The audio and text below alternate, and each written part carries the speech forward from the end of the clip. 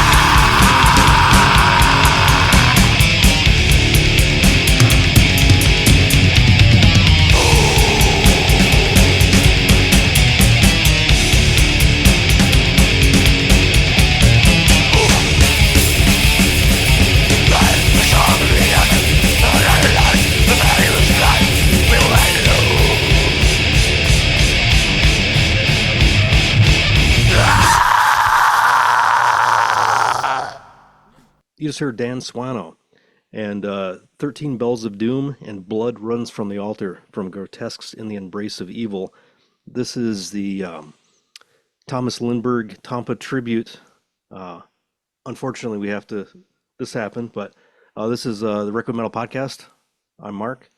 And I'm Jason. And yeah, as Mark said, this is part one of, not an episode we wanted to do in all honesty, but we kind of felt like we should as a tribute to his contributions and impact that, on what we do as a podcast and what you guys did with Requiem and what, we did with Eclipse. And, you know, it's, it's, uh, it's weird. We were talking off mic before that, Tampa hit us a little bit different in the metal community than even like LG and we lost, Corthon at one point, and Jeff Hanneman was pretty personal for us because being big Slayer fans. But, you know, I don't know if maybe Tampa felt like more one of us more than some of those other guys. And I'm not really quite sure Well, why.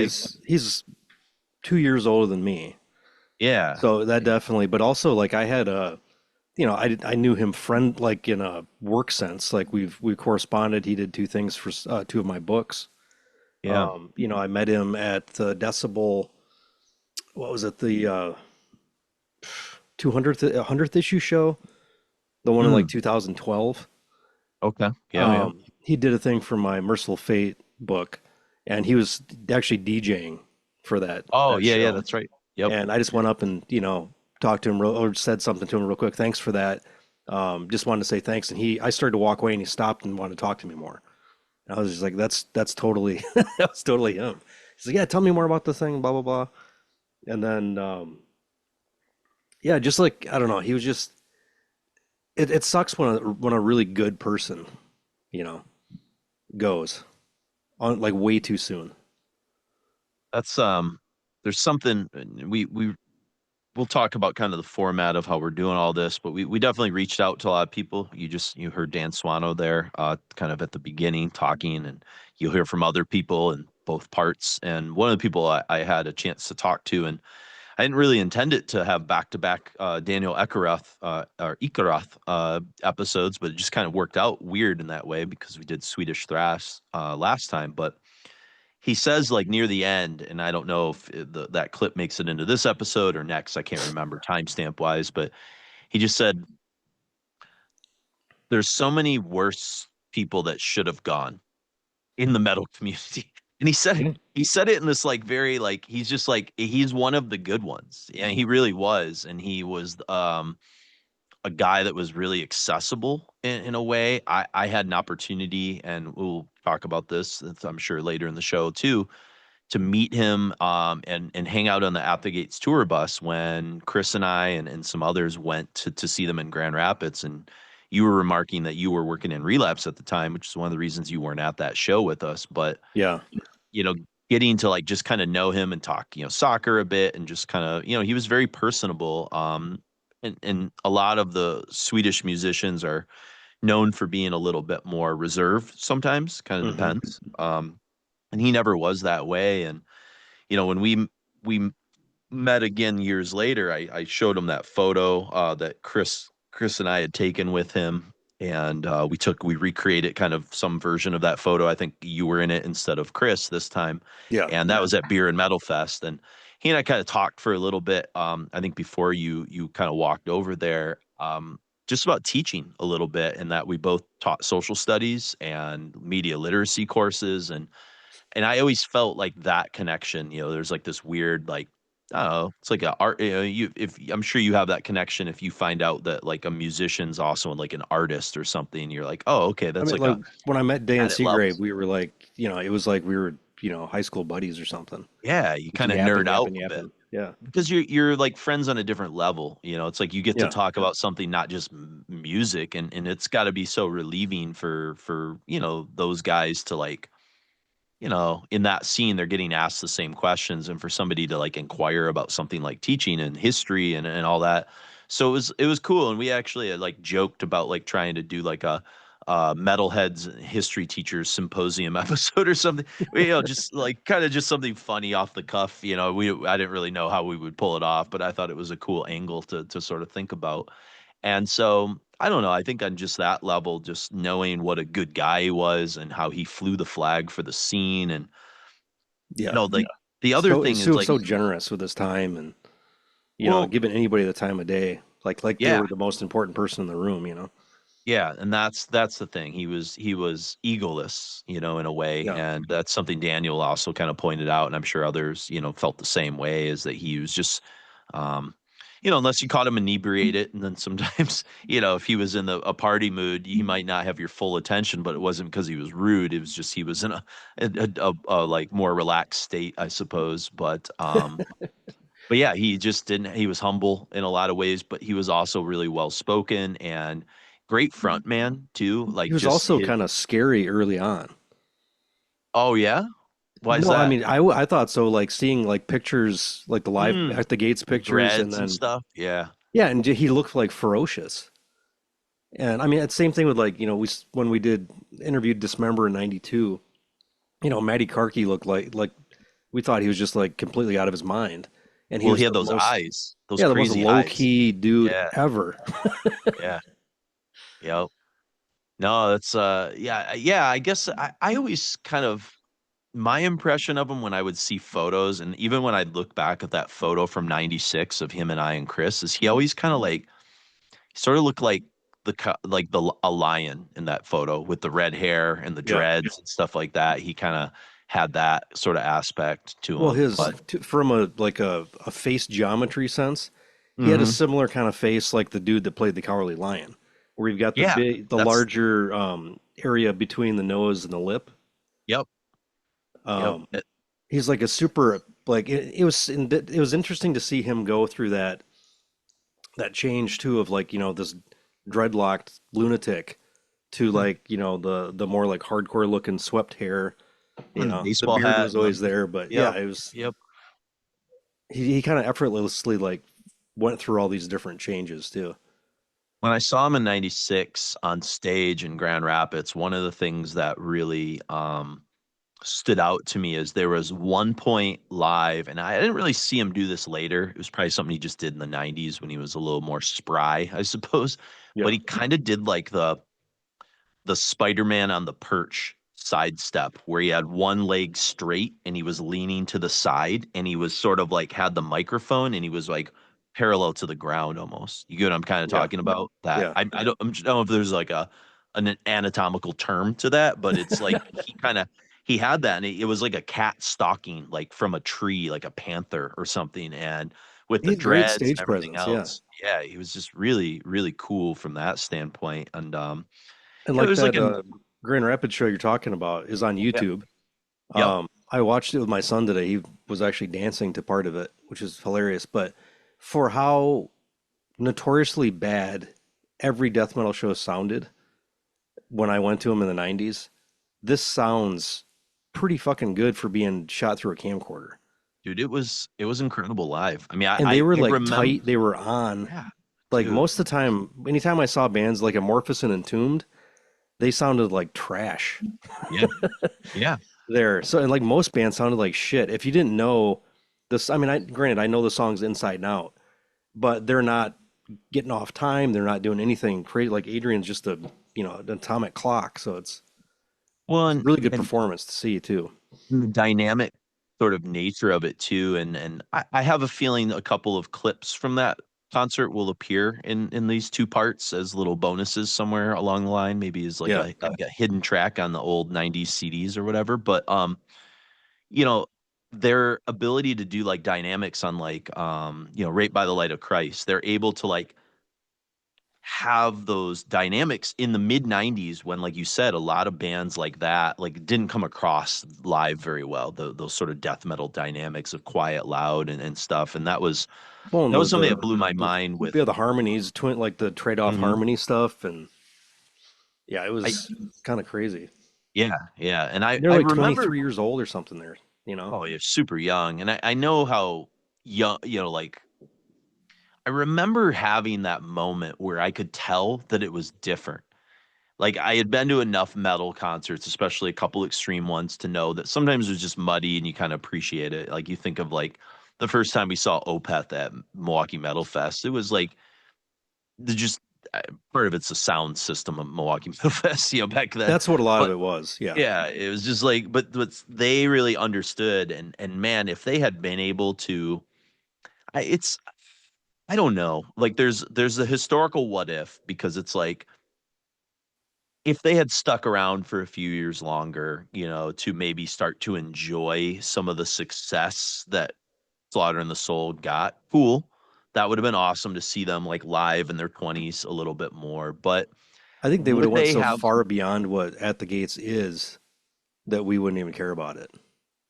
eh, maybe, and that's what I was thinking about. Like maybe they had to go away for everybody to appreciate how singular they were, and then Yeah. to build that momentum and anticipation and that influence. It was like, it was like Citizen Kane or something. It was like this singular, like, oh my God, they're so young. They dropped this album and then they just kind of disappeared. And it's not Yeah. that Orson Welles disappeared, but it was like he peaked really early and then like, Well, he whoa, got, shit, yeah, shafted by all the studio system after exactly, that. yeah, he But got yeah. blacklisted and different things, and it took like almost 10 years, but like by the early 50s, like the French and other countries were like, this is the greatest fucking movie ever made, Yeah. and like it had kind of been brushed under the rug. I mean, it won like an Oscar for screenplay or something. It's like, okay. And that was the way Slaughter the Soul was. Like you knew it was a great record.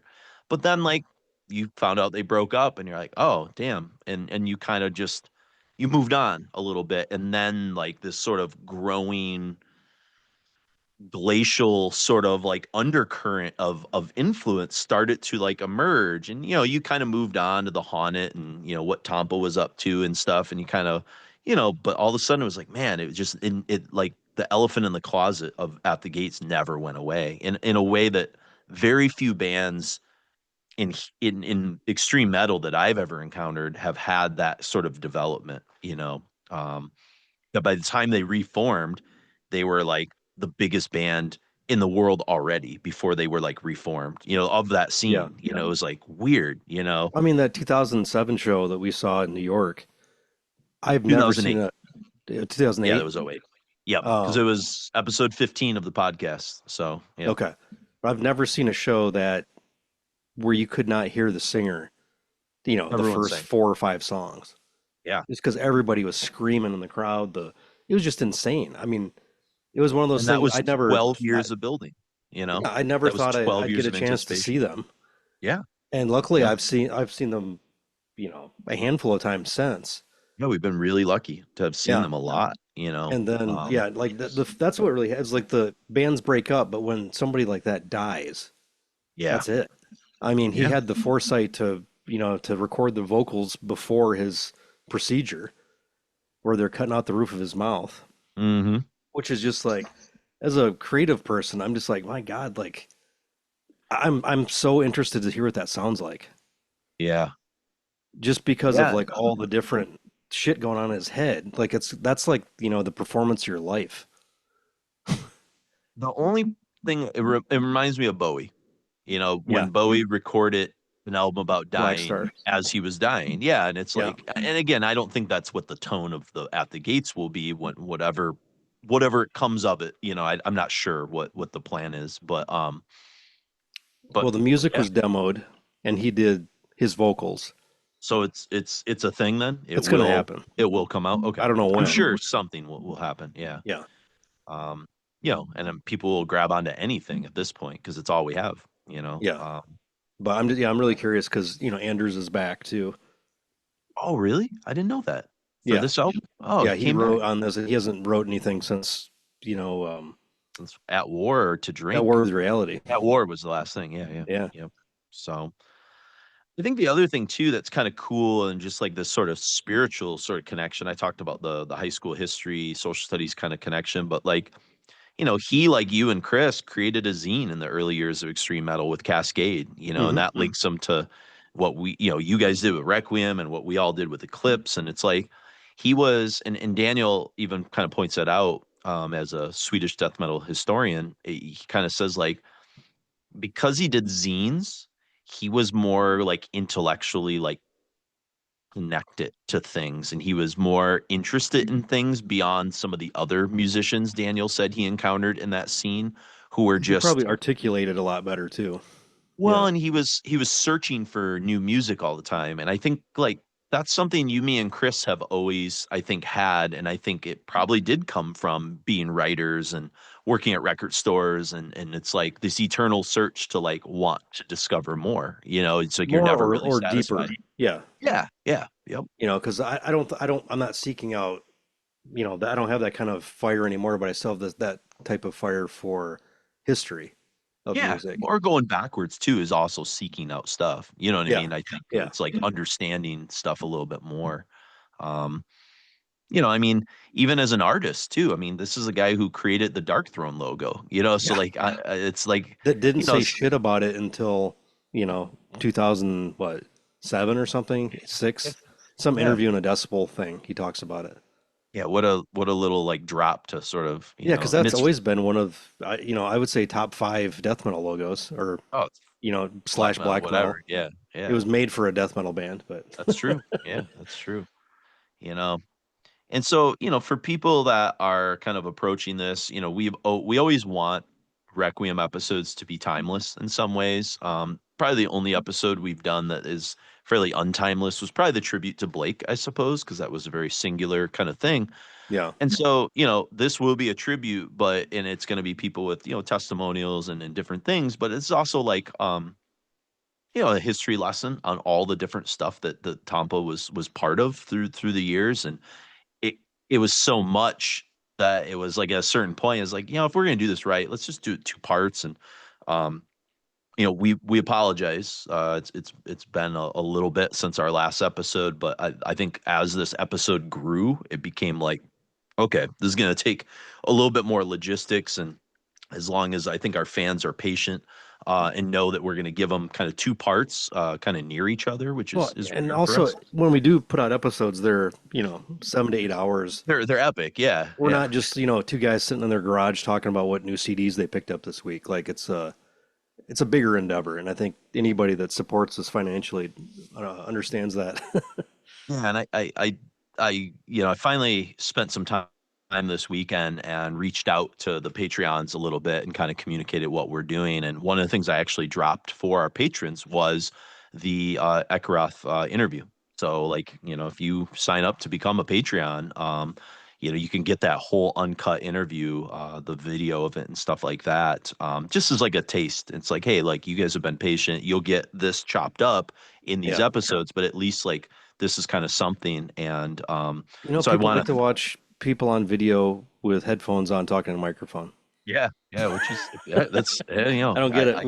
We're still a old school podcast in that sense. We don't have a video feed or anything, but no, it's definitely cool to see the raw uncut versions of those, and just to see like maybe nobody's ever seen how Daniel acts or something. It just yeah, it yeah. adds more depth to things sometimes. But And I've been trying to post. I posted a bunch more of those older interviews up on Patreon as well, like the full Max Cavalera one, the full cemetery interview. And it's like, yeah, some of those episodes have obviously been dropped, but it's kind of cool to see like the full interview, not kind of chopped up into little pieces and stuff. And also, like you yeah. said, see the people and see what's on their walls. I'm always Hmm. fascinated by that too. It's like, oh, cool. They've got, oh, that's a cool poster, or, like kind of nerd out a little bit with that. So, Yeah, so I it's guess, like watching the news and you see like, they're talking to some analyst and you look into their bookcase, yeah, and usually most of the time they're on a book cycle. So it's like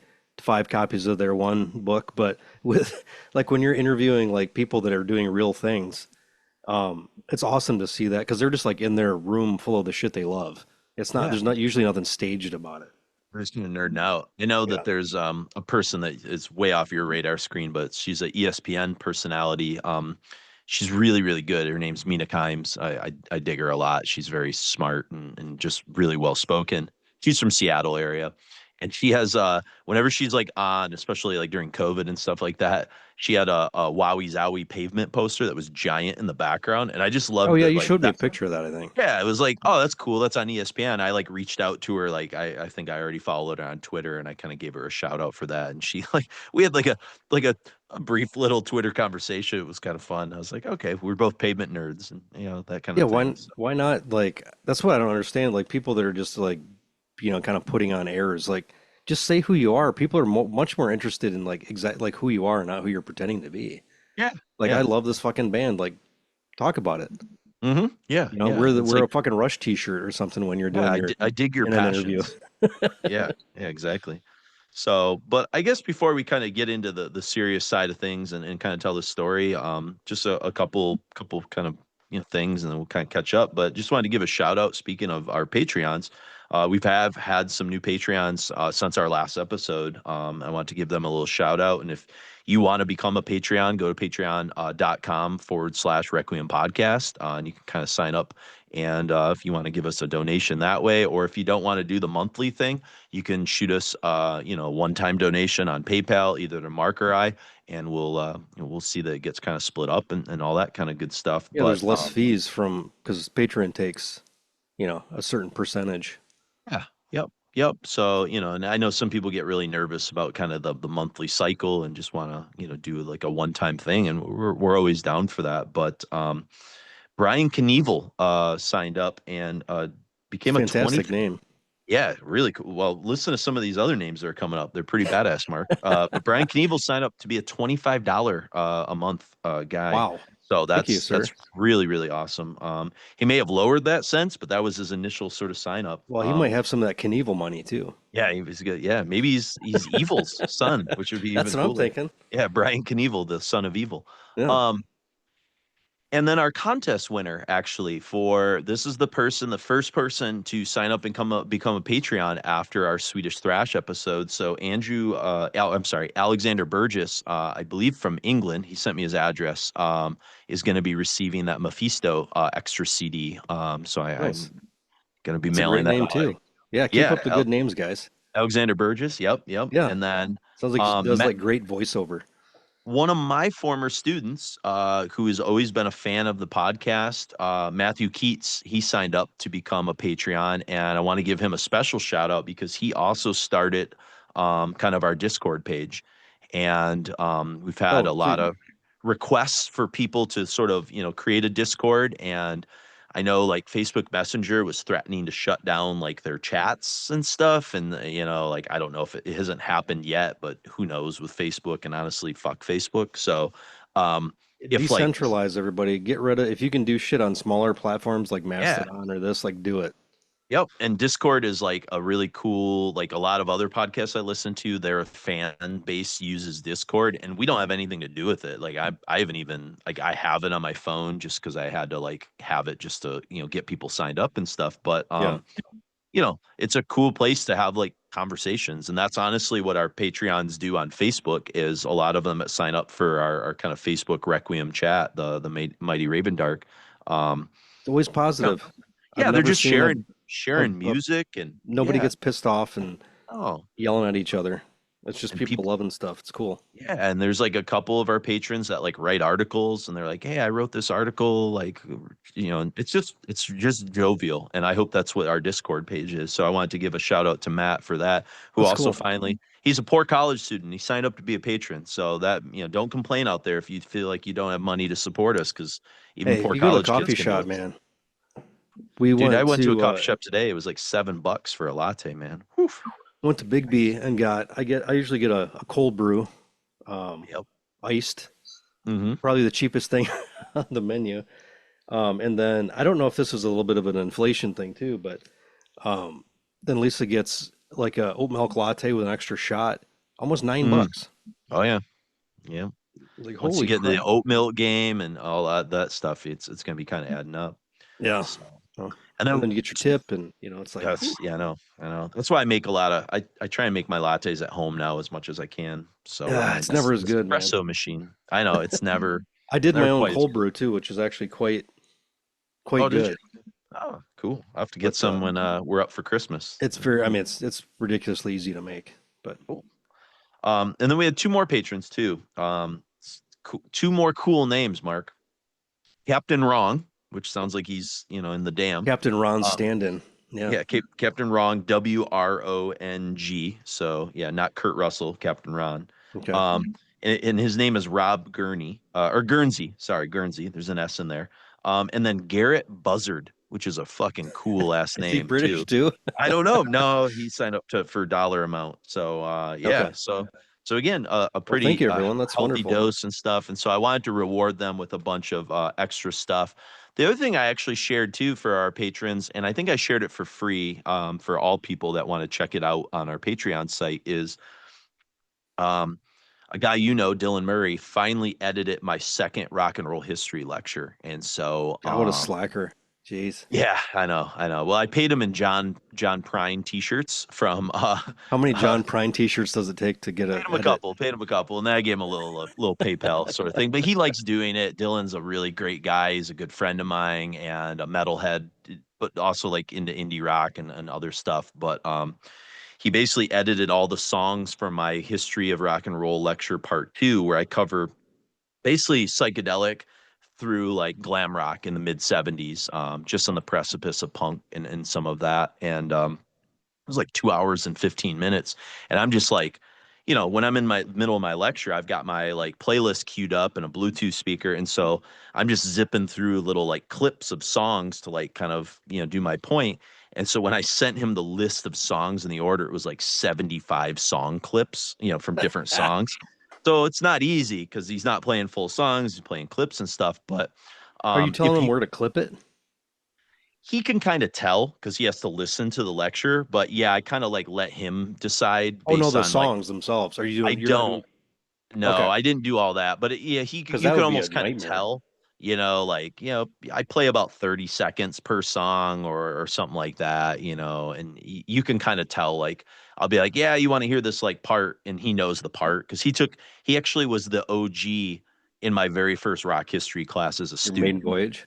Yeah, back in like 2011 or something like that. So, so he kind of knows what I'm kind of up to or what I'm trying to do. And so he lives down in Austin. He plays in an indie rock band and different things like that. So, anyways, that's up there for people to sort of check out. And that's something I'm really proud of. I really enjoyed doing those 2 lectures. And last time I gave I'll send it to you, Mark. So, down the road when you get a free chance to put it as a RSS feed into our Patreon feed for people that don't want to watch the lecture on YouTube or whatever and actually just want to listen to it like in their car, Oh as yeah. a and it's just kind of a cool little bonus. It's not anything you and I had time to do because we're both busy people and haven't really had time to record bonus episodes. But we figure, like, for our Patreons, this is, the kind of stuff they dig. They dig when we nerd out about history and stuff, So, um, yeah, so lots of try, I just finished coaching cross country season. I was telling Mark about that, and it's like I've had some free time in the last few days to like kind of like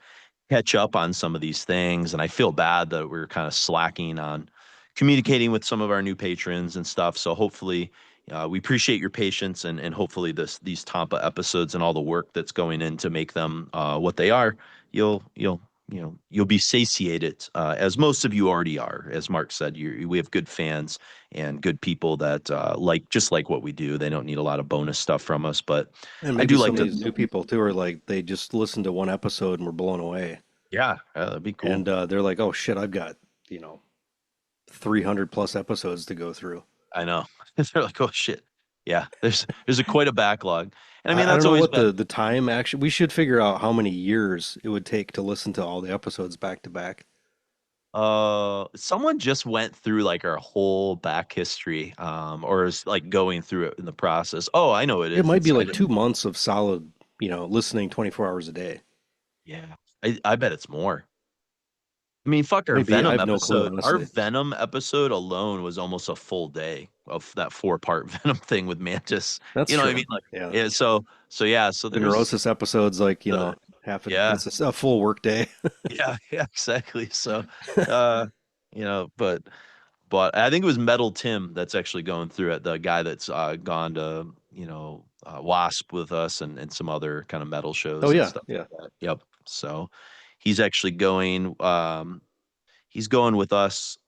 Oh, speaking of shit we've been up to, I've spent an exorbitant amount of money on concert tickets lately, as I know you have. Oh fuck. Um, Yeah, yeah. when Jason's called, he's like, "What's your limit?"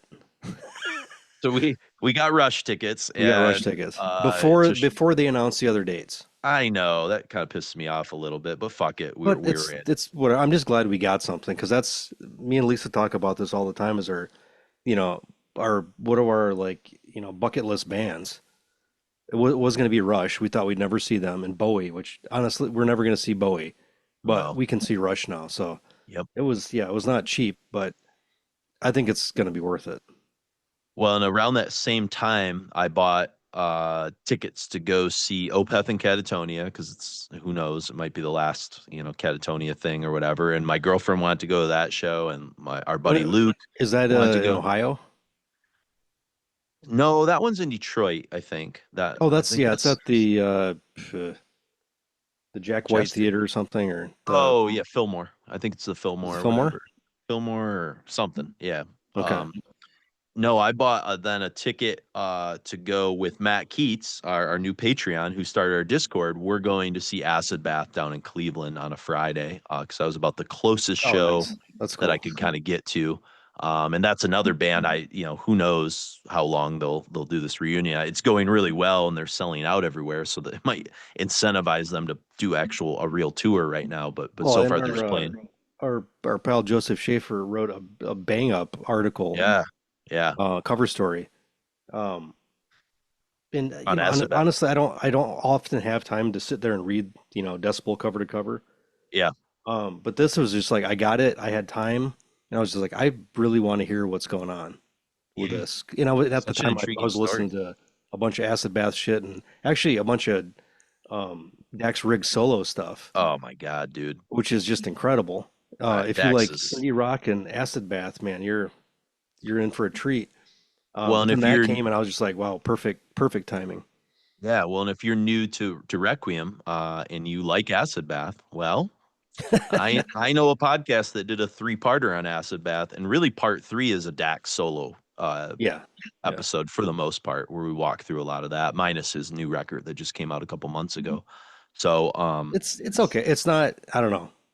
His first couple are just kind of so ingrained in my brain. I need to like give the other one a little more time. But it takes a little bit. They're a little more sparse on some things, yeah, yeah, I but would say.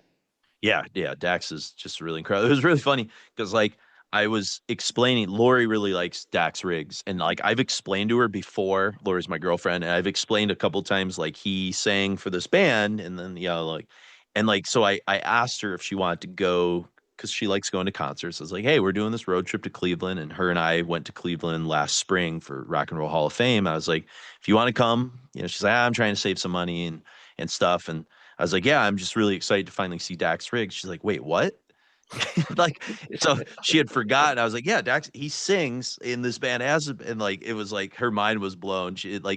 I don't know. It was really funny. Like, she had kind of missed that part of the conversation months before when we were getting into Dax and stuff. So, Well, and like I um, know the set leans more toward the less screamy mm, stuff, yep, yep. so Well, probably and more Sammy toward and the those second guys record. But they can do some of that too as like backup singers. That he doesn't yeah, have to tax his voice completely. but as So, far yeah the as far as the article was talking about, oh, yep, yep. made mention of that as well. Which honestly, I don't mind. I kind of like the screamy stuff's fine. I mean, it's fine, whatever.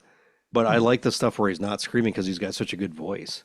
Oh my gosh, yeah, yeah, like Screams of a Butterfly and some of that kind of stuff is really cool to hear him kind of clean singing over like heavy music. But Yeah.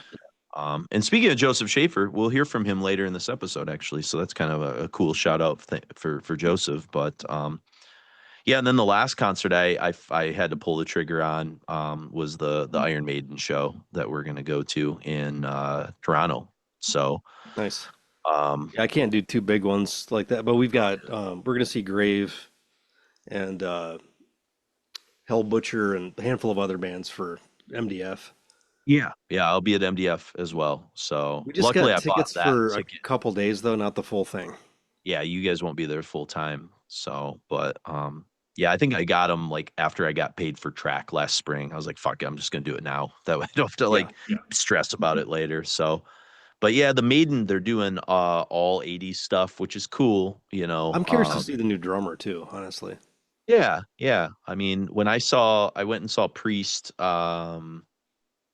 recently and with Corrosion Conformity and Alice Cooper, and Priest has lost some of their original members, but they still sounded great, So Yeah. I have a feeling Maiden will be fine without Oh, I think Nico. so. I think she's going to be a little different. I'm hoping it has more of a Clive Burr feel, Mm, just something a little more straight. I love yeah, Nico, but like I'm just curious to see like something a more straight drummer. a little more stripped down. Yeah, Yeah.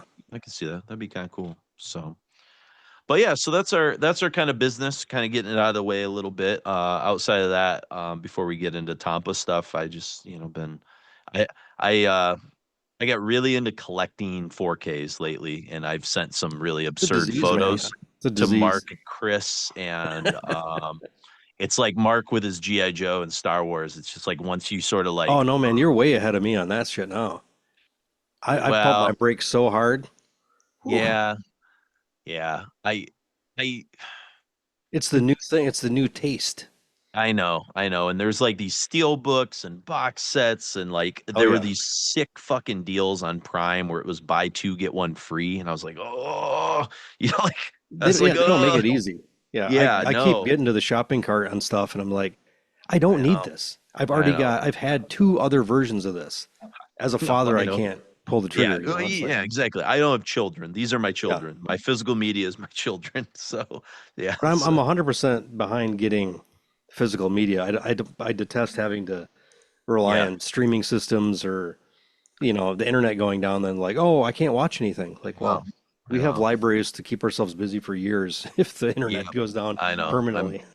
So by the way, I'll send you some photos of some things for if you want to pick out some early Christmas presents and birthday presents from my DVD and Blu-ray collection of things that I have replaced with 4Ks now. So if there's Oh yeah, anything you Blu-rays. want, I'm trying to not get any more DVDs, but I yeah, mean, it I know. depends on what it is. If it's like, movies from the 30s, it's fine for I the most part. mostly But have been trying to replace DVDs with 4Ks, not yeah, Blu-rays. There are a couple like if it's like all-time favorite movie for me, like there was a Carrie steelbook, and Carrie's one of my favorite movies, and I was like, I want to. Carrie's like such a visual delight for me. I was like, I want to see this in 4K. You know what I mean? Like it's like there. what do they That's do one with of the those. film grain in 4K? Have you noticed?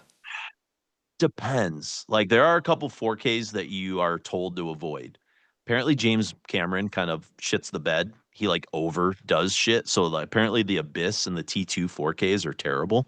Like he fucked with the color and did some other things Yeah, because see, he's I don't, I want, what I'm looking for clarity is for it to look the most like it should look. If it's a like the 35 shot on yep. 35 millimeter, I think it should have grain. Yeah. To Beyond Blu-ray, when I got that, it's on, it's 16 millimeter. So it Nice. looks grainy. And when you see it Yes. grainy, even crispier, it even looks better. But if they Well, did and something that's where they tried to like smooth that out and make it look, like a modern television show, like that's terrible. yeah. Yep. No, and most of them when they're old stuff like that or like Grindhouse, like I just picked up the Texas Chainsaw 4K and that looks incredible because Cool. it looks like grainy grindhousey, but it's like a more you can see more. It's Yeah. awesome. You know what I mean? Yeah. Like that's what you That's what want it if should you want be. to Yeah. capture that aesthetic. So yeah, and this always happens, dude. It's the trimester when I teach in my film class, I end up like justifying like, well, I need to have this so I can rip a better copy for my class. Like yeah, it's like it's a disease. You get it. Yeah. So, but I all mean, right. you just got to pick your battles. Like, I'll still do that with, have like four versions of a record or Mhm. something, if it's different.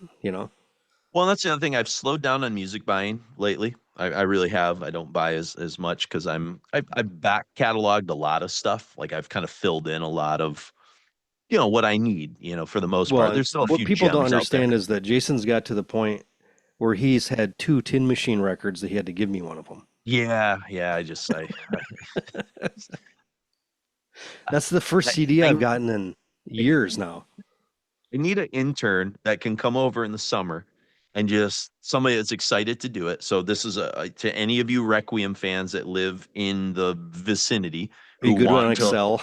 Yeah, yeah, and just come and just I need to catalog what I fucking have so that when I'm at a record shop, like I know because I have a pretty good memory. I have a pretty sharp memory, and I generally have done well. But now I've gotten to the point where, like, if there's a band I know I want a few things of, I've just taken picture of the spines in that section and I keep them in my notes on the phone. Yeah. So when I go, I'll scroll through, I'll be like, okay, what shitty 2000s Megadeth am I missing still? All right, I need that one. So if I see that for cheap in the wild used, then maybe I'll buy it, you know? Yeah. So yeah, it's, No, I do the same thing. Even though I've switched over to, almost 100% vinyl, and I don't wow. buy as Yeah. much as I did on CD, but I still buy, I've got multiple versions of stuff. I was like, why do I have three versions of this album? You know? Yeah. Oh, the bonus tracks and the new cover and No, no, no. this. These are exactly like this is Oh, they're like the same. Okay. Genesis records, Oh shit. Yeah, yeah. like Uriah Heep records. How many magician's birthday do you need? Like, who am I going to give that extra copy to? Ah, Nobody cares. you might find somebody, you know. Yeah, I could just make a nice, a big stack of duplicates and take it to Record Store for trade, Yeah, probably. that's the probably smart thing to do. I actually just sent a photo of what I have on DVD to Nick Green Hmm. from Decibel, and he and I kind of trade criterions and stuff. Yeah, And it's always he never is able to like I can never get him stuff. He always gives me stuff, and I get really pissed because I'm like, Nick, you're too fucking generous. Let me give you some money for it. He's like, no, no, no. It's like, whatever. So he finally actually needed a couple Wes Andersons that I had on Criterion. So I'm like, yes. And he's but like, oh, I'll pay for him. you got that I'm whole like, box no. set, didn't you? Yeah, I got that new Wes Anderson box set, which is fucking incredible. But How many discs is that? 10. So it's everything It's up through everything. French Dispatch. Yeah, it doesn't have Okay. some of his brand new stuff, but What are the yeah. extras like? Is there a book and stuff in it? Yes, and there's like a bonus disc with each that's got tons and tons of extras That's stuff. cool. So, yeah, pretty cool.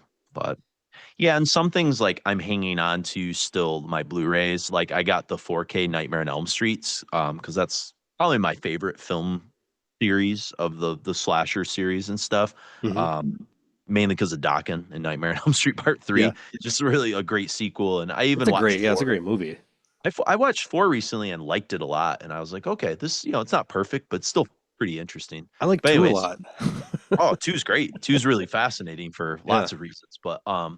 But yeah, like that's one of the rare ones. Most 4Ks, and this is the most in like I'm sorry for the people that are like wanting to like jump off a bridge right now. I promise we'll talk about Tampa in 35 I'm seconds. going to talk about my high blood pressure medication next, and Yes. then But most 4Ks come with a Blu-ray too. So like if you yeah, want like my that's why I like that. That's a good yeah, move for sure. really smart. But the Nightmare on Elm Street box set did not. So I'm gonna keep my Blu-ray Nightmare on Elm Street set just in case because I have a 4K player right now just in the basement theater. I don't have one upstairs. So I'm like, Yeah. like that kind of thing. So I know it's like super inside baseball, but it is what it is. I, So I would assume most people that listen to the show are physical media collectors. I was gonna say, if you're listening to a fucking 7-hour episode on Swedish thrash, you're a nerd, So Yeah. I'm calling a spade a spade. So, um, but I guess to like kind of talk, get this kind of going. We essentially found out via Albert in August that Tampa wasn't doing well. He sent a kind of group text to Mark, Chris, and I, and he was being treated for adenoid cystic carcinoma, which is like Hmm. trachea, salivary glands, that sort of The stuff. soft palate. Yeah. Yeah, yep. And by September 16th, he was gone, and you know, it's we reached out to a lot of people, musicians, journalists, and friends. Some who are regulars on the show who were like, "This is cool.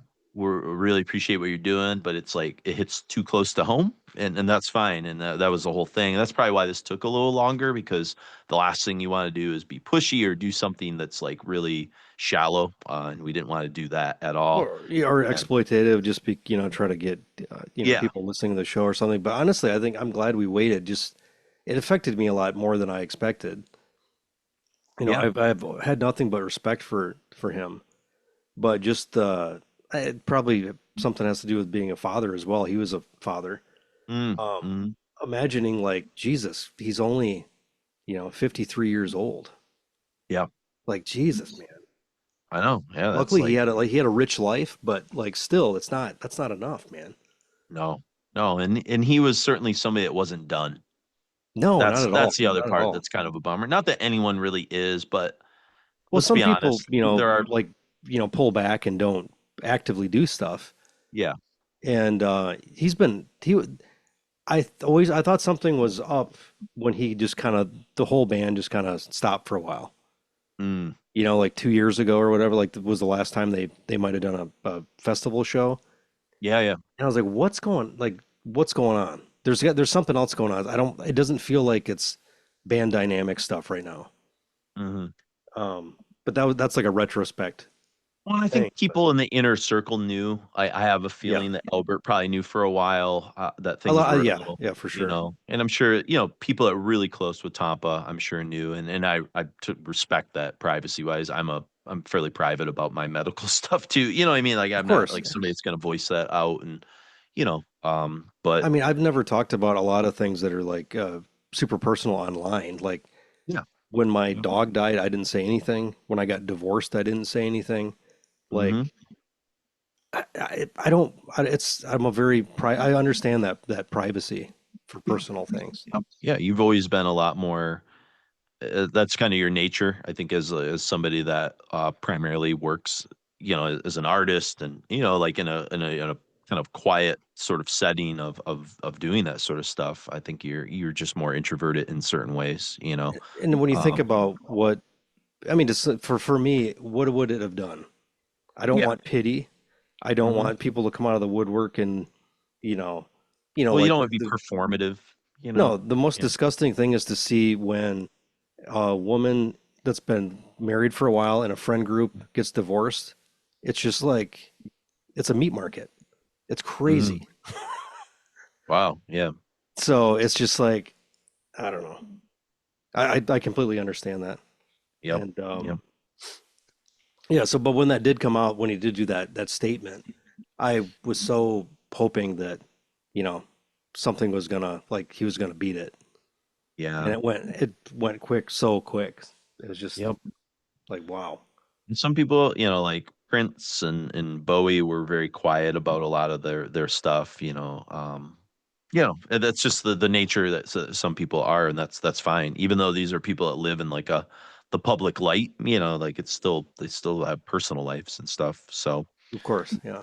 but we sort of decided to, do a loose history, but lighter on the analysis and commentary, and more of a curated kind of career overview. Keep the song analysis kind of lightish, that sort of thing. Just kind of the general sort of nature. And so, yeah, so we kind of decided to kind of open up with the first band that Tampa was really part of, which was Grotesque, and we heard 13 Bells of Doom and Blood Runs from the Altar, and those are from 89 and 90.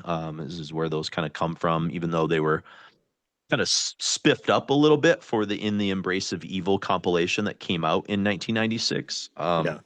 It's essentially the original versions of that. The only kind of newer Grotesque songs are coming up. We'll talk about that when we get to Rip from the Cross here in a moment. But it was essentially just to give you like I guess a little bit of a backstory on Tampa and Grotesque and stuff. This is actually a little excerpt from Choosing Death from Albert, that the book that kind of helped launch us into what we're doing today. And he basically said, elsewhere, young Thomas Lindberg was nearly as secluded from Stockholm, but had the distinct advantage of living in Gothenburg, Sweden's second largest city. Located 500 miles west of Stockholm on the coast of the country, Lindberg also had the benefit of regular access to the record collection of his older sister's boyfriend.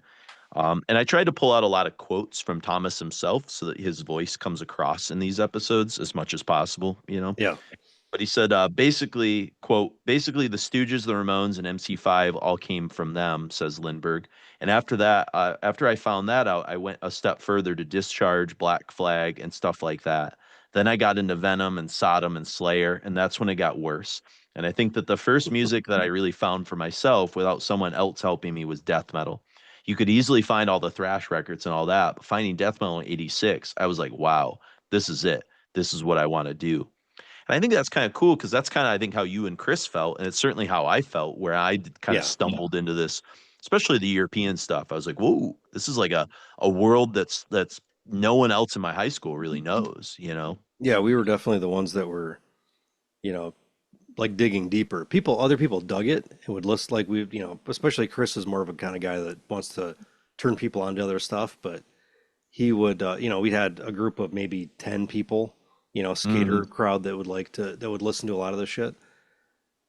But in general, I feel like we kind of grew as those bands grew too, which makes the loss even more. He feels more like a compatriot in a lot of ways. It's not like, Ozzy passing or somebody. It's like somebody who is in your, you know, kind of your very small circle when you think about in the 90s and early 2000s how many people knew about this stuff still, you know.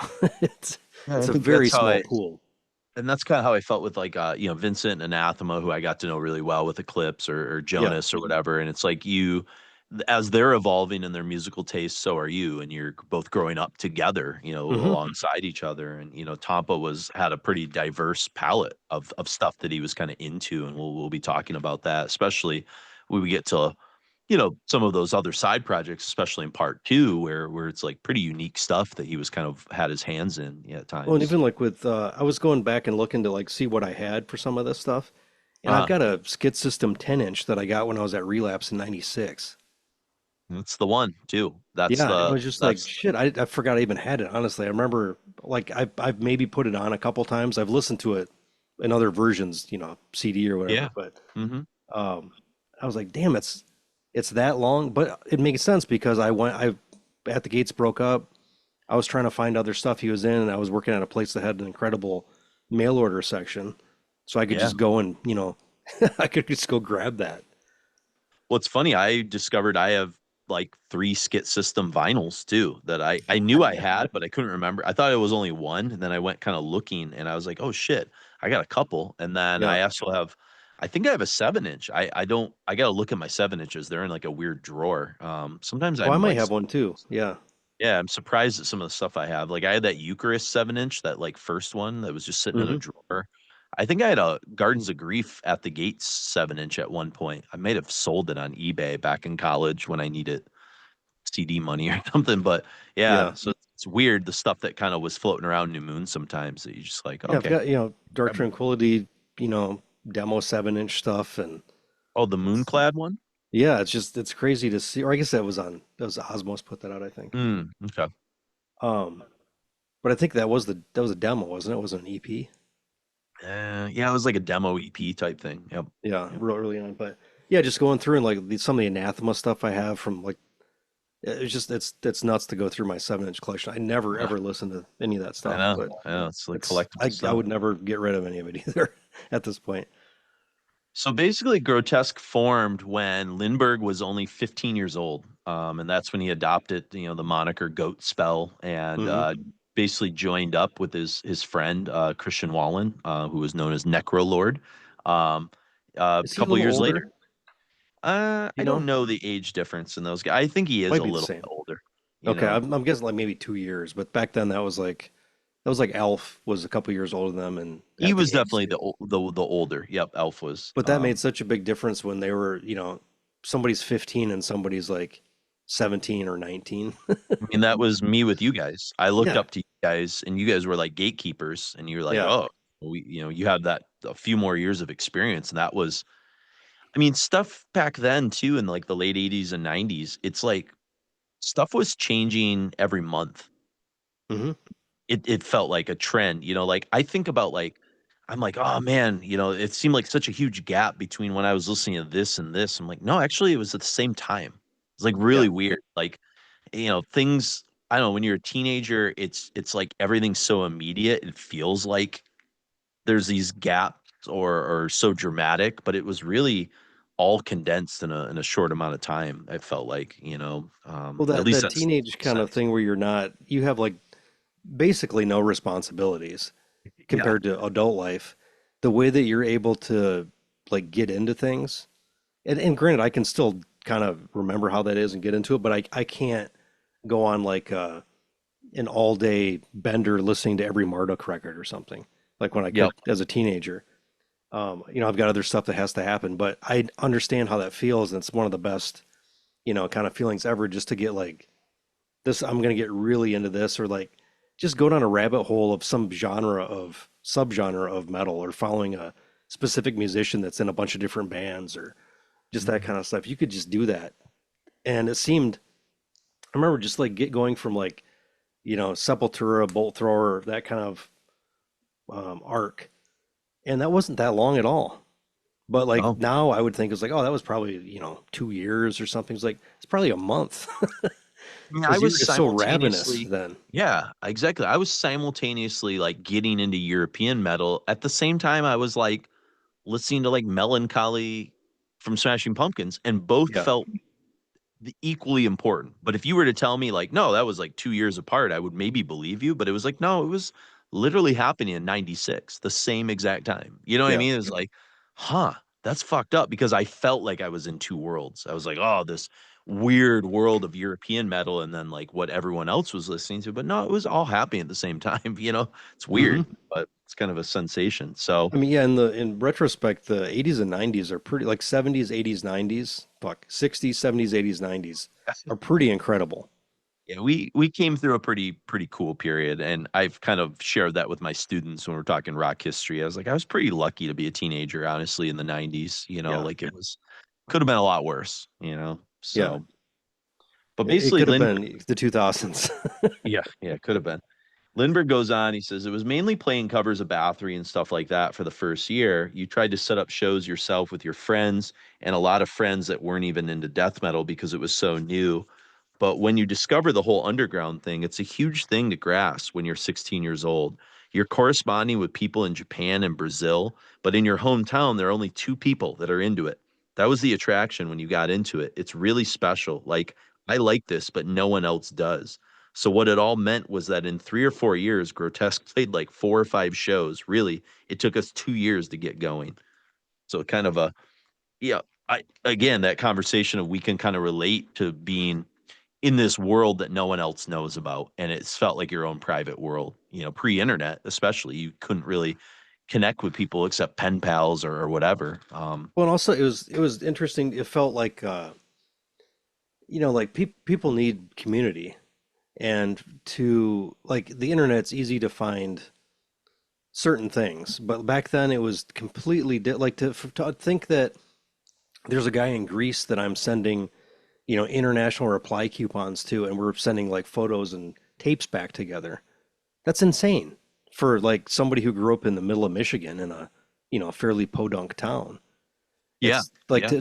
but the fact that there was a outside of it was similar. I kind of felt like it was similar to comic books, but less geeky in a way, because I've been a lifelong comic book collector and artist and other things, but the fanatical nature of comic book people was the same with extreme metal, Yeah. and it made sense. Like this is like so cool, but the fact that basically just by finding addresses in the back of a CD and you sent a letter and somebody would 99% of the time people responded. Mm-hmm. It was such an interesting, like you can't really understate how incredible that was. And I can't think of a ton of other outside of like, you know, punk. What other, and then later on, I would say later on hip hop became more of an international thing. But like for that time period, for like 86 to 89 or like people that like Repulsion guys and Autopsy, that stuff was like really starting to happen. It's kind of nuts to think about it. And And it Nihilist became and all these international. other things. Yep. Yeah. Yeah. Grotesque and Sepultura. Yeah. It was hmm like this like international community kind of South formed. America was just like unbelievable for, for influence for black metal and stuff. It's kind of staggering just thinking about all this shit. Mm-hmm. How all the tendrils go all over the place. It's not, and how so many people stick with it. It's not just like a fad. Yep. They're not Yep. just like the weekend warriors. It's like it's in their blood at this point. So essentially, what you kind of get with Grotesque, and you heard with the opening stuff, those are kind of two very early Grotesque songs. Is at first there was a couple of other members in the band, and then they left, and then that's when they bring in Elf Svensson, and that's kind of when that relationship formed. So it was Christian and Elf and Tompa, and I think the drummer, or there was someone else that was also there. I forget the drummer's name. And these are it's pretty traditional death metal compared to like what some of these guys will do later, but uniquely brutal and raw with really punishing screams from Tampa that made kind of it stand out a bit from what like Nihilist and some of the Stockholm scene was kind of doing. It Yeah. almost had like black metal vibes to it. It was like a little more evil, a little more dangerous, perhaps. I mean, it kind of feels like Possessed, Yeah, yeah, it's a little bit more of that. but with Yep. like better vocals. Yeah, yeah, for sure, for sure. And they Sorry, end up Jeff. recording. Yeah, so that's okay. They end up recording the Incantation demo in '90 for Dolores Records, and then pretty much kind of broke up right after that. And initially, they'll form Liars in Wait, and then eventually it will kind of become At the Gates. And I'll kind of tell that story in a second. But I think it's really cool. There's a cool quote in the Swedish death metal book from Daniel Ekeroth that we'll be hearing from a lot throughout this episode. And it was a quote from Digby from Earache, and he basically said, "For me, Nihilus was the one in the Swedish scene, but my other choice would have been Grotesque. They were very unique as well." And so it's like, man, so close. You know what I mean? Hmm. Like if they couldn't have gotten Nihilus, would Grotesque have been signed to Earache? Then who knows? But I think we lucked out. We benefited from the lack of Grotesque because we got At the Gates and Liars in Wait and things like that. But Yeah. it is one of the cool like kind of what if games, I suppose. But basically they kind of there's a quote from Christian where he says, "We were very young, we had strong opinions about our music. Initially I had been in total control of the music, but when Elf Svensson joined on guitar, things started to change. I thought our possessed morbid angel thing was getting lost and that we were becoming, quote, a regular death metal band. Not that I disliked Elf or anything, it just wasn't my creation anymore. I guess the band couldn't take another creative mind since both Tampa and I were very difficult to argue with. The situation became impossible, so I decided to fold the band." And Thomas says, "We were becoming more influenced by psychotic bands such as Atheists, and our ideas started to get strange. Eventually, the songs didn't feel like Grotesque anymore, and we thought it would be more honest to split up. I also started to sing with Infestation, and I guess Christian didn't like that. Still, I remember the decision to fold Grotesque as mutual." So that's it for kind of the Grotesque story. It's not super dramatic. They stay friends, obviously, and they end up working together years later and stuff. So Yeah. um Well, even the but Liars in Wait part of it, like Tompa didn't even record with them, yeah, yeah. and And he was in the demo phase. yep, and kind of basically how it sort of happened and is that Grotesque, after the band split up, they initially became, as Mark said, Liars in Wait, but then Christian and the drummer left and they took the name with them. And so Tampa brought in these twins, the twins. Is that how you say it? Bjoller, Bjoller? Yeah, I think so. Bjoller, I think. Yeah. Um, and they were playing in Infestation, this band that Tampa was kind of, messing around with, I suppose. And yeah, and then out of that comes At the Gates because Elf and Tampa are still there, and then you bring in Anders and Jonas Bjoller, and now you've got kind of the beginnings of something there. But Was you know, Adrian on drums? yeah, they'll bring in Adrian. I have a Was he in quote. Infestation? No, he wasn't. Where are we at? Because I think he's like 2 years younger than everybody else. He is a little bit younger. Yeah, it's pretty interesting. One kind of final thing, and we'll talk a little bit more about Grotesque songs, but just one final story that was in Daniel's book is the idea of them kind of their imagery a little bit, and then I Hmm. think there's a quote that kind of talks about where Adrian comes in. But Christian says, "We were always interested in the imagery. Brazilian bands especially had an huge influence on us. I designed the logo within inverted crosses, and we adopted stage names early on. First, I called myself Vomit Lord, but eventually settled for Necro Lord. During shows, we wore corpse paint, and Thomas ran around with a big inverted cross. Our photo sessions were hilarious. First, we needed to choose the right cemetery.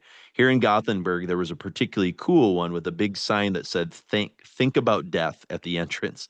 Then we borrowed cool clothes from friends. Things like leather pants and coats were very hard to find in those days. When we did the photo shoot for the record, the police actually turned up thinking we were grave desecrators. In one of the pictures, you can actually see the police car in the background. So it's kind of Christian's version of it. And then Thomas kind of adds on to it. He says, that fucking leather coat. I thought that was cool for about a week. And The naturally, we did duster, the man. photo. Yeah. Naturally, we did the photos during that time. I was just a kid trying to express myself and never realized how ridiculous I looked. Both Nikki Anderson and I were also into some kind of pointy shoes for a while. And of course, both Entombed and Grotesque did photos in which they can be spotted. We look like nerds. So it's pretty cool because uh, Daniel will talk about his release party for the Swedish death metal book, and he convinced Tompa to reform Grotesque and play at that release party in Sweden. Yeah, I've And seen YouTube videos. That's pretty awesome. so the funniest part of the story, and it's in the book, but I kind of just missed it or forgot about it, and he brings it up in the interview, is Tampa is like, boy, I wish like I had some of my old clothing from back in that day. And Daniel had that leather jacket. He came upon it somehow. So he Really? provided it to Tampa for the show or whatever. So it's like a Wow. weird, yeah, small world kind of thing that kind of happens there. But yeah, so that's kind of the story there. And essentially we're going to hear their most complex song from the Incantation EP from 1990, and it's the title track. And it kind of gives a hint as to where they're going, and Elf's kind of songwriting that you'll sort of hear. And then you get a cool recording or re-recording of an early Grotesque song, but it's done with all the production and the ferocity of 1996. Post Slaughter of the Soul, Tampa, and Yeah. it really goes for the jugular, and that's ripped from the cross. And it's funny. I think for years, did you know that those last two songs were from '96? It was probably something I just missed. I It's always in the show note. I mean, they were in the liner notes. definitely there. I just missed it. And so I was always like, man, these songs fucking rip. You know Well, what I mean? yeah, Like I I was just, more drawn to them as well, and then looked. I was like, oh, okay. yeah, it makes perfect sense now. Yeah. I'm an idiot and just must have forgot that or just didn't read it and stuff. But There's a lot of liner notes to read, dude. yeah, I know. But yeah, Tampa and the guys basically then form at the gates from their ashes, and they record the Gardens of Grief EP at Sunlight Studios in You mean February they '91. form the dwellers at the gates of silent memory? Is that what it was first? Yeah, it Wow. was the Fields of Nephilim song. And then somebody told them to drop that, right? Is that how it kind of Like, dude, goes? that's way too long. And then, Way yeah, they too long. dropped it to At the Gates. Yeah, yeah, that's how it kind of goes.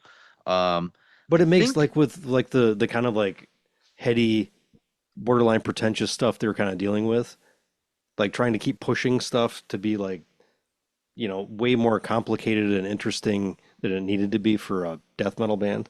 Like, yeah, I get why they started with that name, but At the Gates always was a super evocative name to me. I always thought it was super cool. And then it led on to, all the 2, 3, 4 word, you know, hardcore bands of the late 90s, early hmm 2000s. yeah, no, that's a good catch. I kind of forgot that influenced all those kind of like hardcore bands, Heaven Shall Burn and some of that kind of stuff Yeah. for sure. So Three, here's the three, story. 3 words in a band, that was a lot. It was a lot. And Tampa will even say like he kind of prefers Liars at Weight. He thought that was like a better Christian got the better name, but it's hard to Eh, say. Like, I I mean, I like it, but guess it sounds very biblical to me. that's true. Yeah, I mean, I don't so know. is At the Gates. Let's be honest. Come Yeah, it's true. on. So it's I one of have no those problem things with like biblical stuff in my we death would have metal. just gotten used to it and we wouldn't really think anything of it. So Yeah. like it worked out the way it was. But basically, this is, I think this is a quote this is from Anders, from Bioler. He says, it all started when Grotesque folded in the summer of '90, after which Christian, Thomas, and Elf decided to form a new project. Since I knew Thomas, I was asked to play bass, and a guy named Hans Nielsen was recruited as the drummer. We had no name at that point, but talked about names like At the Gates and Liars at Wait, and of course, what name, Mark? The dwellers at the gates of silent memory. There you go. Yeah, apparently that was on the table as well. At first, we worked with music by Christian and Elf, but Christian soon left and took the drummer with him. Then I switched to guitar, and my brother Jonas joined on drums. Um, And then Thomas says, as I recall, the first version of the new band was initially called Liars in Wait. It was me on vocals, Anders on bass, Christian and Elf on guitars, and Hans on drums. Then Christian and Hans left and took the band name with them. I was a bit angry about that because I thought it sounded much better than At the Gates. And then Anders says, after a month, Jonas switched to bass, and Tompa brought in this guy named Adrian Urslandason from Varberg, who he had met at a Berglargeraken to play the drums. He was a regular guy with short hair and walked around with heavy medicine books in his backpack all the time. He didn't look metal at all, but boy, he could play the drums. Now we felt like we had a band. I had only played guitar for about 6 months at that point. So when At the Gates was officially formed in September 1990, we started to rehearse intensely. So yeah, and then kind of Tompa talks a little bit about, how influenced they were by atheists and stuff like that, and that Elf was kind of the one that was writing a lot of those, early songs that were pretty atheist kind of based, I suppose, um and Yeah, you can kind of hear in a like a novice way, which I think makes him kind of brilliant.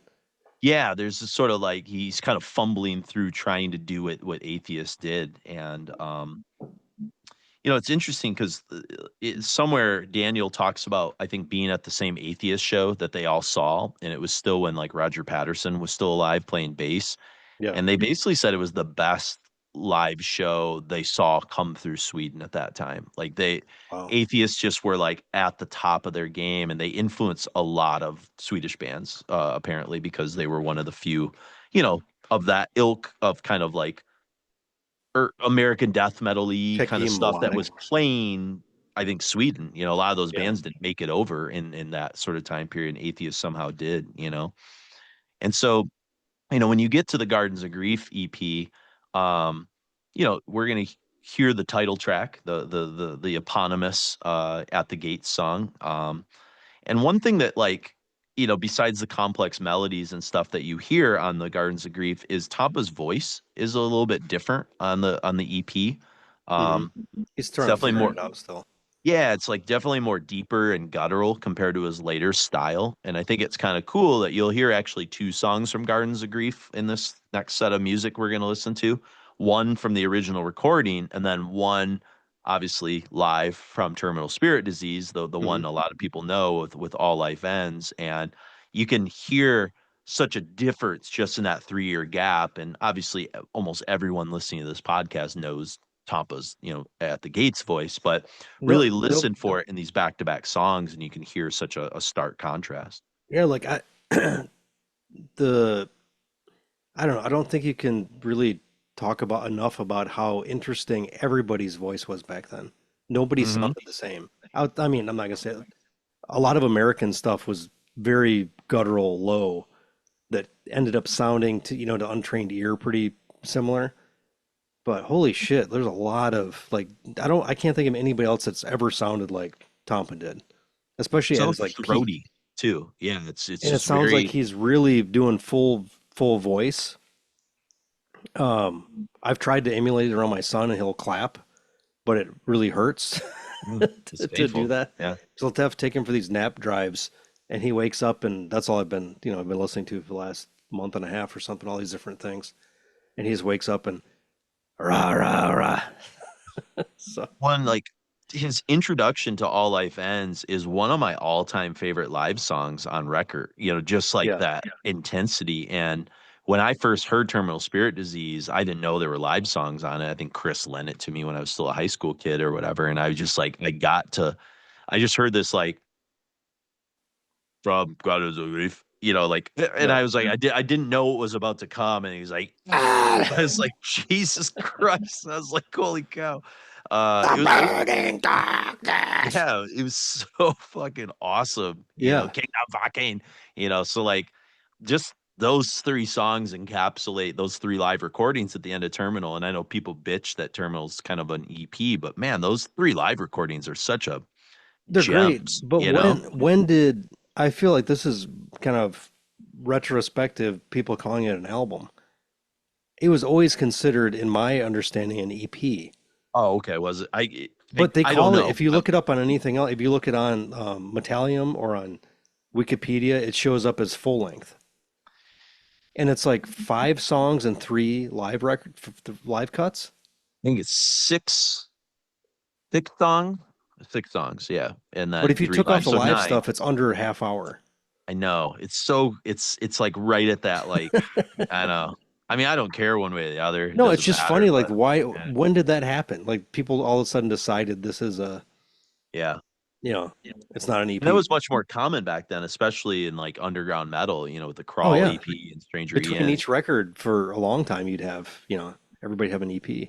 Yeah, it's like a cool little stopgap thing. So, Yeah, but one thing to say about the vocals is this is from Thomas in the Swedish death metal book. He says, I had to scream and grotesque since we had this black metal vibe. I wanted to explore my voice after that. So I used the same kind of growls as I did in Infestation when At the Gates started. I felt free to do whatever I wanted, but I soon realized that screams would suit At the Gates better after that mini album. And absolutely. yeah. Yeah. And so I think that's, perfectly there. And then just one thing kind of about the origins of the band that I thought was cool. And it's more or less what we've sort of said, but it's from Anders. He says, Elf made most of the decisions about the production. He pressed Thomas to sing hard and dark, and we even pitched some passages. The music was almost entirely Elf's. He mixed Swedish sadness with an almost classical atmosphere, almost like a pompous soundtrack. We never said that we had to be different, but I guess we developed our own style. The reason for this was probably that we came from different backgrounds and that everybody wanted to prove they had musical ability. But I still don't understand what made us sound like we did. It's a mess of folk music, death metal, and classical music. So, It yeah, is, but I love it. It's great. it's this magic formula that even the other Gothenburg bands don't sound like them. Like At No, the Gates is singular, and Eucharist is fairly singular too. I mean, they're all singular, Dark Tranquility and In Flames and whatever, but it's like grunge. It was just this tag that got like added on in the late 90s, but it wasn't really a thing at the time. yeah, Um, yeah. It was in retrospect, you can go back and kind of, like or the In Flames, I Peaceful think had Three. more heavy metal influence Yeah. stuff. I think Dark Tranquility early on was more Teutonic, Mm-hmm. and I think At the Gates had more doom to them. Yep.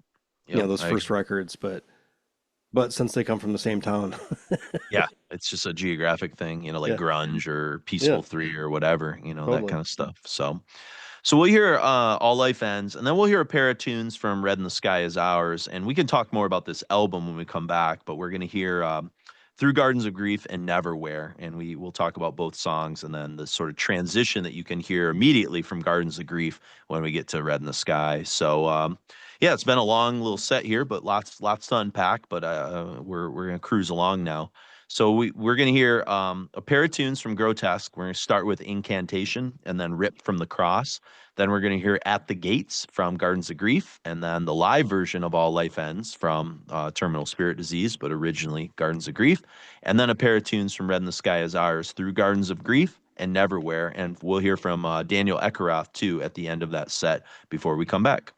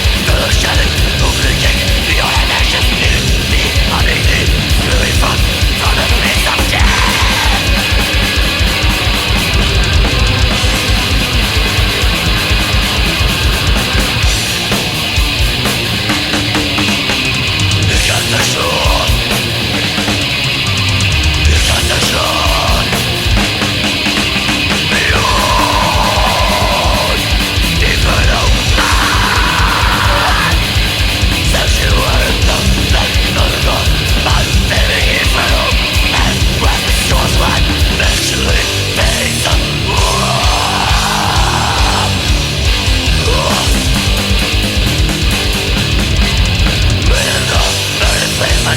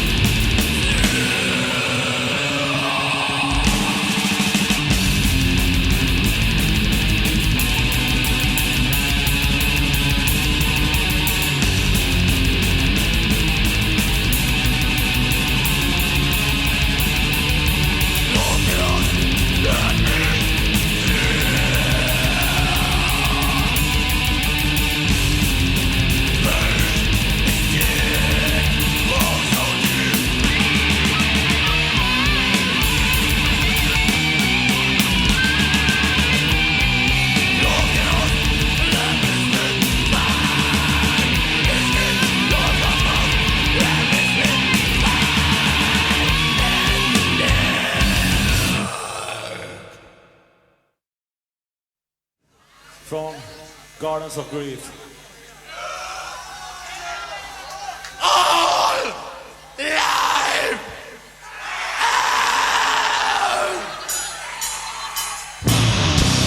My life is the vision still. Only remain a memory.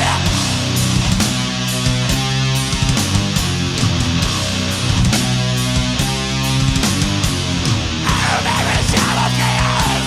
The shadow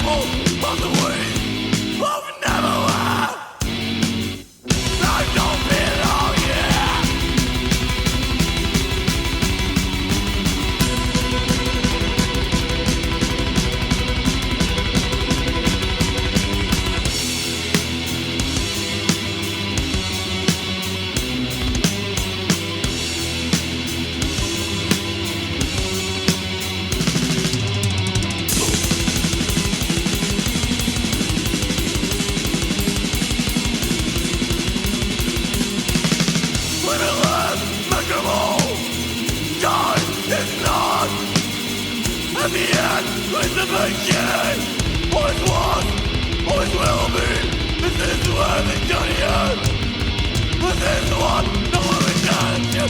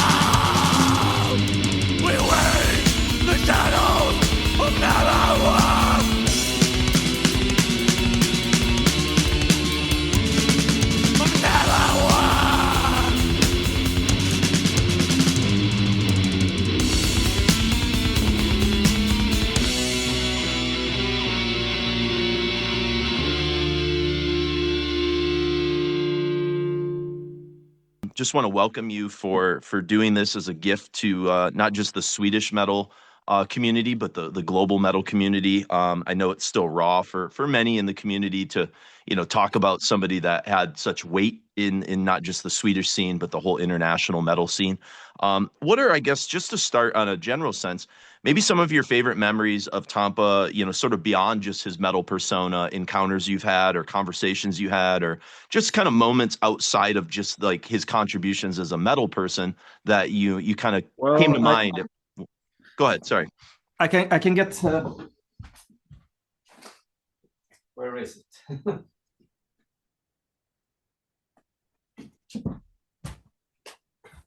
It's come to my the last time I met him, actually. That was his chance, because he he got in contact with me sometimes, asked, "Oh, do you have this record?" Because I am selling records. So it was this completely unknown Swedish heavy metal band from the mid '80s called Strike. This record, and he contacted me. "Oh, you don't have a spare copy of that one?" And I did, and he was so excited. But yeah, fine. Oh, so I met him the next time he came to Stockholm, and that was right before he got his diagnosis. So, but I remember those moments when he was super excited about some old heavy metal band or something that nobody cares about, and this record fucking sucks. It's not good at all. But he's like, "No, it's good. It's it's memories, and it's wonderful, and it's so that he was very passionate about music and everything. I mean, he was a very, very likable character. And Yeah. so I remember reading like an interview recently in Decibel where he was still talking about his, like desperate pursuit to find new albums. And he was always searching. It seemed like he was always collecting. He was kind of still listening to new music, but also going back and finding obscure old. Like he never really like rested on his laurels or just kind of got content. And I really respect that about him as a musician and artist. Yeah, he was very, to speak about music, it was always fun to speak with him.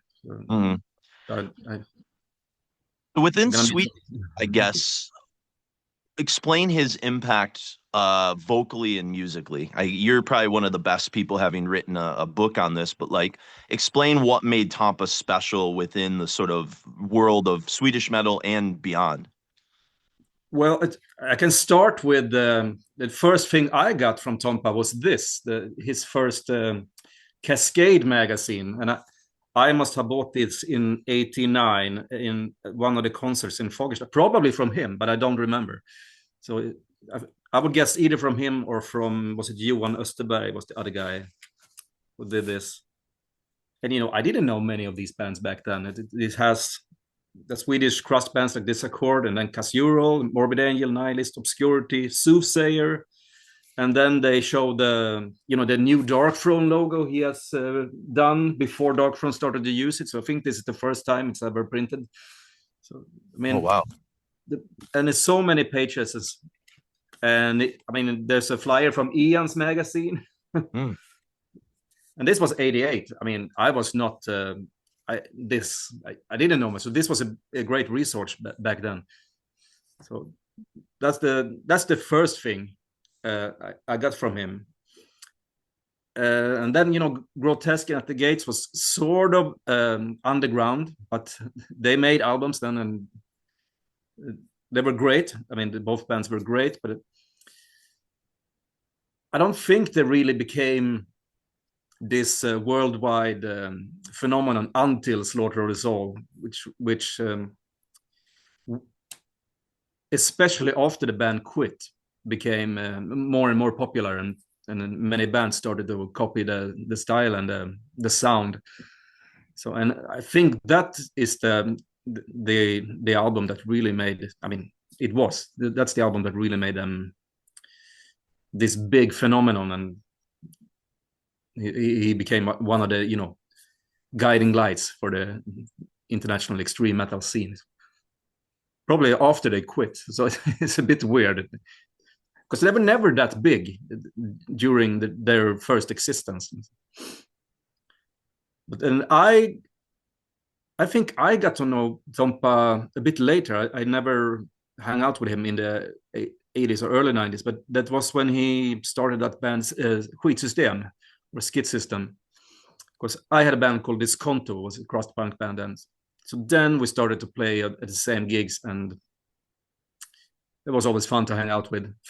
And I also like those people that have one foot in the punk movement and one foot in the metal movement, because I think you have to have some social awareness, and also the musics are similar. It's the extremity of it all. You need to have both those sides to me to be really interesting. So that's when I got to know him through the punk scene.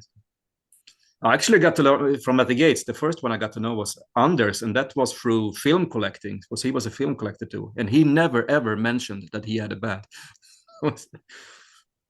So the entire band At the Gates are they were such great guys, friendly and low key, just good people. And if I have to speak about Thomas' voice, he had, to me, a very distinctive voice. I mean, it's very inspired by like the German thrash scene, like Sodom, Destruction, those singers, Mille and those guys, and Bathory. So he had the screaming voice with a lot of throat in. So, and that is very special, and you can hear immediately that it's him. So I think his voice is it was very important for the success of At the Gates, and also for the sound of Skid System. So he was just a unique guy. Going back to like the beginnings, sort of, when you constructed this book, how do you see like a band like Grotesque, where Thomas got his, first big start? How were they maybe different in that scene, or unique compared to some of the other stuff that was happening around the same time they formed? I mean, I think it was two bands that were unique in Sweden, and that was Grotesque and Nihilist from the very early days. They were the two different styles, but with so much talent in the band. The riffs are great, the songs are great. So, and I talked once to Digby of Earache Records, and he said those were the two bands we wanted to sign, the Grotesque and Nihilist, because they were the two unique bands. There were many bands that sounded like Entombed later on, but Grotesque was unique. They had this darker, even though the riffs are very fresh, a very catchy riff. So Grotesque was very catchy. They were very, a bit like Sodom and Destruction and the Creator, but with 1 foot more into the death metal style, I would say. So, but they were short-lived. So At the Gates can be seen as the continuation, but they are very different from Grotesque. And Tompa also sings different. He had more of a death metal, gruff in Grotesque, and At the Gates he started screaming, more throaty kind of vocals. It seemed like right after the Gardens of Grief EP, Thomas kind of started to change into, the type of vocalist he was going to become for most of the rest of his career. Was that pretty obvious that there was like a shift in what he was doing vocally when you get for me, this guy? I mean, I think he learned more how to handle his voice, and then he found that I think that's for him his natural. I think it was trying to imitate some other singers early on, and it's not easy to scream like that. So it takes some practice. I've tried to do it. I can't do it. I tried to sing in a couple of bands, but I am hopeless. So I had to learn an instrument instead. Yeah, I tried to do the Jeff Walker vocals when I was in high school, the carcass kind of rasp, and I could do it, but man, it took a toll, and it just wasn't, I wasn't designed for it, or I didn't learn the proper technique, and that's part of death metal singing, It was a band called Sportlov that I did 2 gigs with them, and I could do 2 gigs, but that was it. Then my voice was gone for a week. Zero technique. And it seems like, Tompa's ability in all the different bands he's in to sort of adapt to that and to be able to create such power. And he did it live too, in the times that I got to see them live, And he was such a good front man. He was very in the moment and could handle any audience. And it was the same with all his bands. I've seen most of them. So he was always fantastic. And then just such presence, and he was magnetic. You looked at him, so he had both the voice and just the presence. He had it all. Yeah, the way he carried himself and the way he spoke with the crowd, that was something that stood out to me. First time I got to see them was in high school, and I was one of the lucky people that caught them on like the Napalm Death tour, their basically final tour in the US in the 90s. Because like you said, they weren't really a big band then, like I was into them, but they weren't a band that was drawing big numbers until after, they broke up and stuff. And we were with, that was when I first was kind of getting to know the Requiem guys, Chris Dick and Mark, who I do the podcast with now. And we got access to go on the tour bus with them. And so we were basically hanging out with At the Gates and Napalm Death. And I was still in high school. So I was just very like, overwhelmed. I was like, this is, these guys are metal guys from Europe. And Tompa couldn't have been friendlier, like he was just so, so open and very like easy to talk to. And there was no ego about him.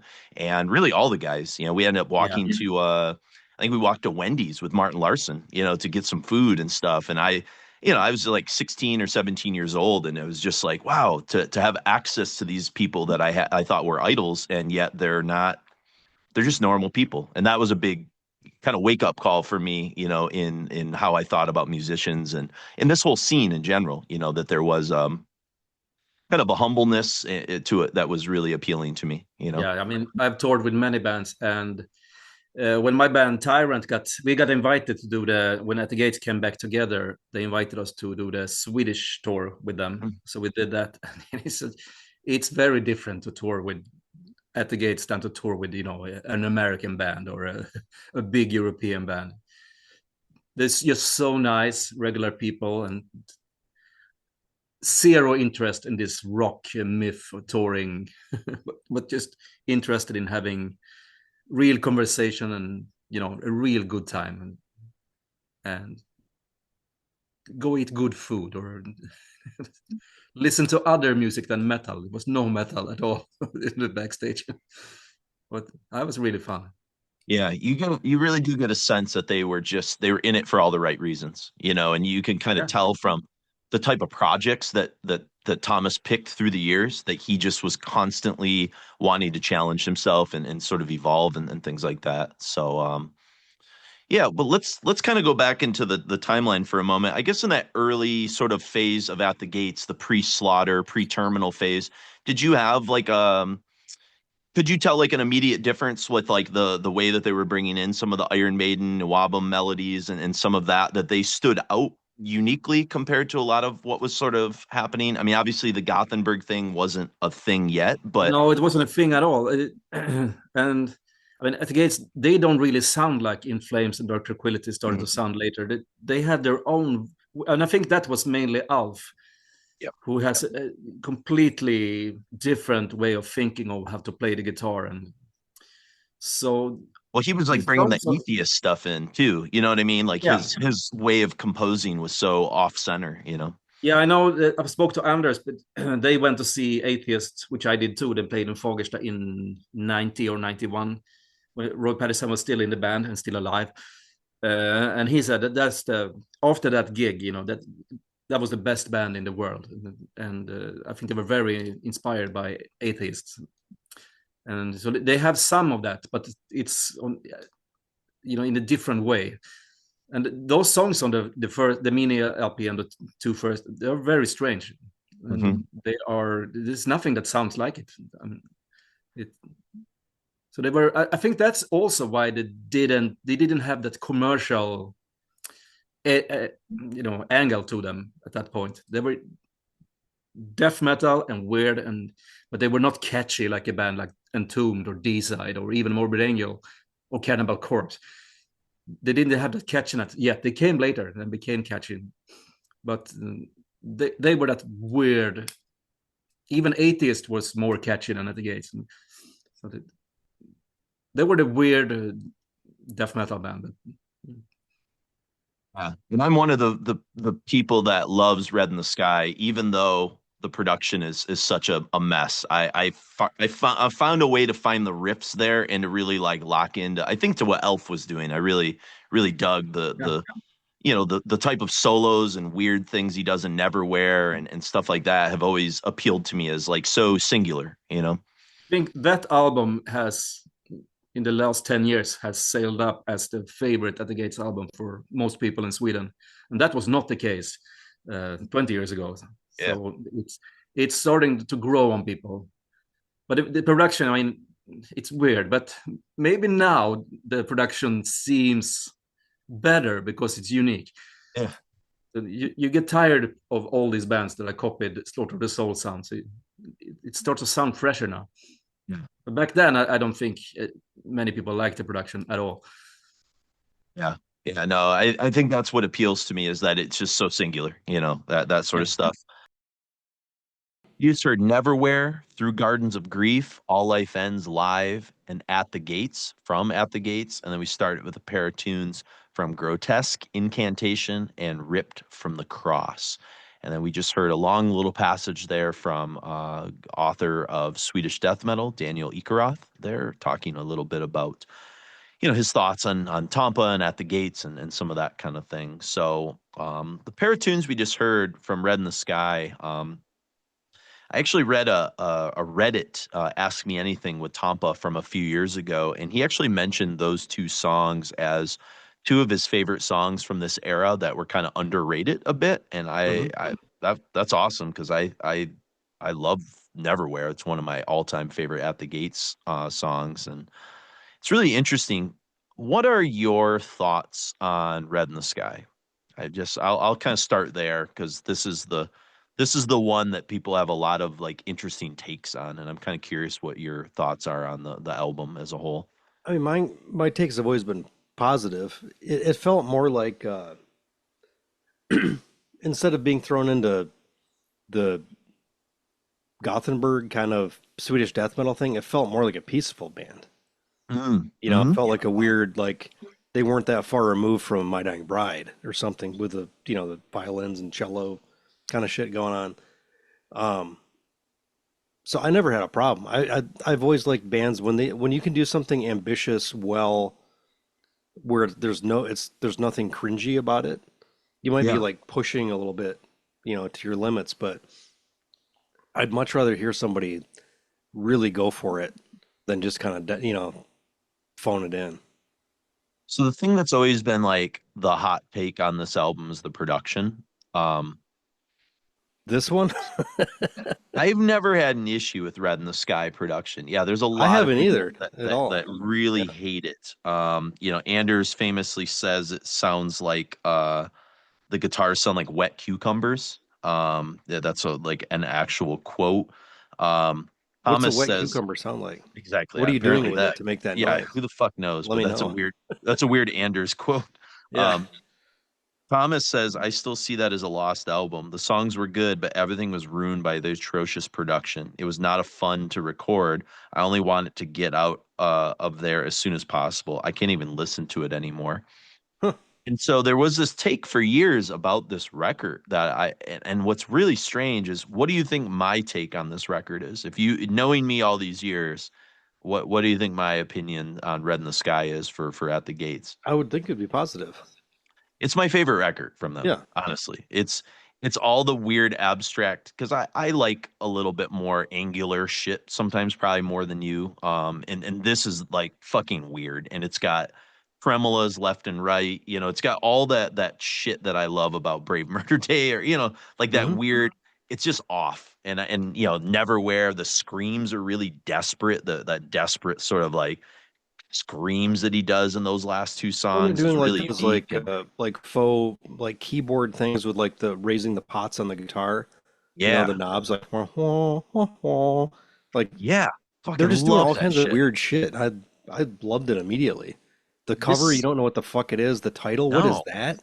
Yeah, it's everything I love in one band, and so it kind of always pained me to hear the takes that it had. And what's really interesting is, I was talking to Daniel, and this is in the interview that people just heard, and he has said in the last 10 to 15 years that Sweden and the metal community has come around, and this is now sort of seen as the lost masterpiece. And I was like, cool. Like it was like a comforting thought that when he wrote this book back in 07 or whatever, like the take in Sweden and from the band was that we don't like it. And then now you see, this Ask Me Anything on Reddit with Tompa from a few years back, and he's like, I love songs from Red in the Sky. Like it's almost like everybody's like come around to the genius of this record. It's probably like, I don't know, is that the way like people felt like about like Blizzard Beasts or Battles of the North, where like for a long time people were like, what is this record? And then all of a sudden people came around on it? Or I don't know. I don't know. People, it was so early that things like came and went so quickly, and like how many people would you actually be able to talk about things with? Like there wasn't a whole lot of editorializing You didn't really dwell on it. Yeah. of stuff Yeah. very much. Like people would do reviews, but the reviews were either like, meat and potatoes or they're like weird and abstract, like Hmm. I'm trying to think of what the hell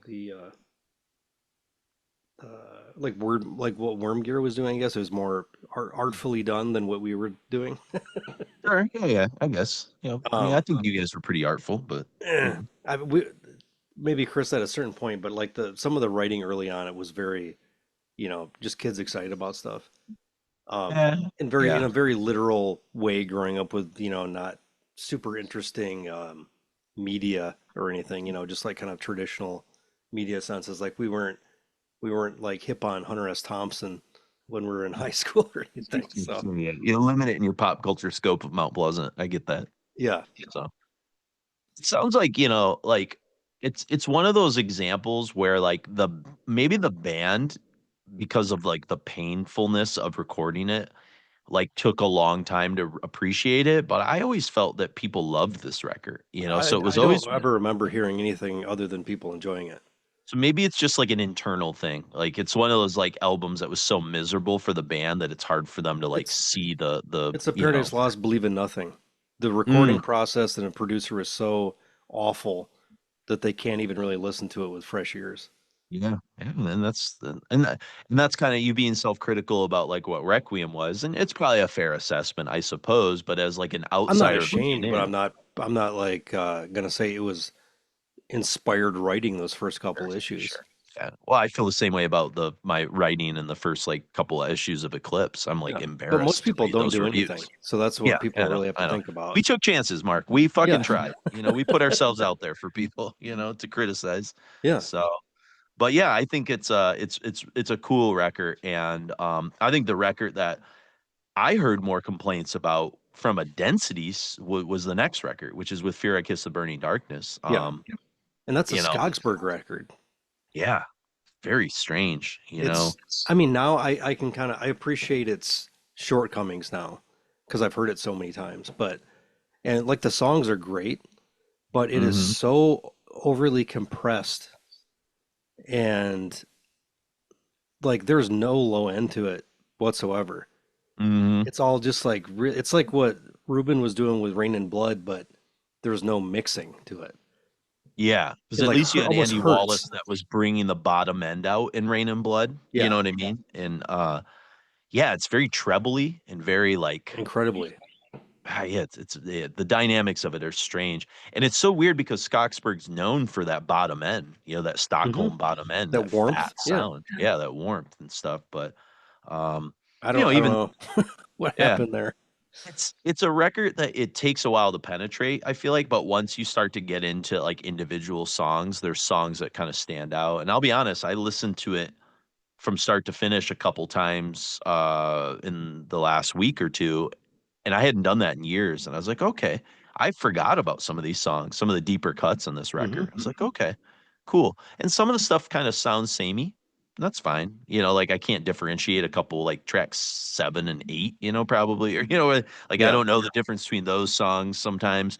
Whereas like in Red in the Sky and Terminal Spirit and everything else, I kind of like I know what those songs are. They kind of have a personality to them, but I think Well, it's and the there's like production. I've kind of listened to this a lot more. I mean, I have over the years, but it's never been like the go-to. Hmm. And I've probably listened to it close to a dozen times in the last couple months.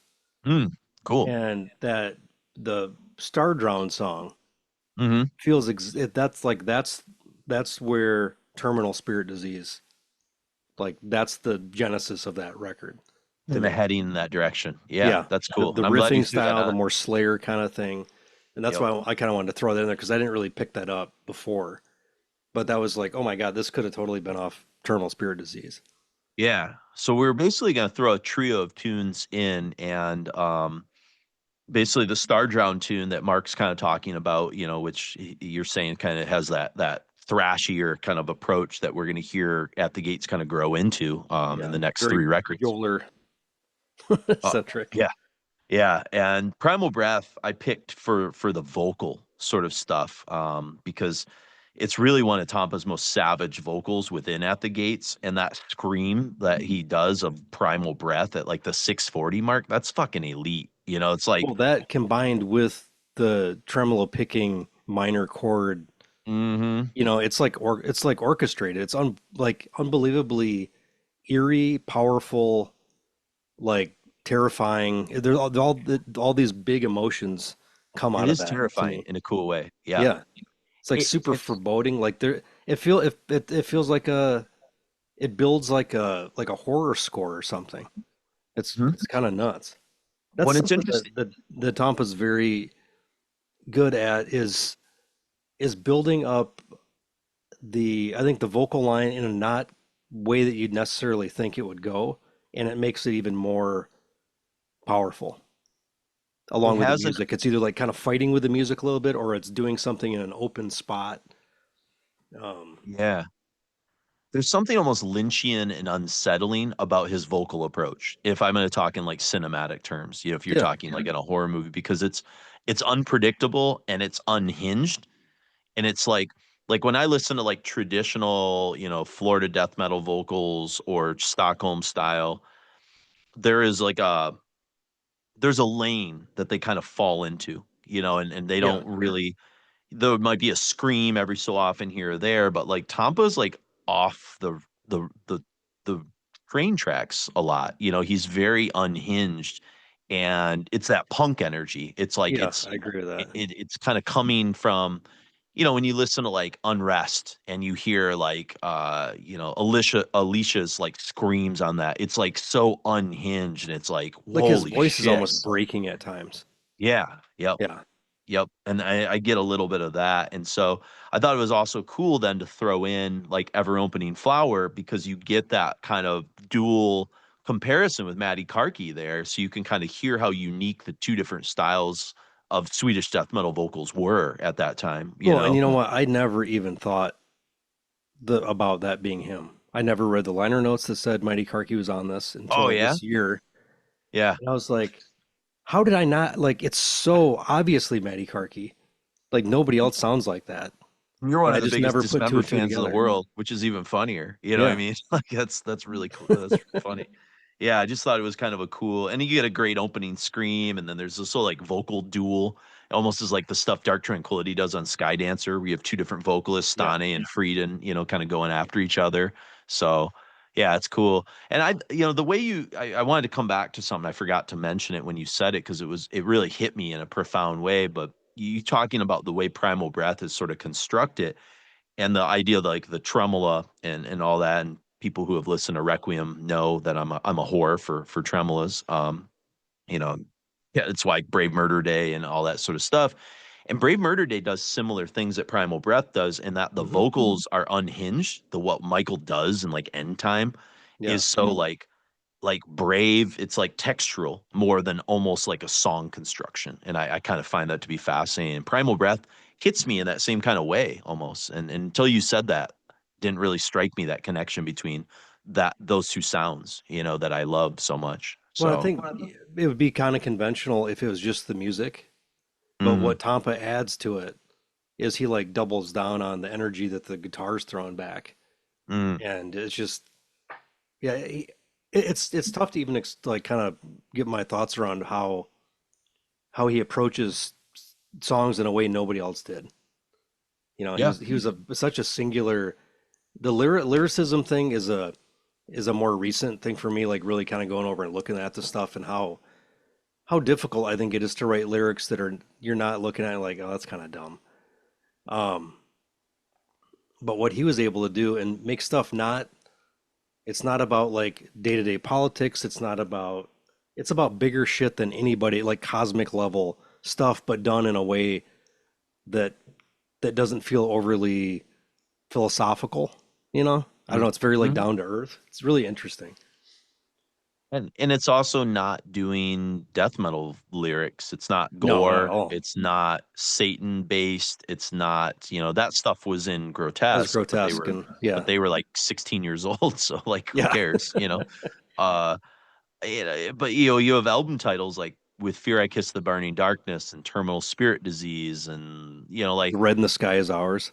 they're like kind of existential and melancholic. And yeah, like I said, like you said it before, it has almost more in common with like other peaceful bands than it does Mhm. with Century Media Swedish death metal or, you know, that kind of stuff. I kind of always felt they were more like a weird arty band than they should be thrown into like, melodic death metal, Yeah, you know?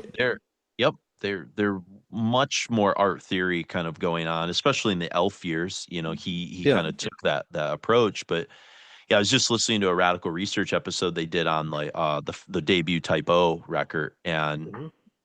Type O was sort of the same thing. They were kind of like marketed as kind of like a weird meathead band at first coming out of Carnivore, or like, you know, goth when you get to Bloody Kisses, but like they're doing like arty avant-garde things all the time, you know, and Yeah. it's like, huh, you know, and yet they were lumped in with all the other mainstream mid 90s metal sort of stuff, but like they didn't really fit. And that's why, you know, you guys covered Typo and Requiem, which I always thought was like, oh, that's cool. Like that's a weird band because it's like that was something that was being played on Z93, you know, or whatever. Yeah. But yet Typo could walk in all those circles. They could play with Pantera, but they also were like into Lycia and stuff. And you're like, Mhm. oh, okay. All right. So, and I feel like At the Gates was sort of like that too. They were kind of like not in the scene with everyone else in the same way. They were doing their own kind of thing. And Yeah, I think that's they why the transcend it. Gothenburg thing I think is those kind are of the kind of bands we were drawn to, is those bands that kind of transcend the scene. yeah. Either Yeah. define it or transcend it. Yep. No, you're 100% right, you know. So, and unfortunately, after with Fear, you know, it's not unfortunate, but it definitely is sort of a game changer, I suppose. Is Elf is going to leave, and Anders essentially is going to take over as kind of the main songwriter, and he's much more kind of riff oriented, and melody oriented, whereas Elf was, you know, coming with more kind of abstract ideas and atheists and all that kind of stuff we mentioned before, and it sort of Yeah. streamlines the stuff a bit. It's still potent, still awesome. I fucking love these records, but it's just different, and that's fine. It's just it's a kind of a more focused approach. It's the difference between Hell Awaits and Rain and Blood. You know, like Yeah. they're you know, Hell Awaits has kind of this like Merciful Fate, long songs, everything's kind of, you know, They like do have it's funny not you say that. Like the first couple Slayer records and the first couple At the Gates records, I think share a lot in common. Yeah. They're I almost never like really thought about that, overreaching but with ideas sometimes, you know, yeah. or they're like trying to, you know, they're But I think that makes it more impressive the fact that you have the ability to do these big verbose crazy things, but you decide to double down and do something really focused Mhm. and compact, to just like, basically cram all that into a really small, like that's, as I get older as a music enthusiast, not a musician myself, but the people that are be able to do incredible music simple is the most Mhm. impressive thing. It's an art form in itself. Yep, Yeah. you're not wrong. Yeah. And And that's where why it sounds so stupidly simple, and then you think, how do I play that drum beat? And it's like, I can't fucking play that drum beat. Like that's so good. Mhm. Like I don't know, it's operating at a different level, and I think that's, they're definitely kind of started to hit that. Well, that's where you come back around, you know, and I'm lucky enough to teach this rock history course every year, so I have to kind of play in the sandbox, but like where you know, you it's like I've worked through the Beatles and the Rolling Stones and the Kinks so many times that like I kind of oscillate between overrated, underrated, and then you just sort of arrive at a place where you're like, the reason I'm still talking about these things is these are just really talented songwriters. It might not be the thing I always want, but like they were able to do something with the simplicity of compact songs that just it resonates, you know, and you Hmm. start to appreciate AC/DC or the Ramones, and this idea of like just this economical sort of way of songwriting. It doesn't mean I don't enjoy a Rush song or this or that or Opeth or whatever, but it's just, yeah, it's stuff that maybe you took for granted when you're younger, is the When you potency of think how to that, yeah, write. you listen to AC/DC as a kid, you're like, this is just kind of meat and potatoes. And then Hmm. you try to play it, or you watch them play it, and how they're just in a pocket it's really that's the great thing about continuing to just, dissect music to the nth degree as we get older, is just being able to like have these like realizations about stuff, and like, okay, they weren't just full of shit. Like Hmm. they're an incredible band. Like that's why people really love this band deep down, even if they can't, you know, verbalize it or express it. And like a song that like not recently, but in the last like 5, 10 years that I've just sort of settled on is like it's just a perfect song in the way that like I can appreciate like I love Godfather 2. They're my favorite movies of all time. But then I can also like look at like Die Hard and Back to the Future and you're like, oh, those are perfect movies in an economic way, you know? Yeah. And I think like a song like Burnin' for You from Blue Oyster Cult, like it's kind of simple, kind of dumb, but everything it works in that song, every hook, every melody, It's like every smoke sort on of the water, vocal man. line. Yeah, it's the same kind of thing where you're just like, fuck, it's like such a perfectly crafted, simple thing, but yet the simplicity of it is its complexity. Yeah. It's like what Beach Boys were really good at doing, or bands like that, Or or what Credence were doing on those first yeah, couple yeah, records, like holy shit, man. It's yeah, like, just banger throw some after of that banger. stuff on. Boom, boom, boom. Yeah, These guys in their 20s. yeah, it's exactly. Yep. Yeah. And the Phil Spector girl group shit is just like Hmm. it's operating on like this kind of like sound above kind of level where it's almost so simple you don't realize how ingenious it is. Like Be My Yeah. Baby, Ronettes. You're just like, holy fuck, like Well, geez. yeah, I think that's what, like, people just like it, and then people that like to dissect music are like, holy shit, this is like so simple but so complex. Yeah. It's just, taking it to that next level. Well, and that's where you get Terminal Spirit Disease and Slaughter of the Soul. This is kind of Yeah. when like that sort of late era or that sort of middle act of At the Gates really sort of develops here, and you get in terminal spirit disease, whether it's an EP or or full length, depending on your own I'm gonna person. keep saying it's an EP. Yeah, I like that. That's fine. But you get, basically we're gonna throw a couple of these kind of underrated slabs of essential melodic death metal, and it's still very punishing, even though it's like extra melodic. And the reason it's punishing is because, basically Tompa and Adrian's drum performance, and those two characters really like it never gets warm and fuzzy that the way like sometimes In Flames could get. And there's nothing wrong with that. That's cool. Or Arch Enemy, because it's Yeah. like always got this like savageness within still. It's like just Well, still and just like this uncontained this feral, you incredible know? sadness too, Mm, melancholy yeah. to the Yep. guitars more so than I think. I mean, even the way the vocals are delivered, there's a real like melancholy to it as well.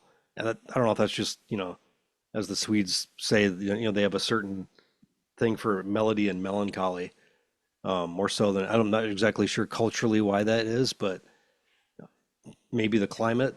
I think Who the it's hell part of just knows? like their folk music basis that they have is what I've kind of read is that it's sort Okay. of baked into some of their like folk melodies that are just like kind of eternally part of how they, you know, Yeah. it's kind of baked in a bit, but no, I mean these are two songs called Forever Blind and The Beautiful Wound, and those are not death metal titles we're used to in 1993, 1994, Yeah. so like there's obviously something, melancholic like you said about that. I mean, The Beautiful Wound is such a like a holy shit, that's an ingenious song title. How come no one used that before? Like, um but Yeah, I especially think for extreme metal. That's a yeah. yeah, it says everything that you want in one thing. Or Forever Blind, it also kind of conveys just such like a, It's an about essential. religion, isn't it? I think so. Yeah. Yeah. Yep. Yep. But I think Tampa demonstrates this way. I even wrote this down for these two songs of bringing shrieking pain into vocal hooks and catchiness. And I don't, it's beguiling. I don't know how he's able to have such pain and savage feralness, and yet this is where At the Gates is really starting to write these great vocal hooks and chorus hooks and things that you're like, damn, I'm singing along now in a way that I don't sing along with most extreme metal of this era. Yeah. Um, you know, I don't know. We're gonna hear at the end of this Unto Others and like my Judas window stays shut, shut forevermore. Like I can't remember how many times in high school I was like fucking singing that, and it's like Yeah. what am I even singing? You know what I mean? Like sometimes you're like, Well, that's the what the thing. It fuck? was so Yeah. catchy, and then when you look into lyrics, like what he's actually saying, and you're like, this almost has no right to be together. You know, like Mm-hmm. it's such a weird mix, but it works. But it's one of those Mm-hmm. things that I think is not to keep using all my Paradise Lost information here, but like Greg was Drink, always people, drink. they're what's that? I said, drink, people, That's drink. right. Like Greg's always like, what's our barometer for what we're doing? And it's like I wrote it down in my journal at some point, but it's something basically about crying at the pomposity of it. Like Mm-hmm. if it's just right on the cusp of like being stupid or funny or laughable, but it's not, then that's where you want to be. Mm-hmm. You know, just like this, like so like being kind of almost like being exposed, like really putting your feelings out there in a way that not I can't think of a whole lot of. I mean, Binding Brides, you know, Aaron's approach to Yeah. vocals could kind of be that, you know, borderline agony stuff. But what Tompa was doing was just Jesus. Yeah. I mean, It's even hard to describe. Jonas did it in a weird way with Catatonia, sometimes Early on, unclean early on. yeah, And then like in the sort of mid to late 90s, it's very much there, but it's not done with death vocals anymore. So it's like then it becomes its own thing. It's more like a goth or it's like more yeah. in like a His different like he was, category. his voice would crack Yeah. and shit that was like, you know, Will Oldham style, which was Hmm. incredible to us at the time. Yeah, it's so raw and visceral and all of Yeah, that. and Um like yeah, what's more fucking doom than, you know, just like putting yourself out there like that. Well, I think too, when you have a certain genre expectation and then a band really plays with that and fucks around with that, the way you were kind of talking, where it has all these emotions all at the same time, and it's right on the edge of, like you said, not parody, but just like, it's close to getting to somewhere it probably shouldn't, but it doesn't It's go there. really ambitious and it's okay. You're like waiting for him to fail and it doesn't. Well, I think about like movie genres sometimes, and some of my like favorite movies are the movies that like blur genre a lot because they're willing to both be tragic and funny at the same time, and like that hits harder than just an outright comedy for me or an outright Sure. drama. Yeah, we were just watching Rushmore, and Lori had never seen it before. She had seen a lot of other Wes Anderson movies, and like there's moments where like both of us were like crying, and it's like Is that his the second nuance. movie? Yeah, that was like his big breakthrough one, Okay. after Bottle Rocket, but it's Yeah. like there's like scenes where like the melancholy surrounding him and Bill Murray in the middle section of that, you're like you feel like you really are feeling this like raw emotion, and yet you're also laughing at the same time, and it's like that's the stuff that resonates with me much more, I think, as I get older, stuff that's not locked into a box, but has like the freedom to sort of be bold to make decisions and to like try things out and to challenge its, whether it's a song or a movie or whatever. I think I'm being honest to drawn your to. what your creative vision is too, and like Mm-hmm. sticking to what you want to do and it affects people. And I Mm-hmm. think most of the time when people really put themselves out there, even if it's bad, it has more of a emotional response to other people than, you know, being phony. Yeah, yeah, At least you put yourself out there to fail. You yep. didn't just like decide to stay home and not do anything, Mm-hmm. complain on Yep. the internet or something. Yeah, exactly. How did you, kind of curiously, I'm sure we talked about this way back when we did At the Gates coverage and stuff, but like when Terminal and Slaughter came out, was that like a natural progression for you and Chris when you heard these, or were you kind of like caught off guard at first, as your guys were in the heat of doing Requiem at that point? I mean, my memory is I think I was fine. I don't Hmm. think either one of us had a like we're like, oh, they should have zigged where they zagged or anything, because there were so many other things that were filling those that kind of weird stuff anyways at the time. Plus, like Um, Marcus had already done Heartwork and so like yeah, you knew where bands could like go, so it wasn't probably so shocking, I suppose. yeah, it was just like another, I don't know, just another like maturity because we were like right there. Like that's the thing with these, a lot of these bands that were our, you know, not like 10 years older than us. but just a couple years older than us, and how they like it totally made. I understood why they made all the changes and the choices they did is because when you're 15 and you get into like you're into hard rock and then you get into death metal 6 months later, you're so like you want to just completely divorce yourself from that other thing. Like you're not even there anymore. Like Yeah. you want to just get in like so the band could completely change. But when you can completely change in a way that feels like honest to your like your mission statement as a band, I'm all for that. But that's a very, very rare thing. I guess Yeah. At the Gates is there, but they didn't really ever push vocally. They never did anything too crazy, which I think is the only thing that would have kind of put them Yeah, over the Tompa never edge. tried to do clean singing or You I do mean, some he like has like spoken spoken stuff. word. Yep, Yeah, exactly. But that's more like atmospheric, it's yeah. it's But never then in all the commercial. other projects too, with like Dysphere and Skid System, it was just a different level of intensity of his normal Hmm. delivery. Like it Yep. was a super versatile for being such a specific sound. It worked really well in a lot of different avenues. Hmm. And so now we arrive at Slaughter the Soul.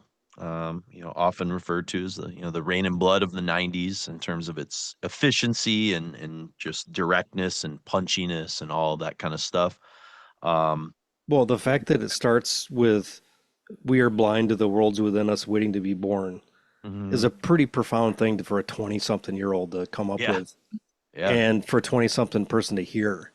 Like, Hmm. man, that's just like, oh my God, you know? And it's so funny because they constructed that song. They don't even really like Blinded by Fear that much, but they're like it, but it fit with how we wanted to construct the record. The record's supposed to be listened to in one sitting. And I kind of get Yeah, that because I love Blinded by Fear, but as a single, you're like, oh yeah, there's kind of not a lot going on. It's like a long intro and like it's pretty yeah. repetitive, but it's like a perfect opener for what the energy you're trying to create. Yeah, it announces itself. It's just it comes right out the gate, no pun intended, and just kind of goes for it. And um, Decibel picked this as the number 7 all time in the top 100 death metal albums of all time issue, Hmm. illustrated by one Mark Rudolph. Oh yeah, that's Yeah, right. so that's a fun one. And Tampa had a lot to say in the little like write up they did, so I thought I'd just share the Tampa parts real quick. He just says, "I've come to understand that it's a record that a lot of people hold close to heart, and that's very flattering." Um, That's great. That's how yeah, humble. he says, however, he adds cautiously, if we would go around worrying about which kind of bands that might have been influenced by it, it would probably A, get us a bit confused with the size of our own egos, and B, make us think too much before creating art altogether. The key to creating honest, what you would call true art or music, is not to care too much about what other people think.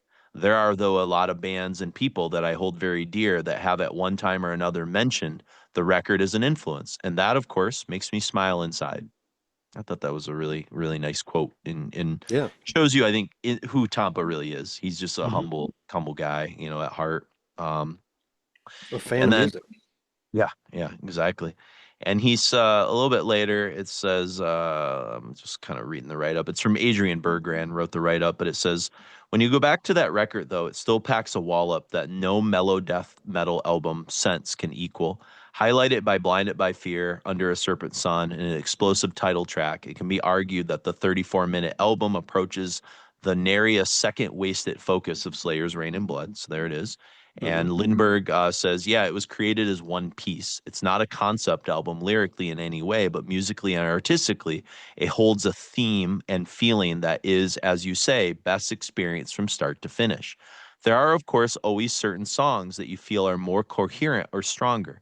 For me, a song like Under a Serpent Sun is a good song that has all the good elements of the whole album and has a lot of strong themes. But there are quite a few songs that I also hold dear. Unto Others is another one, but I guess everyone has a favorite of their own.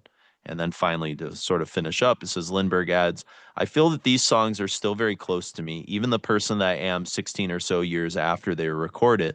I think that is one of the reasons that we still enjoy doing what we do so much, and it seems that the audience does too. these songs are still us, so to say. I think they have aged well, and that we have aged at the same pace as the music, I guess.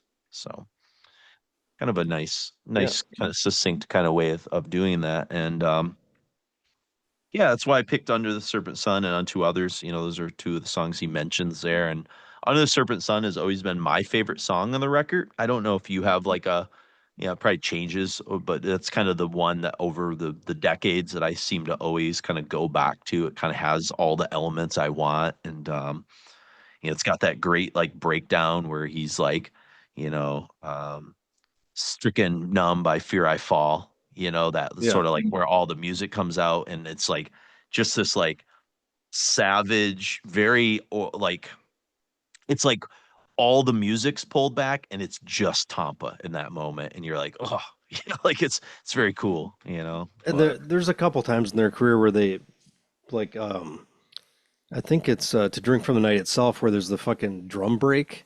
yeah, and that And the how title track. refreshing it is to have something like that in a death metal song. Mhm. Nobody does it. Nobody does bass breaks. Nobody does drum breaks anymore. And I think that's like a similar, that reminded me of like what would, they were like probably tapping into that a little bit when they were thinking of To Drink from the Night Itself, but that Yep. title track. Yeah, so you get great vocal hooks, great vocal lines. You get My Judas Window Stays Shut and Unto Others that I mentioned before. It's just, it's the good stuff here. So, but you're probably already familiar with all this, and so we'll get to the music here. So we've If got you haven't Primal. heard it yet, what are you doing listening to the show? I was gonna say this episode's gonna blow your mind if you don't fucking know who At the Gates are. You're probably like, whoa, this is a thing. But yeah, so we've got a trio of tunes from their with Fear I Kiss the Burning Darkness. We got Primal Breath, Ever Opening Flower, the duet with Maddie Karki from Dismember, Stardrowned, and then a pair of tunes from Terminal Spirit Disease, Forever Blind and the Beautiful Wound, and then two songs from Slaughter of the Soul, Under a Serpent Sun and Unto Others. And then we'll hear from Daniel again.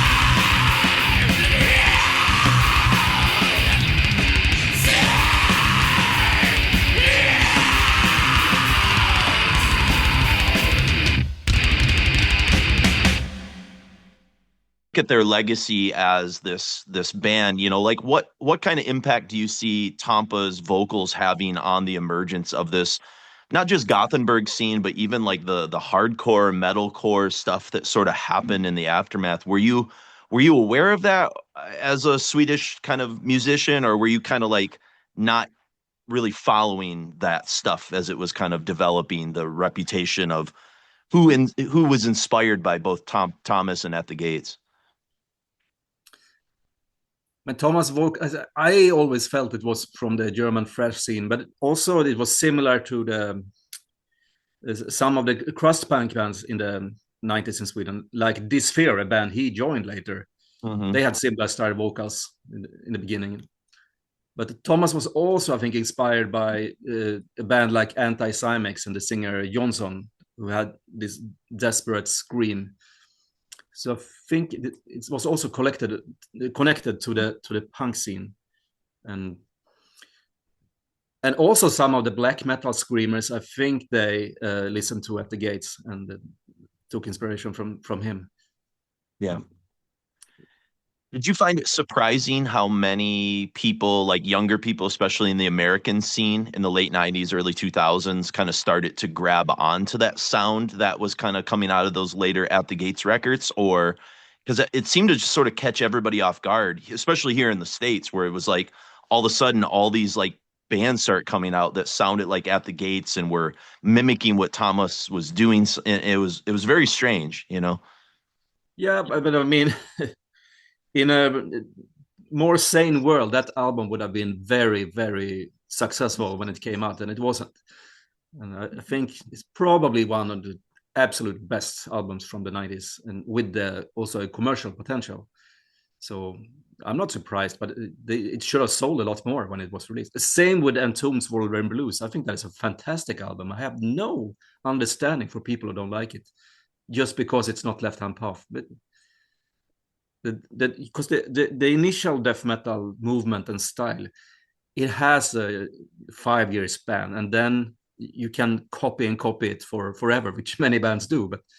And I like those bands that try to do something different, and with an album like Slaughter the Soul or Wolverine Blues, they found something new that sounded fresh and great and was commercial at the same time. So I thought they should have sold the numbers of records that a band like Pantera sold, in my opinion. Well, yeah, you've even compared Slaughter the Soul to sort of the Rain and Blood of that era, you know, in a lot of ways. So it is one style, and it's compressed, and it's into this thing that you can't take away anything or add anything to it. It is what it is, and you can't really repeat it. I think also that's why Slayer didn't do another Rain and Blood, and also At the Gates quit. And I mean, the comeback albums, you can feel that there is a bit of Slaughter the Soul in them, but they can't do it again. So it's that moment in time when everything lined up perfectly. It's one of those albums. Sure. Speaking of the comeback albums, what did you think about some of the stuff that they were doing? You know, some of the new ideas, but also the throwback to some of the older death metal that they were, especially on that second and third comeback record. You know, did you appreciate what they were trying to do, or were you kind of beyond that at that point and kind of not as? I mean, I understand what they were doing, because you can't drift away too far from a formula when your band is actually your job, sort of. So I think it's hard to go in and do let's make a prog album now, like Blood Incantation did with that progress. But I wish that Anders would have done that, because Anders is an amazing guitarist, and he doesn't listen much to metal. I wish that I would have taken a more dramatic turn. But the albums are fine, but they are not as groundbreaking or interesting to me. But I'm also an old guy who doesn't really understand music anymore. Sure. Yeah. No. I think it's tough. You know, not everybody can do, what like Carcass did. You know, Carcass seemed to sort of find that magic formula when they came back. And I like the At the Gates comeback albums too. They're not the ones I reach for that much, though, unfortunately. You know, if I'm reaching for stuff, how often does that happen? It just doesn't. It's very rare. Yep. Yeah. So I don't hold that against them. You know, it's cool that they made a second go of it and got to. Yeah. It's cool that the band got to be fully appreciated too. You know, to come back years later. That's the main thing. That I went to New York to see them the first time they played there on the reunion tour, and that was absolutely. I mean, I've never seen an audience like that. It was, you couldn't hear the vocals because everybody knew every word of every song. That's actually where we met, but it was briefly, I'm sure. But yeah, Albert took us to. We went with Albert to go see that show, and you were there with Ian, I think, promoting the book or talking about it, and it was man. I remember it rained so much, and we were walking over the Manhattan Bridge in the rain. But that show was I think that's the best show I ever seen. It's so incredibly. I mean, and happy. Everybody was so happy that it was happening. So it was magic. That's the only show I've ever been in the pit. Well, I wasn't really, there was no pit because it was too tightly compacted, but I ever got to a point where it was so hot and crowded and insane that I had to leave. Like I didn't leave the show, but I had to like exit because I thought I was going to pass out because it was just so intense, the bodies and the craziness. I was like, I got to get to the back so I can like breathe and not, I want to remember this, not be like in the back of an ambulance or something. So No,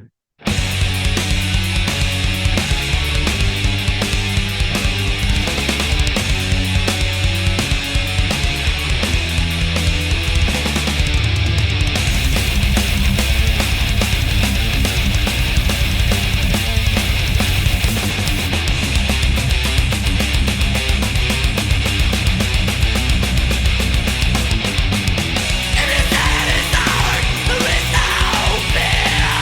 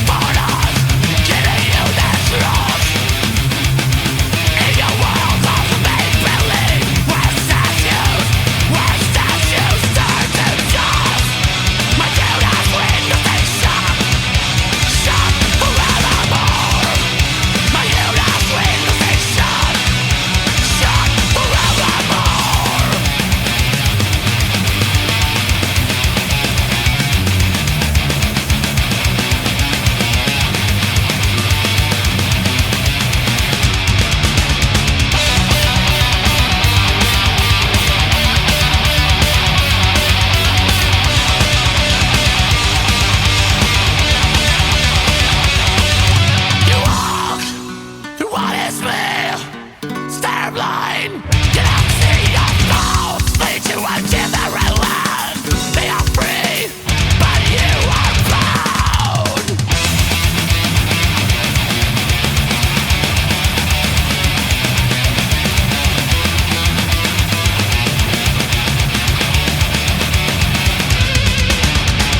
Silent forever, the walls are closing in. The key to our damnation. Burial within. My guilt of weakness is shock forevermore. My guilt of weakness is shock forevermore.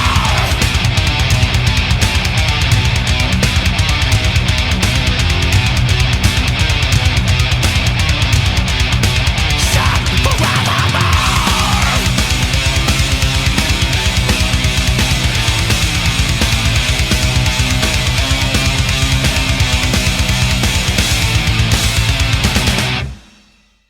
Really do want to get into this Yeah. particular Yeah, phenomenon. that's why you're on, So, all right, so let's do it.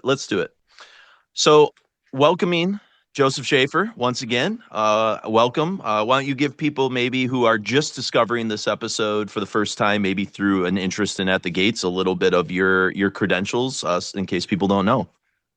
What's up, Requiem fam? My name's Joseph Schaefer. Joseph Schaefer, shaping the conversation. That's what I do.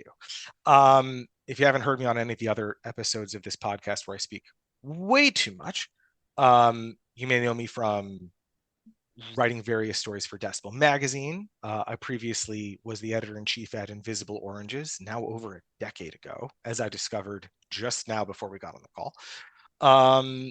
And I am one of the founders and chief talent buyer at Northwest Terror Fest, if you've ever heard of it. Yeah. So yeah, that's a brief rundown of my credentials. I think I like it. And for the people that are, fairly new to the podcast, you may remember Joseph with the Agalock episode where, Agalock were headlining the Northwest Terror Fest and kind of the giveaways and all that kind of stuff. And you've been at us with Coroner, you've been at us with Tribulation, lots of other shows through the years that he's been contributing for, and a good friend. And I always look forward to when we live on opposite sides of the country almost, but you're an OG Midwesterner from Toledo, which is cool too. I am unfortunately from Toledo, Ohio. That's true. I like know to two rep. cool people from Toledo, so you're one of them. It's a great place to be from. Yeah, is how I would describe Toledo, Ohio. Yeah, this person also doesn't live in Toledo anymore either. So, yeah, it's maybe the less said about Toledo, the better. Although I'm sure it will come up in this conversation. I'm sure. That said, I do claim Michigan. I am culturally a Michigander. Yeah. My family's from Michigan. I'm like my only family member my nuclear family is like our only family members that lived in Toledo. And I currently live in Seattle, Washington, explaining to people that Michiganders and Ohioans are not the same thing. It's a challenge. And speaking of Decibel, props on the acid bath story. That was incredible. That was a really good read. Thank you so much. Yeah, really cool. So, but we are here to talk about the unfortunate loss, obviously, of Tompa from At the Gates and various bands. And in particular, I wanted to bring you in because of the generation gap that exists between like Mark and I and you. And I think you represent a really interesting point of view. And so I guess I'll just kind of pass the mic to you to sort of just talk about your initial thoughts on Tompa and kind of how you discovered the bands. I'm saying bands plural, I'm sure, and some of maybe the bands that maybe you mean more to you than perhaps could mean something to maybe Mark and I just because of that generation gap, perhaps. So I thought you might be able to offer some cool insight because you came in through a different time period. So go ahead. I'll shut my mouth now. You don't need to shut your mouth. We're butts here. But it's an interesting question. I think, so for people who don't know, I'm 36 years old, nearly 37. So, or am I 37? Young listeners, when you get past your mid-30s, time loses a sense of meaning. It's weird. I feel older than I I feel younger than I am, but older than I should be. That's how old I am. But when I was a teenager in Toledo, Ohio, and a metalhead. So I was already a metalhead. I became a metalhead when I was a like junior high or younger. You know, my gateway was Metallica, and I got into classic metal and thrash in particular, which was about to become cool again with sort of like the re-thrash Municipal Waste thing, but we weren't there yet, right? So I was primed to listen to Municipal Waste. I think we're gonna talk to Tony Foresta later, so like keep thinking about Municipal Waste as this goes on. But you know, at the time when I went to local shows, they were VFW halls or all ages community venues, weird co-ops like hippie co-ops or whatever. And the law of the land was metalcore, was MySpace metalcore specifically. So people who listen to this may know Ohio has a long history of really great metallic hardcore, sort of evil metallic hardcore. And that's the kind of metalcore I really like. But, you know, I knew older people who were way too old to be hanging out at venues with 14-year-olds in Integrity shirts, but no one had an Integrity CD, right?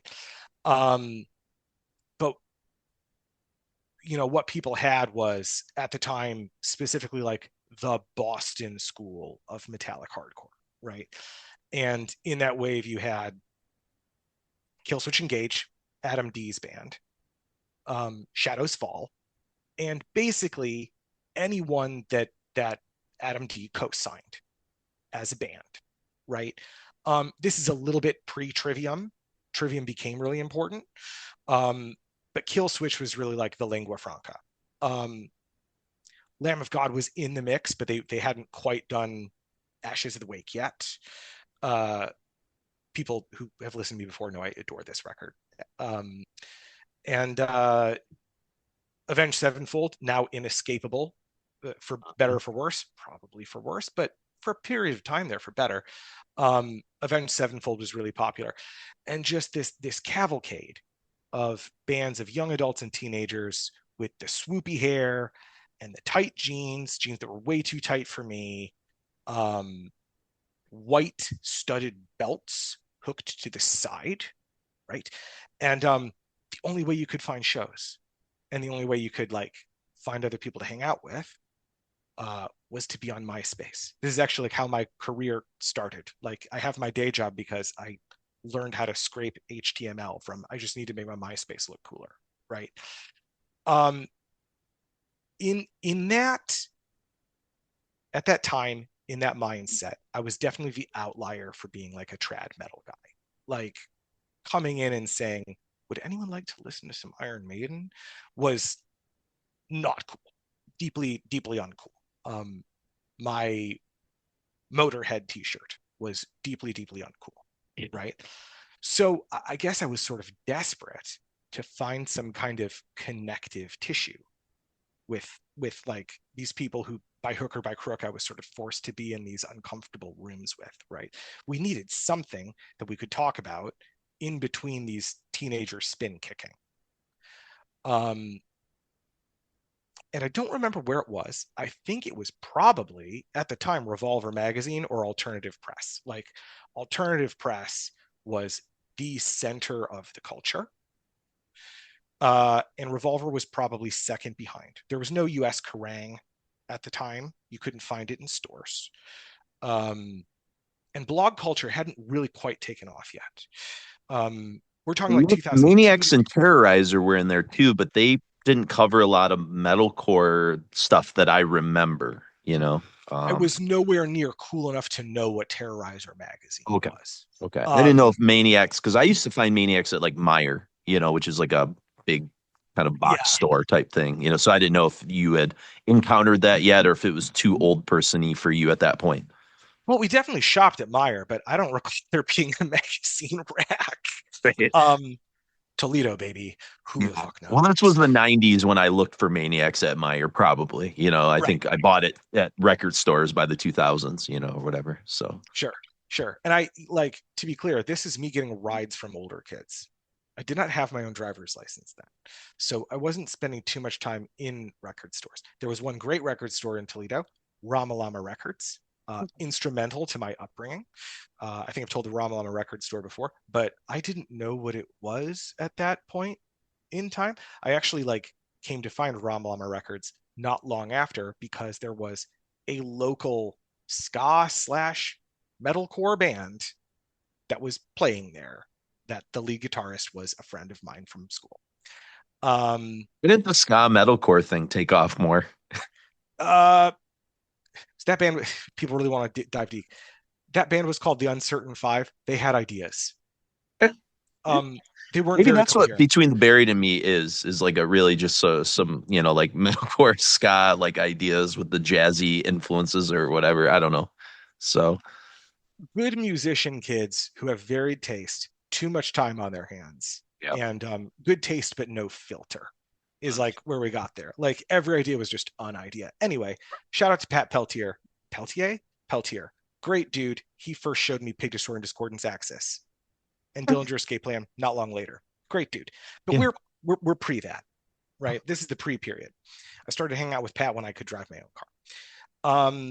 And I believe, I promise this is where At the Gates comes in. I believe it was in an alternative press or a Revolver, where it was an interview, early interview with Trevor Sturnad from the Black Dahlia murder. Yep. Who End of the were, podcast before he tragically passed. Yep. And they were like the local band that everyone could agree on. The new metal kids liked them. The CKY skater kids liked them. The metalcore kids liked them. And I liked them too.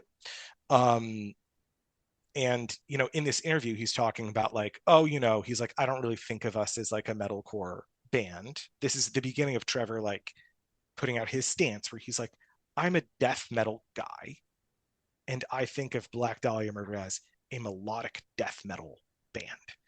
And I remember thinking, because at the time I hated growls. I was a no growling guy. It took me a while to wrap my ears around it. It's for a lot of people too, I think. Yeah. There's a gateway entry, a time to warm up to it and slowly get used to it. Yeah. Totally. And this is super important to this story, right? Because I was a Maiden, Priest, Metallica. I'm like, none of these people fucking growl, right? How am I supposed to wrap my head around this? Even when the metalcore bands were playing, I'm like, I don't want the breakdown. I don't want him screaming. I want to wait for the riff, the classic metal riff that I can live with, right? Black Dahlia didn't have that, but they had all classic metal riffs played at warp speed. But anyway, Trevor is the first time I think I saw the term melodic death metal. I'm like, okay, I can get into this. Growling, but it's melodic.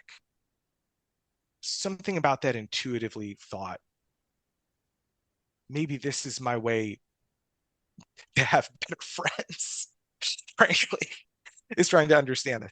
My friends were shitheads in Toledo. But so it's like, okay, melodic death metal. And I think it's the next sentence is he says, Carcass and At the Gates. So what do? I think at that time, All Music is new, or maybe Yahoo Music. Yeah, I think Yahoo Allmusic.com? I think it was new. Okay, I wrote for them. I don't know if you know that. I was a writer. I never knew that. Yeah, so you can find some of my reviews, Death, Sound of Perseverance, and a few others that were up there. Yeah, that's funny. I for sure read some Death reviews, but this is later. Who knows? But yeah. I remember on allmusic.com, I would search At the Gates. Or maybe this was Yahoo Music, but they did have the beginnings of a compendium that you could search, right? Of course, it took 40 seconds to load the goddamn search because I'm on dial-up. But it's At the Gates. Most played song, Blinded by Fear. Album, Slaughter of the Soul. Okay, if this is the thing, I've got to hear Slaughter of the Soul. Right? And I can't recall with definitive fact how I found the album. Maybe I had Pat Peltier burn it for me. I don't remember. I think it was a burned CD. There was a lot of burned CDs going on at that point in time. But someone had Slaughter of the Soul, and I got, I think, like a terrible rip of it. And yeah, there was something about it, particularly those first 3 songs, that made just intuitive sense, emotional sense, which is more important than musical sense, especially when you're at that age, right? And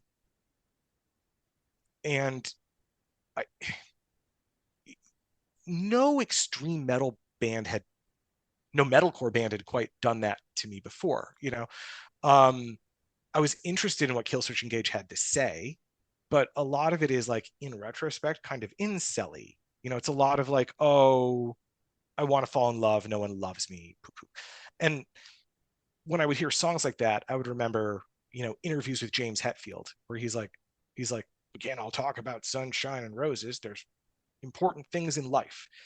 And my stance at the time was, romance is like not an important thing in life. I've softened on that stance since, but yeah, for your wife's sake. Yeah, of course. But there is some, I think there's some gravity to that idea, right? And you hear an insane sound going. It's my washer. I'm sorry. It might be picking up. Oh, that's good. I'm hoping this mic doesn't pick it up, but go ahead. Sorry. In case the audience hears it in the background, I just wanted them to know I'm not going to die. So, sure. Yeah. I'm sorry to interrupt. Go ahead. No, you're good. Point being, from that mindset where you're looking for something transcendental emotionally, Slaughter of the Soul delivered instantly. It was clear enough that someone like me, who was raised on, you know, good, well-engineered classic metal records, not the fuzzy stuff, like Maiden's well-engineered, Priest Screaming for Vengeance well-engineered.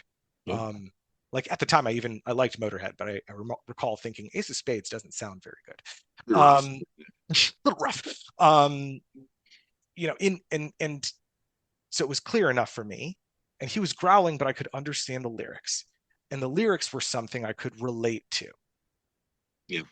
And that, would I have found extreme metal without that album? Maybe. You know, I was getting into Slipknot at the time also. I think they were, like, at the time, I think my vote for the best new metal band, and they were growling. So I think that was, like, you know, something that was in the air. But, you know, I was listening to, you know, the song Heretic Anthem for 555 I'm 666, and also Under a Serpent Sun. And those two things together it wasn't an insurmountable gap. And so for me, that was really, really critical. So that's how I got into At the Gates. And I don't think At the Gates would be half the band without Tompa. That was Unto Others, Under a Serpent Sun from Slaughter of the Soul. Then we heard Beautiful Wound and Forever Blind from Terminal Spirit Disease. And then we opened with a trio, Primal Breath, Ever Opening Flower, and Stardrowned from With Fear I Kiss the Burning Darkness. The last time, or maybe second to last time, what was the last time you saw At the Gates live? Kind of curious if it was a Decibel with you. Okay. And how many years ago was that? 3. Was that was that before or after we saw them in Detroit with Jason Duza from Into the Combine podcast? That was after. Was that after? Okay. Yeah. I was trying to do the timeline because I saw At the Gates a lot in a like short amount of time. This kind of 3 years ago or whatever. Yeah. When we saw them were they performing Slaughter of the Soul in its entirety? Or no? I don't remember, honestly. Okay. So one of the times I saw them without you was in Las Vegas at the pool mosh pit, and they were playing Slaughter from start to finish. And that was that was a thing. That was a moment, where like, it's like when we saw Cause of Death in its entirety, and you got to get hit with childhood feelings because Sure. you guys were adults when this record came out by 95, or young adults, I suppose, but I was very squarely like a I was 20 sophomore. when it came out. Yeah. So like, there's still like a weird nostalgia to that, I mean, things that you cared about in 10th grade are intense, in certain ways. And so A lot of them are still intense for me. they are, At yeah. 50, almost 51. And so hearing them kind of go through all the record, and I'd heard a lot of these songs live before, but to hear stuff I hadn't heard in such a long time or never heard live, like I couldn't remember them ever playing a couple of songs live, Hmm. it was pretty rare, but that's just kind of a cool singular memory I have of Slaughter of the Soul. That when I hear this record, I think back to that pool party and some of that stuff. I guess when you assess the impact that this record had on metal history, what would you say, now looking back on it, 30 years. It's 30 years since this record came out. Yeah, Um, in 2025, I would put it in the top 5 all-time death metal albums. yeah. Easy. Just not just like just for when it came out, what it did when it came out, the impact, the influence, the purity of songwriting, how concise everything is. Like I can't think of another album that captured the spirit of Rain and Blood better. Mm, mhm. And not like they're not ripping it off by any stretch, but like to be as concise as that record is tonality wise, um, like you can't walk away from, you don't want to just like listen to one record or one song, for the Slayer record at the gates. It's just like by the end, when the album ends, you're like, shit, I gotta turn that right back on again. And I think that's a sweet spot that we've lost with when CDs could do, 75 minutes. Everybody Mhm. starts doing 60-minute albums. Like, ugh, let's just do 35-minute, 40-minute tops records and get it out there, man.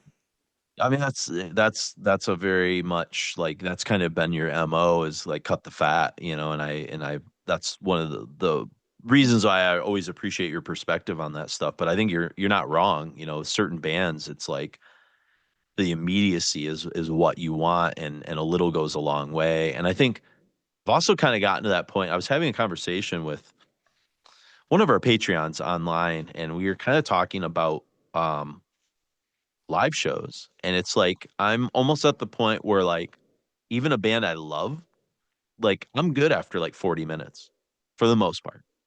Yeah, I'm I don't need a 3 hour performance.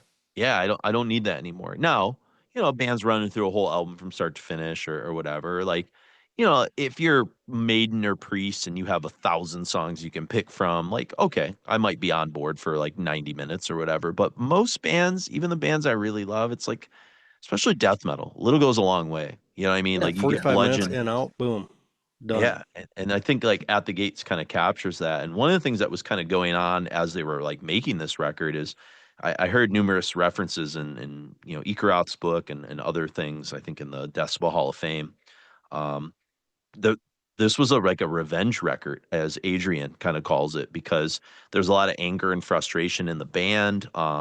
There was like label stuff that was going on. They had just been shafted trying to play this tour with Seance, where like Hmm. the guy took all the money. And so the only way they could get back home and get any money was they had to like sign a deal with Black Mark Records to bail them out. And then Yeah. they had to come up with enough money to like pay Black Mark off. And then Earache signed them and helped them out. So they basically were just like, fuck it. Let's push all our chips in and just like do it. And I think that's kind of cool. Well, this is like in a slightly different way. Stan Lee is getting ready to give up comic books. And then his wife's like, Stan, just do something you really care about. All right, I'm going to come up with Spider-Man. There you There you go. go. Like That's it's it. when you're Yeah. pushed to your limit. Like a lot of good art comes from that kind of stuff. Yeah. Yeah. Well, and, in that Decibel Hall of Fame, and we were kind of talking off mic that it's issue 5 of Decibel, so one of the OG issues, Morbid Angel on the cover, and it's the second Hall of Fame that Decibel ever did after Slayer, Rain and Blood, appropriately enough, and I'm not going to read much from it because this is not that type of episode, but it is a question that they were kind of talking about the impact that Slaughter sort of had. And Lindberg says, I can't remember a particular day when it crossed my mind or where people were getting into it on a wider scale. But the statements from Earache probably helped to make it clear for us. It's funny when sales actually increase 8 years after an album has been out. It says it allows you to concentrate on what you're doing today because at least you're getting paid. And then the It's gotta be a good validation, you know. yeah, no, it's cool. Like all of a sudden, like people start caring about something that like you were like, wait, that, that's kind of Yeah. weird. Um, and then they ask him, so that's the question. Slaughter's influential in hardcore and emo circles, as it is in metal crowd. Why do you think that is? And Adrian says, on this Cradle of Filth tour, because Adrian will go on to drum for Cradle of Filth for certain parts Yeah. of their career. He says, I'm on right now, and this is, boy, when was this? This is 05? Is that when Decibel started? I'm trying to remember. Yeah, March of 05. All right, so that's the context of this comment. He says, I'm on tour right now with Bleeding Through and Himza, and they all swear by that album for some reason. They've been telling me stories about how they came to see At the Gates live when we toured with Morbid Angel and Napalm Death. And I know when Slaughter came out, Thomas was really, sorry, it's hard to read, was really into hardcore, and he kept talking about various bands during the interviews. So I'm not sure if that's got anything to do with it or not. It seems far-fetched, actually, because that was like 10 years ago. It's a lot longer now. Without trying to sound cocky, some albums withstand the test of time, I guess. And I think whatever genre of heavy music you're into, that will come through. I don't want to draw any comparisons to Rain and Blood, but that was another album that hardcore kids, emo kids, anyone who's into heavy music will relate to. So I'm really flattered that there are people that from different genres who are getting into it. And then Tompa says, it's amazing, especially the hardcore kids getting into it. It means a lot to me. I've always been 50% hardcore, 50% metal. That's always been my direction. Adrian played with me in my hardcore band Skit System while we were still in At the Gates. Everyone in the band was into hardcore to one degree or another, but maybe I was most into it. My lyrics were getting more, I wouldn't say political, but more hardcore oriented. Also, the song structures were we probably fought over most back then. A lot of that was in the hardcore sense, thousands of riffs versus like 3 or 4. For me, it's rewarding that it came across that we actually had a hardcore influence in the band. We even had some gigs here in Gothenburg, parties and stuff, where we played some hardcore covers. If you had been in Gothenburg around 93 or 94, you could have seen At the Gates doing Skins, Brains, and Guts by 7 seconds. So he's kind of just, I think, getting to the heart of the idea that even in the DNA, as weird and labyrinthian as Artie is At the Gates, where there's still like a punk ethos that was always there. Mhm. And maybe that's why they connect it to those hardcore punk bands more than some of the other, extreme metal bands from Europe at the time. I don't know. It's Yeah. kind of interesting to think about, So I was lucky enough after this record came out too to see them with Napalm Death, and I know I've kind of talked a little bit about that experience. And by the way, that tour ranked number 87 in Decibel's top tours of all time. Oh, Pretty interesting. Yeah, there's a little write up on it. 87 of 100. Of 100, top 100. Okay. Yep. And then their tour with Anathema and Cradle of Filth in 94 ranked at 71. The Suicidal Final Tour from 08 that we'll talk about, that was number 59. And their Dissection Morbid Angel tour in 96 was number 33 all time. There you So go. At the Gates had 4 of the top great tours. So and you never saw them with Dissection Morbid Angel, is that correct? I can't No. remember. Mm. So you didn't see them till 08, right? That's right. Yeah. Okay. Yeah, that's wild. Yeah, I never saw Dissection. Man, yeah. And it's crazy. I don't know. Was there a Michigan date to that show? Did like Chris go to that show? What's that? Was there a Morbid Angel Dissection At the Gate show in Michigan on that tour? I don't know anyone that I feel like, unless Chris went to it, I just never hear him talk about it. I don't. Maybe that's why no one went, because they just didn't play Michigan. I don't know. That's very possible, but usually there was either a Chicago or a Michigan date for sure. Cleveland. But would you guys in 96? I mean, if you were living in Michigan, would you guys have driven to Chicago? Or would you just be we'll catch them next time? I don't know. Well, I was, depending on when it was, I was probably in, I was Pennsylvania. Well, you were was in in Pennsylvania. Lancaster. I just meant if you had been living in Michigan and you and Chris in '96, would you have convinced each other to jump in a car and go Oh, to totally. Chicago for that? Okay. Yeah. I didn't know. Yeah, I You'd didn't up know. and go to anything. Yeah. Like we're fucking Mount Pleasant. Yeah, I know. But Detroit, Chicago is different story. You know, it's much Yeah. much bigger, you know. So But like, yeah, we just it didn't matter. Like, you didn't need a whole lot of money to get down there. You get make sure you have like an extra $20 for gas to get back. mm-hmm. You know, well, let's go for it. Yep. So basically, to kind of wrap up Slaughter, we're gonna play one more song to start off this next set. Cold. One final great Slaughter Tompa tune with guest guitar from Andy LaRocque from King Diamond's band. And Then he I, came I back to do another guest lead on. he did a song we're gonna play at the end of this set, if I'm not mistaken, Spectre of Extinction. Exactly. So Yeah. yeah, so kind of bookend it with Andy LaRocque solos. I didn't even plan that on purpose. That's kind of serendipitous.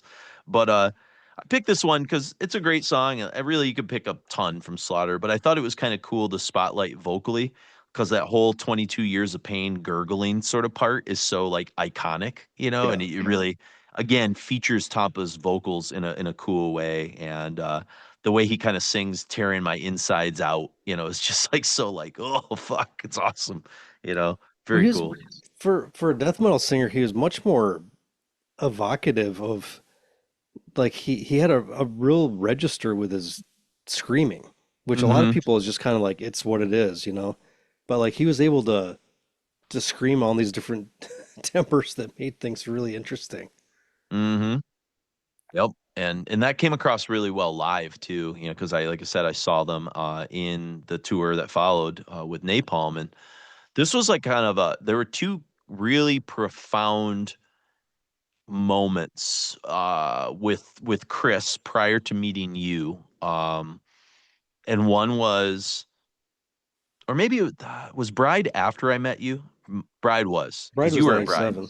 Yeah. Okay. So the thing like, so this was really like game changing for me because before I met you, I just started hanging out with Chris, and he, you know, took me to this At the Gates show, and he's like, oh, you know, I know Napalm and At the Gates, let's like knock on their tour bus. And we went and sat on the tour bus with those guys, and I was a high school kid, and I was just sort of like staring at Barney, and he was like microwaving burritos on the tour bus, and I was just like, I Hey. yeah, we were talking like fucking soccer and stuff, and I just remember like I felt very uncomfortable because I was overwhelmed, and I was just like, what is happening? Yeah.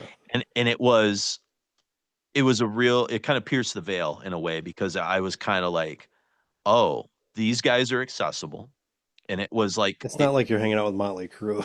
no, it was very eye-opening to me. And my only other experience prior to that is when the year previous, when I was in 10th grade, we went and saw the Deftones on their very first tour for Adrenaline, and we got there early and talked to them, and they were sound checking, and they're like, do you know any songs? And we got up on stage, and I didn't play an instrument, but I still got up on stage with my buddy Paul, and we like played 1 week with them, and I was like, whoa.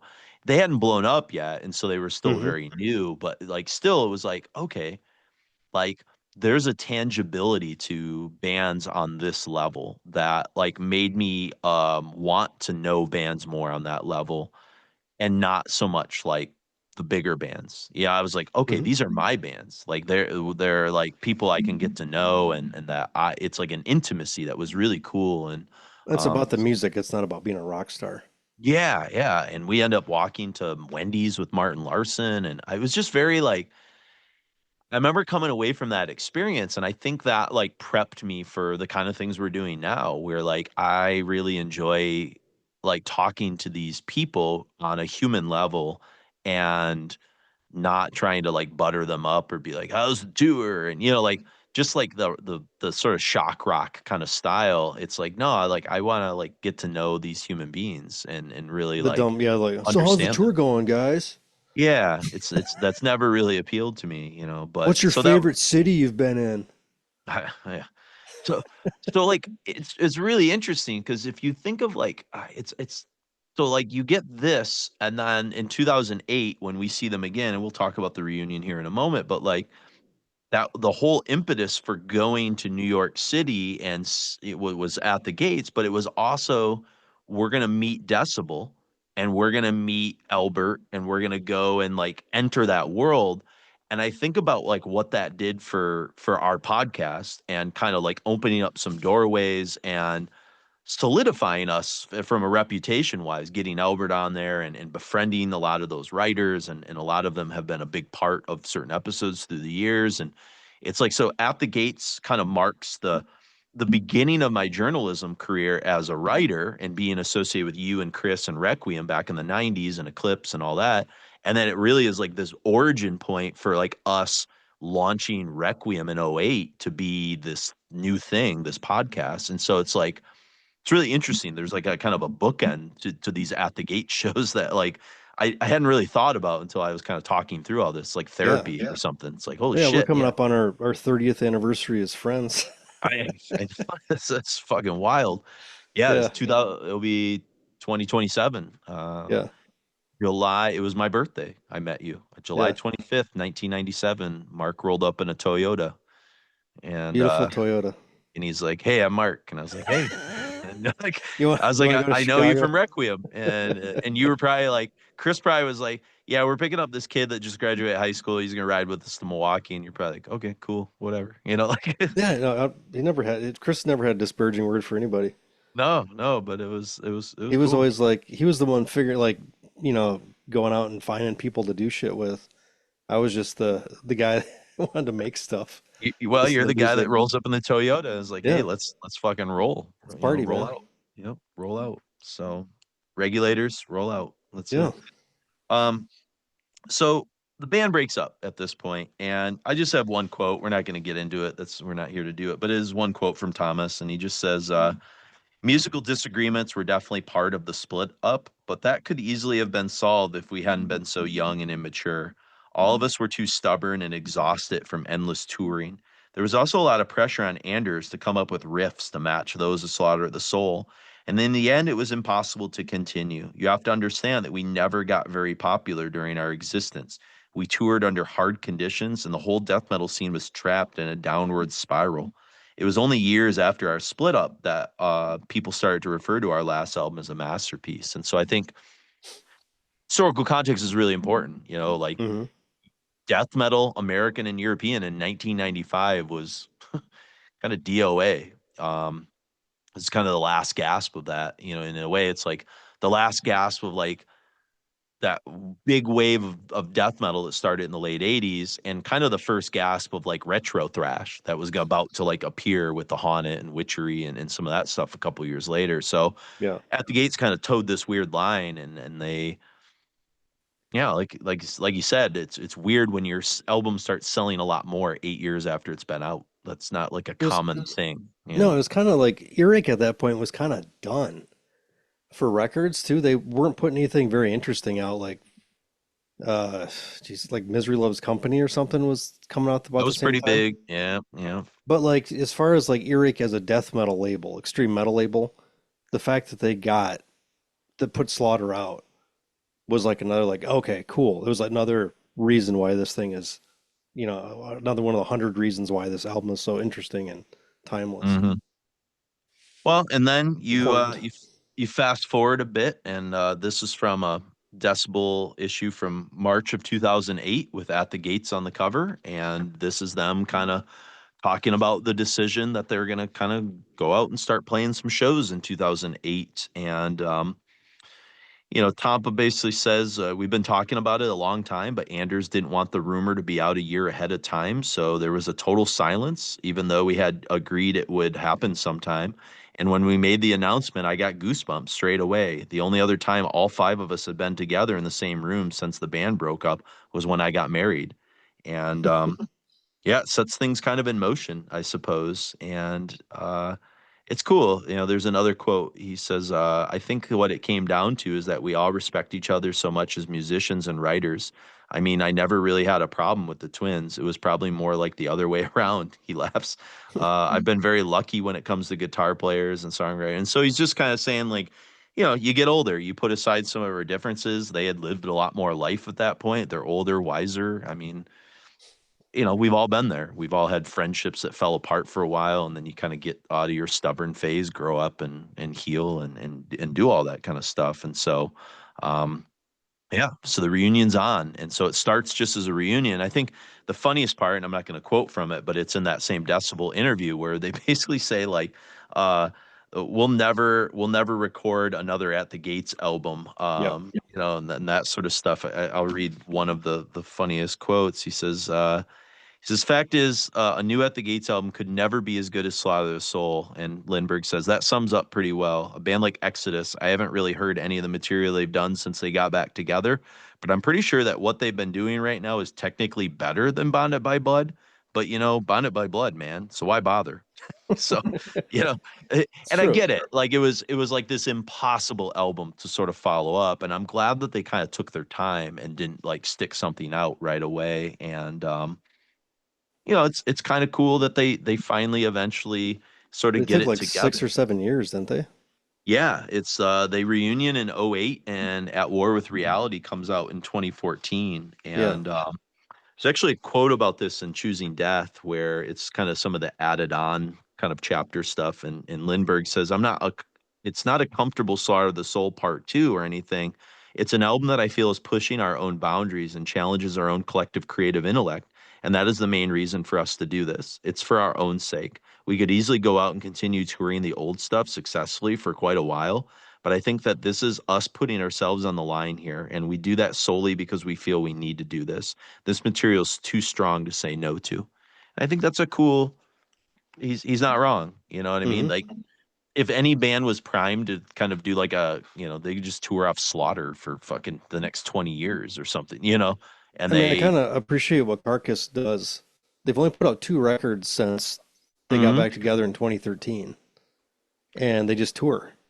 and they It's like, mix it all together really, really well. yeah, You you know? don't need the whole idea of, I guess, but from the original kind of like uh, music industry insider kind of thing, like the cycles. You made money. You had to every year you do your tour, write your record, put it out. Especially in the early '80s and '70s was insane.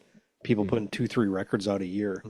It's prodigious. It's crazy. Yeah. But like now, you make more money on touring than you do off, you Yep. know, Yeah, actually no like album selling sales, music. So physical media. Yep. Yep. So we get At War with Reality. And it's an album that I really enjoy now, but I'll be honest, I had to sit with it for a while. Like I liked it right out the gate, but I also was like, I didn't know what to expect. I think it was like, yeah, I think that was what was tricky. Um, and it kind of throws and meshes a lot of the eras together. It's not the immediate sequel to Slaughter the Soul, which is good because it's fucking released 20 years later. So of course it can't yeah. be. They're not the same people. And I don't know, what was your take? Because this came out kind of when we were in our hiatus status. We kind of had put Requiem down for a couple of years in like 2014, 2015. And so, like we didn't really talk about it on air, Yeah. when this album came out. So do you remember like what your thoughts were when like this came out and your hype and just I don't know. initial I think reactions?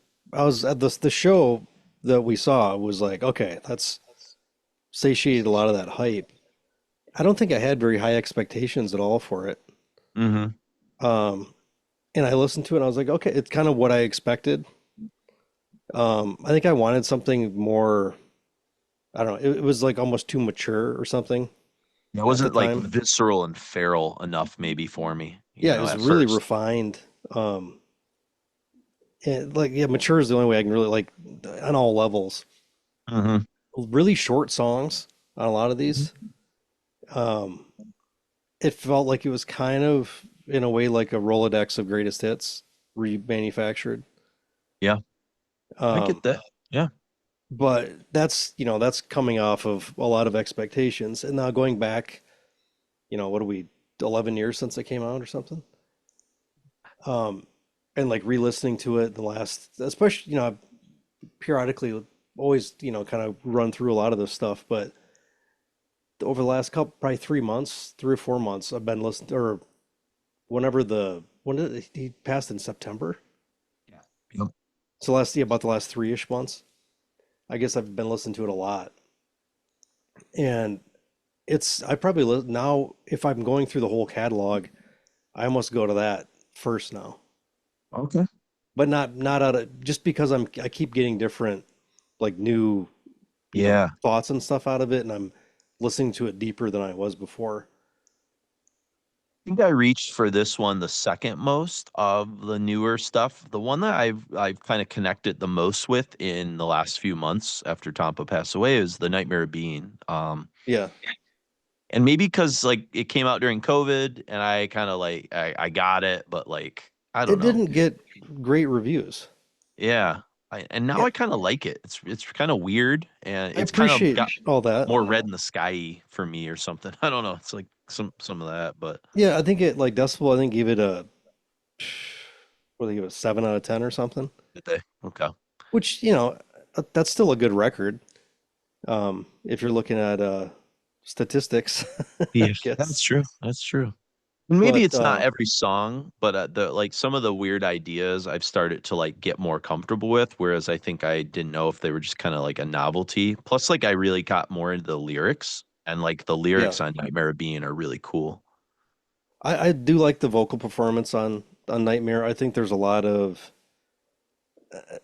interesting, like, like the krautrock, some of that stuff is, Mm-hmm. it doesn't necessarily fit, but I'm glad they tried it.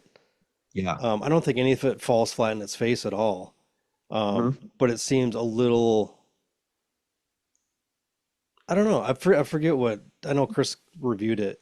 I did the illustration for Oh it, yeah, it was album of the month. Yeah. and he kind of had some I don't remember exactly what his problems were with it, but I didn't really, I was kind of glad they actually pushed it a little bit, and it wasn't exactly what I was gonna, because To Yeah. Drink from the Night itself, I think, is good.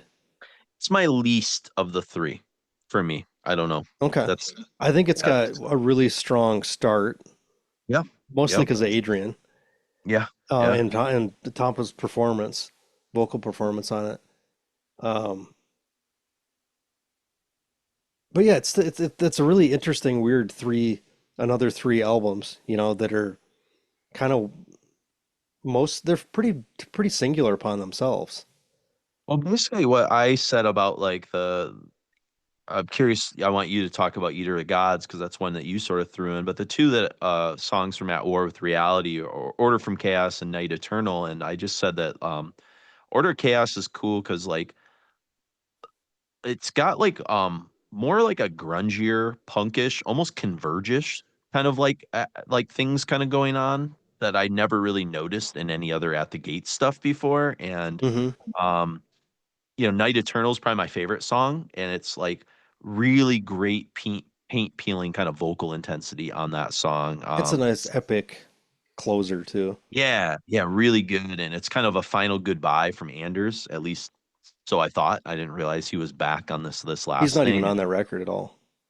Well, he's on that record At War with Reality, but what I'm saying is Yeah. like that's like his final like Oh statement, yeah. Yeah. you know what I Sorry. mean, kind of thing. So, um, yeah, and so I don't know when you threw Eater of Gods on. Tell me about that song because you said you were kind of having an emotional kind of connection with that a Well, bit. I think the chorus at the very end where it comes around, he does the refrain of Eater of Gods with the way his voice is almost breaking.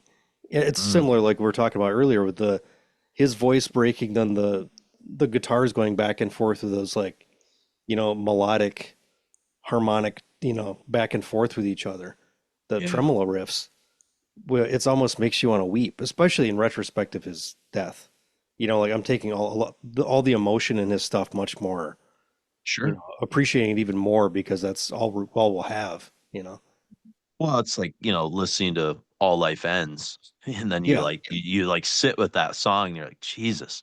It's Well, like I had a listening to little plaque in my office, uh just a metal plaque that said that, and I took it down yeah, it's just after he like died because it was just like, I wasn't even thinking about it literally, when I made it, and I was just like, oh, this is just something that, is a line that I always remember, especially the live versions of that stuff. And I just sure. took it down because it's like, this is kind of tasteless now. Yeah. I think I've The only other time I really gotten that from like extreme metal is when I listen to like Symbolic and Sound of Perseverance, and I think about Chuck, and I just Yeah. some of the things he says on there. And if we go back to like deaths that have sort of like grabbed you in this scene, I think losing Chuck has always been one that I don't think I've ever completely gotten over it. It's kind of like a Bowie moment Well, it happened. because So he was what was he, 34? yeah, and like Chuck was my first interview.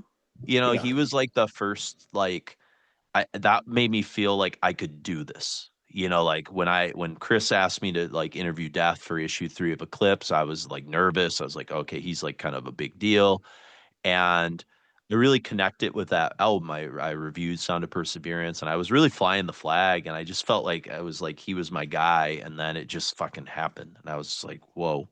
And that kind of took the rug out from under me because it was the first kind of, loss like that of somebody I actually knew kind of on a weird level. I mean, we weren't Yeah. friends or anything. I'm not, pretending that I had some, But you had like a personal connection to him. You but met it was him. cool and it Yeah. went, and all that. And so, and I think the way that like, Death lyrics, especially in those last couple, were very contemplative and stuff. Like it kind of made me appreciate, Chuck as a lyric writer as well as a musician in the same way that like, Tompa passing away made me kind of look, especially at these last 3 At the Gates records, and really start to think about the things he was thinking about and talking about, and really appreciate him as a storyteller as much as anything else. And yeah, it's just a weird thing, that you get. And but I completely get, getting overwhelmed by a song like Eater of Gods, because of just the connotations that you start to get and add to songs that maybe weren't there originally. Yeah. Um, I mean, I get that with dissection stuff from yeah. Rincast as well. Just after seeing, the video and stuff too, it's just like it's a weird.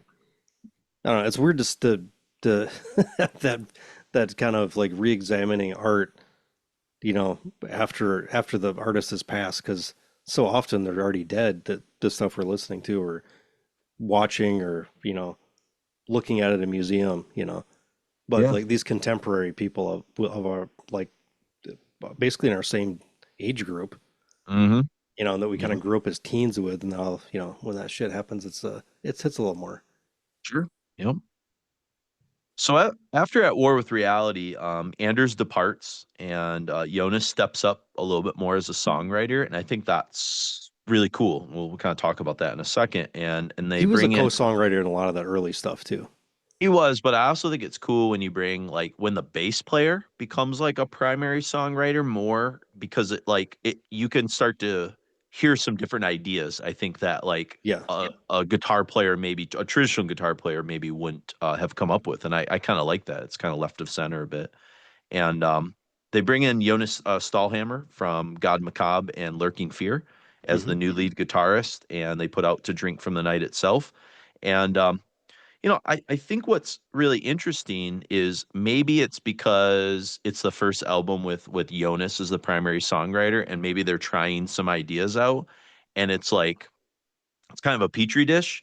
And so maybe as like an album cohesively, it doesn't work for me, but I like a lot of the songs on it, if that makes sense. It's it Almost just feels stripped down to me, like kind yeah, of a it's back to them trying to basics. go back to like a almost a basic kind of death metal record in a lot of Yeah. ways.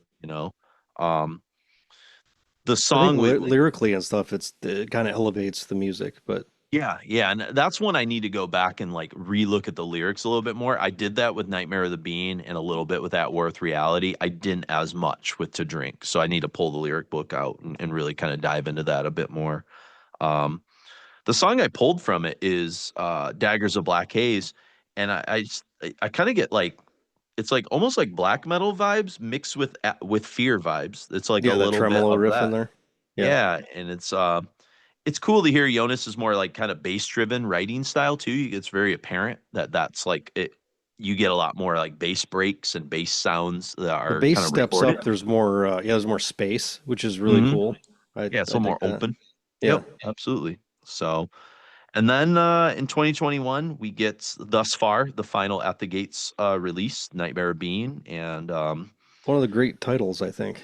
Yeah, very cool. Very cool. And so we're going to end with one tune here. I actually moved after you added Eater of Gods, I moved Cosmic Pessimism to the next set just to kind of break things up a little bit. But we'll end with Spectre of Extinction here. And Sean Fraser said in his issue 200 that this song is a microcosm of the album's stylistic restlessness and burgeoning inspiration. Clean guitar lines and Nawabum harmonies soar from Jonas and Martin's axes to the blood red sky, and chugging hardcore trades punches with melodic death thrash. And I couldn't have said it better. I was like, okay, that's kind of the weird identity crisis of Nightmare of Being in a song like Spectre of Extinction, because it's like all those sounds are happening at the same time. It's very, very kitchen sinky in a cool way. Yeah. Yeah, I'm and you curious get a to see little what the next Baroque solo. record's going to be, but Yeah, it is going to be kind of interesting. Um, so let's get into it. We'll also hear from Michael Stani from Dark Tranquility with a little tribute similar to the one that Swano sort of offered up. So you should hear that at the end of this set of music. But we've got Cold from Slaughter of the Soul, and then a trio from At War with Reality, Order from Chaos, Eater of Gods, The Night Eternal, and then Daggers of a Black Haze from To Drink from the Night Itself. And then we'll end with Spectre of Extinction from The Nightmare of Being.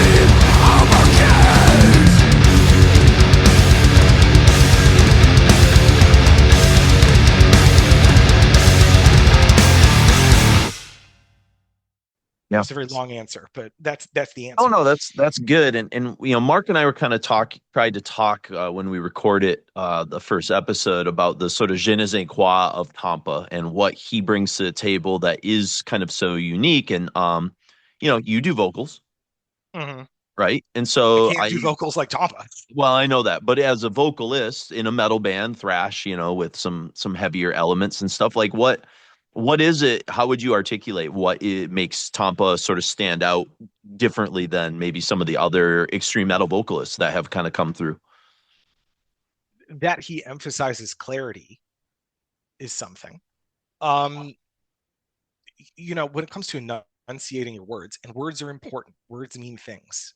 I was someone where lyrics mattered. Part of the reason I got into Metallica is because the lyrics mattered to me. Slayer too, Maiden as well, Priest as well, right? I know that there's like a large cadre out there who feel like lyrics are superfluous in extreme metal, but like I can't enter that mindset. It's closed to me. Lyrics matter. And although he's sort of like abstract often, like tone poems and things like that. Poems. Yeah. He really cares about expressing a feeling in a way that you as the listener can understand. And that's what brings people together in music. That's what James Hetfield can do. That's what it's also what Rob Halford can do. It's what Bruce Dickinson can do. And one thing a lot of those bands have in common with At the Gates, unlike Metallica, is they have a dedicated vocalist, which is not the most common thing in death metal, right? It's not the most common thing in Melodeath either. It was Tompa's not playing bass, No. Yeah. No, he's focused on the voice as his instrument, and as a front man. And I did have the pleasure of seeing him live once.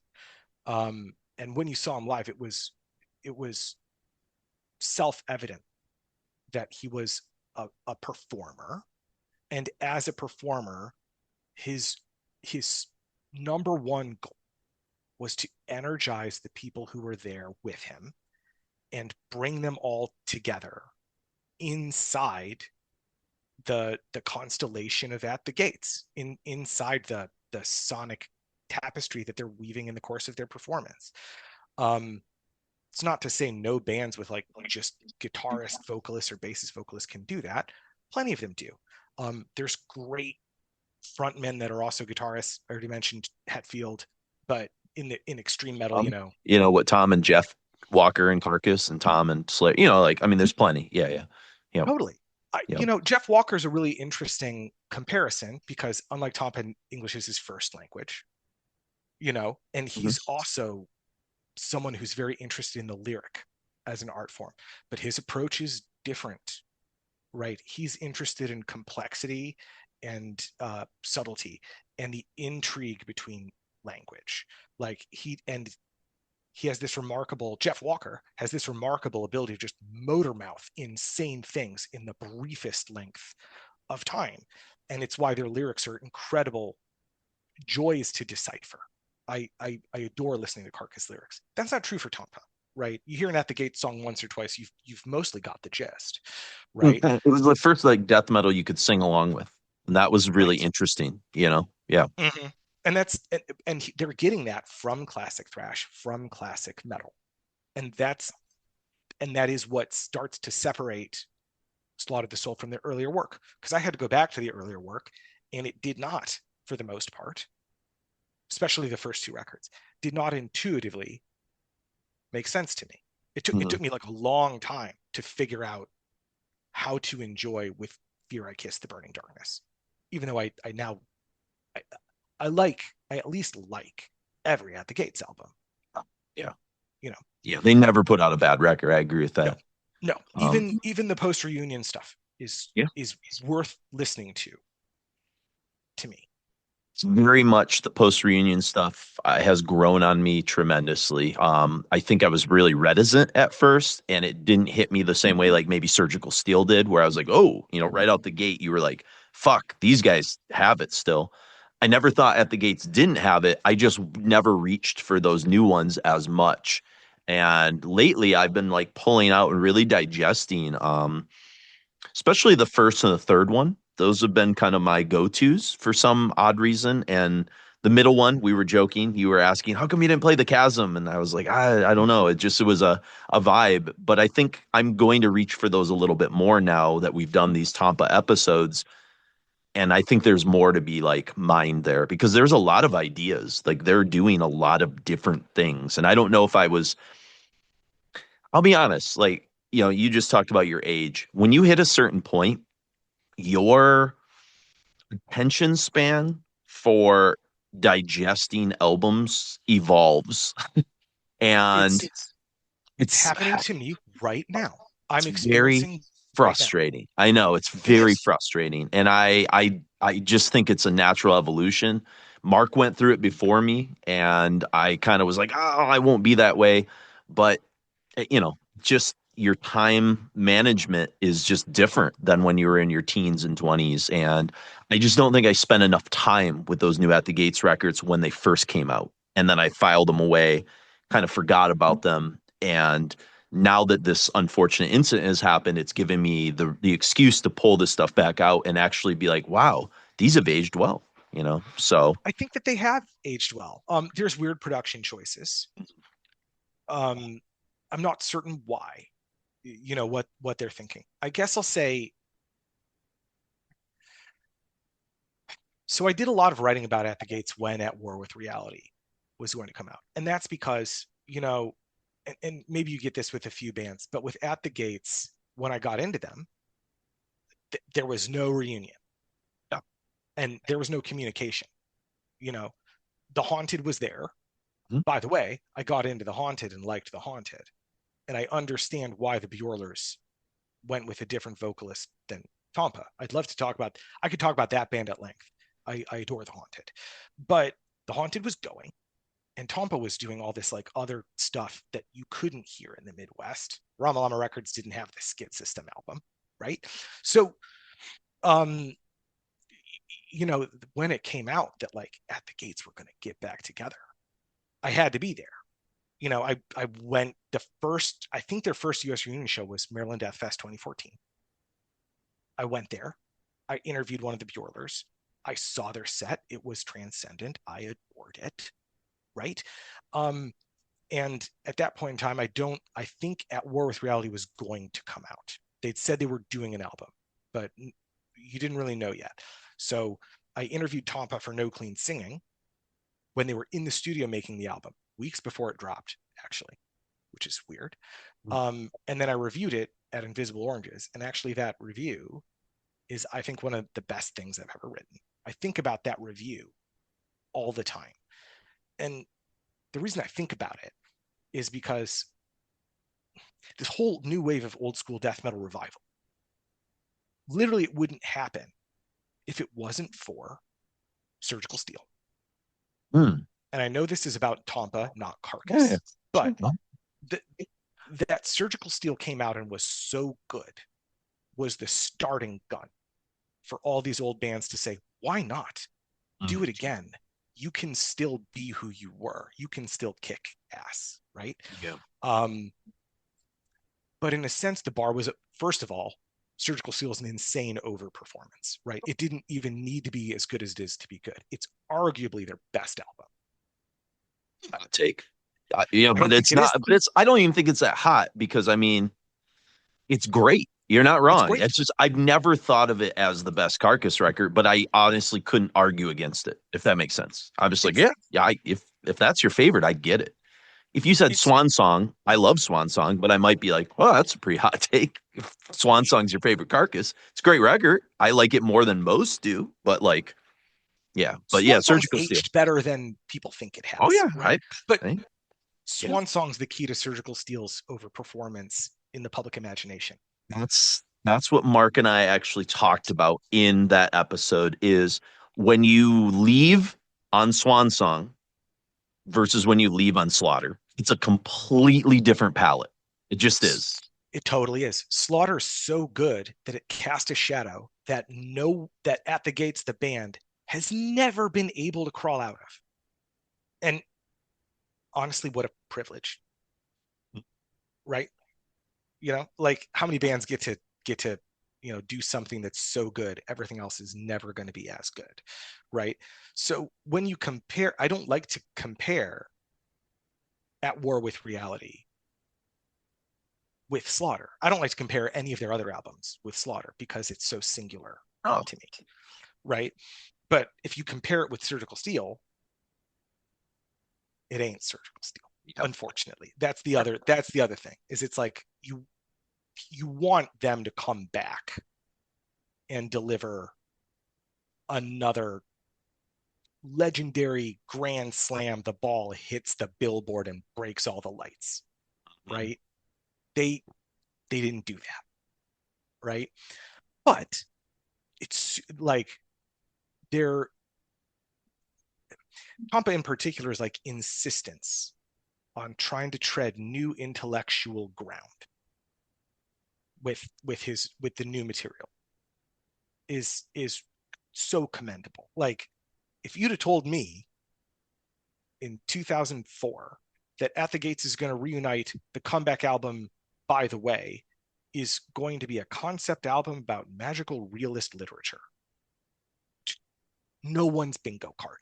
That was Spectre of Extinction, Daggers of a Black Haze, The Night Eternal, Eater of Gods, Order from Chaos, and then we started with Cold from Slaughter of the Soul. So, and we heard from Michael Stane there, which is really cool. And again, we appreciate all the people that were, in the mood or were willing to sort of talk. Some people weren't, some people were. Actually, I forgot to mention that I talked to Adrian Urslanderson, and he's like, I'm really, really excited to hear this. And he's like, send them to me. Like, I'm pumped, but he's like, still a little raw. And I was like, yeah, I totally get that. People that I was Facebook friends with that I knew were connected to the band, I just kind of, reached out just in case, because it kind of depends. Some people heal through talking. Some people like it's just too, like everybody's different. And so I was like, who knows? Some people are more comfortable, like kind of just sitting with their own feelings and processing that way. So, but yeah. So, anyways, we appreciate Michael and Dan and everyone else, and Daniel and all the people that will come in part 2. We'll have a lot more people as well in that part as we kind of move forward. So. And now we wrap up At the Gates, and start to move to some of these other projects that will kind of consume, especially part 2. But one one more song to sort of pick on, and it's kind of the song that I kind of hyper focused on a lot with this Nightmare of Being record, and it's called Cosmic Pessimism. And it's because of this Decibel article from the issue 200 celebrating their kind of 200th anniversary. And that was in the midst of COVID too. So everything was kind of shut down. And so I was probably reading Decibel more intensely because I had nothing else to do. You know what I mean? Like, Was that the so like, Decibel tour that was canceled? it probably was. Yeah. Because was it going to be at the gates? I think so. Yeah, I think you're Okay. right. Yeah. And it's actually, oh man, sorry. It just fucking serendipity kind of hit me. Jesus.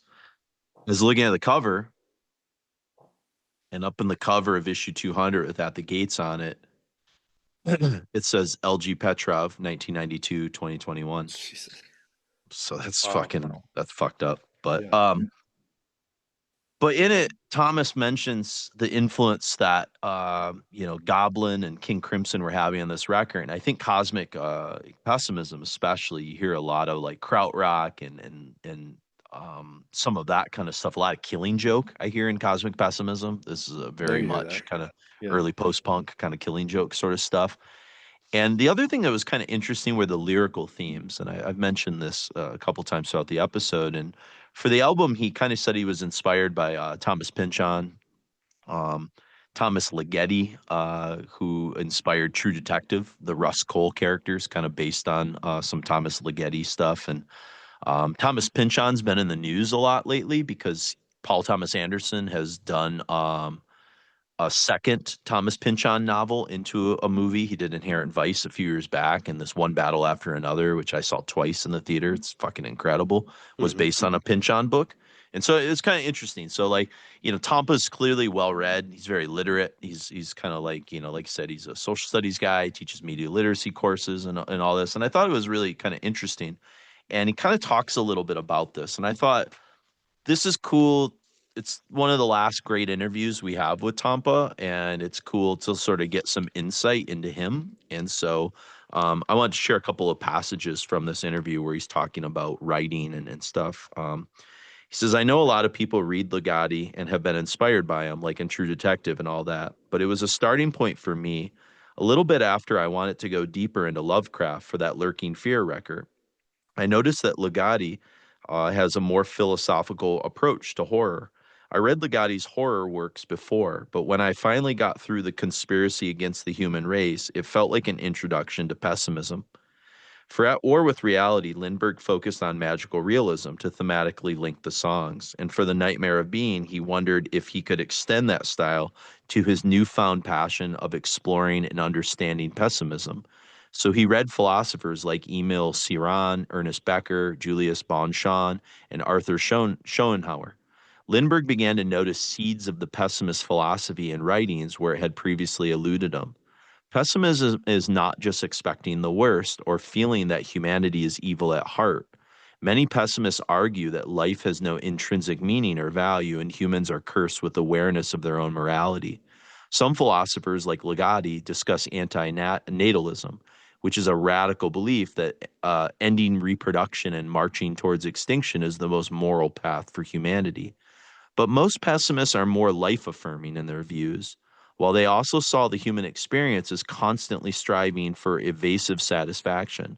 Friedrich Nietzsche and Albert Camus both encouraged thriving in this absurd world to your best ability. So Lindbergh says some of the themes are perfect for death metal.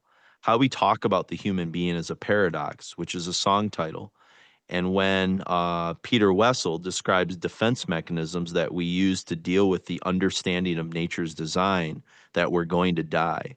Isolation, distraction, sublimation, but also anchoring, which is basically stuff like God, the church, the state, morality. For example, the abstract is used to try and anchor ourselves in a system that helps us forget that we're mortal. Bahan, who was a student of Schopenhauer, said that man is a self-conscious nothing. And I was like, wow, that's death metal. All of the songs deal with that one way or another, I would say, discussing mechanisms to distract us from our own consciousness. So I thought that was really like cool and profound. I think it kind of shows you like the intellect that he's kind of starting to put into that. you know, and it got me kind of thinking a lot about why I respond to themes like that from Out the Gates that are a little bit more on the philosophical side than like, you know, gore lyrics and things like that, you know. It's I like don't know. it's What are growing your with thoughts? you. What's up? It's growing with you still. Yeah.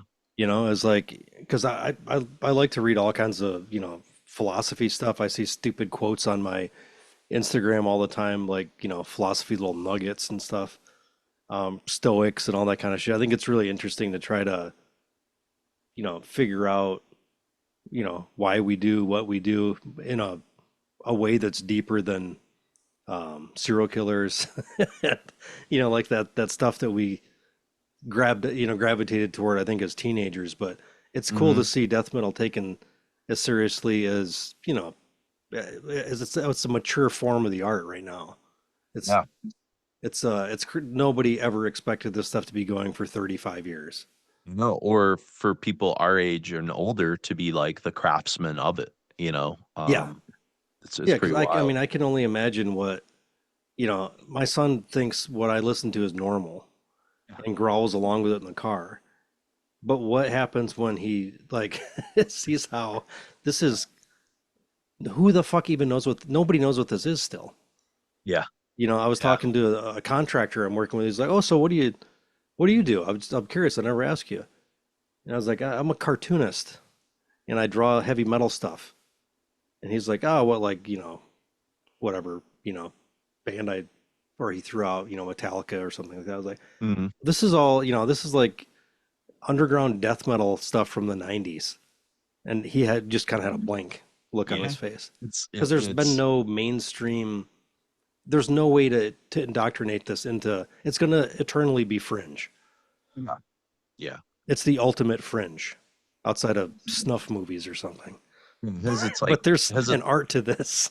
yeah. Well, and you have like spotlight moments, you know, Cannibal Corpse and you know Ace Yeah. Ventura or like you know Norwegian black metal getting on the news. But for the most part, yeah, it's just gonna always I don't know. And as like everything gets weirder and more niche, it's just even like further from the mainstream because there's no Totally. access point to get it even close to like some homogeneous kind of culture that exists because it doesn't exist anymore. You know, like No, and when popular culture gets a hold of a fringe idea, it destroys it every single time.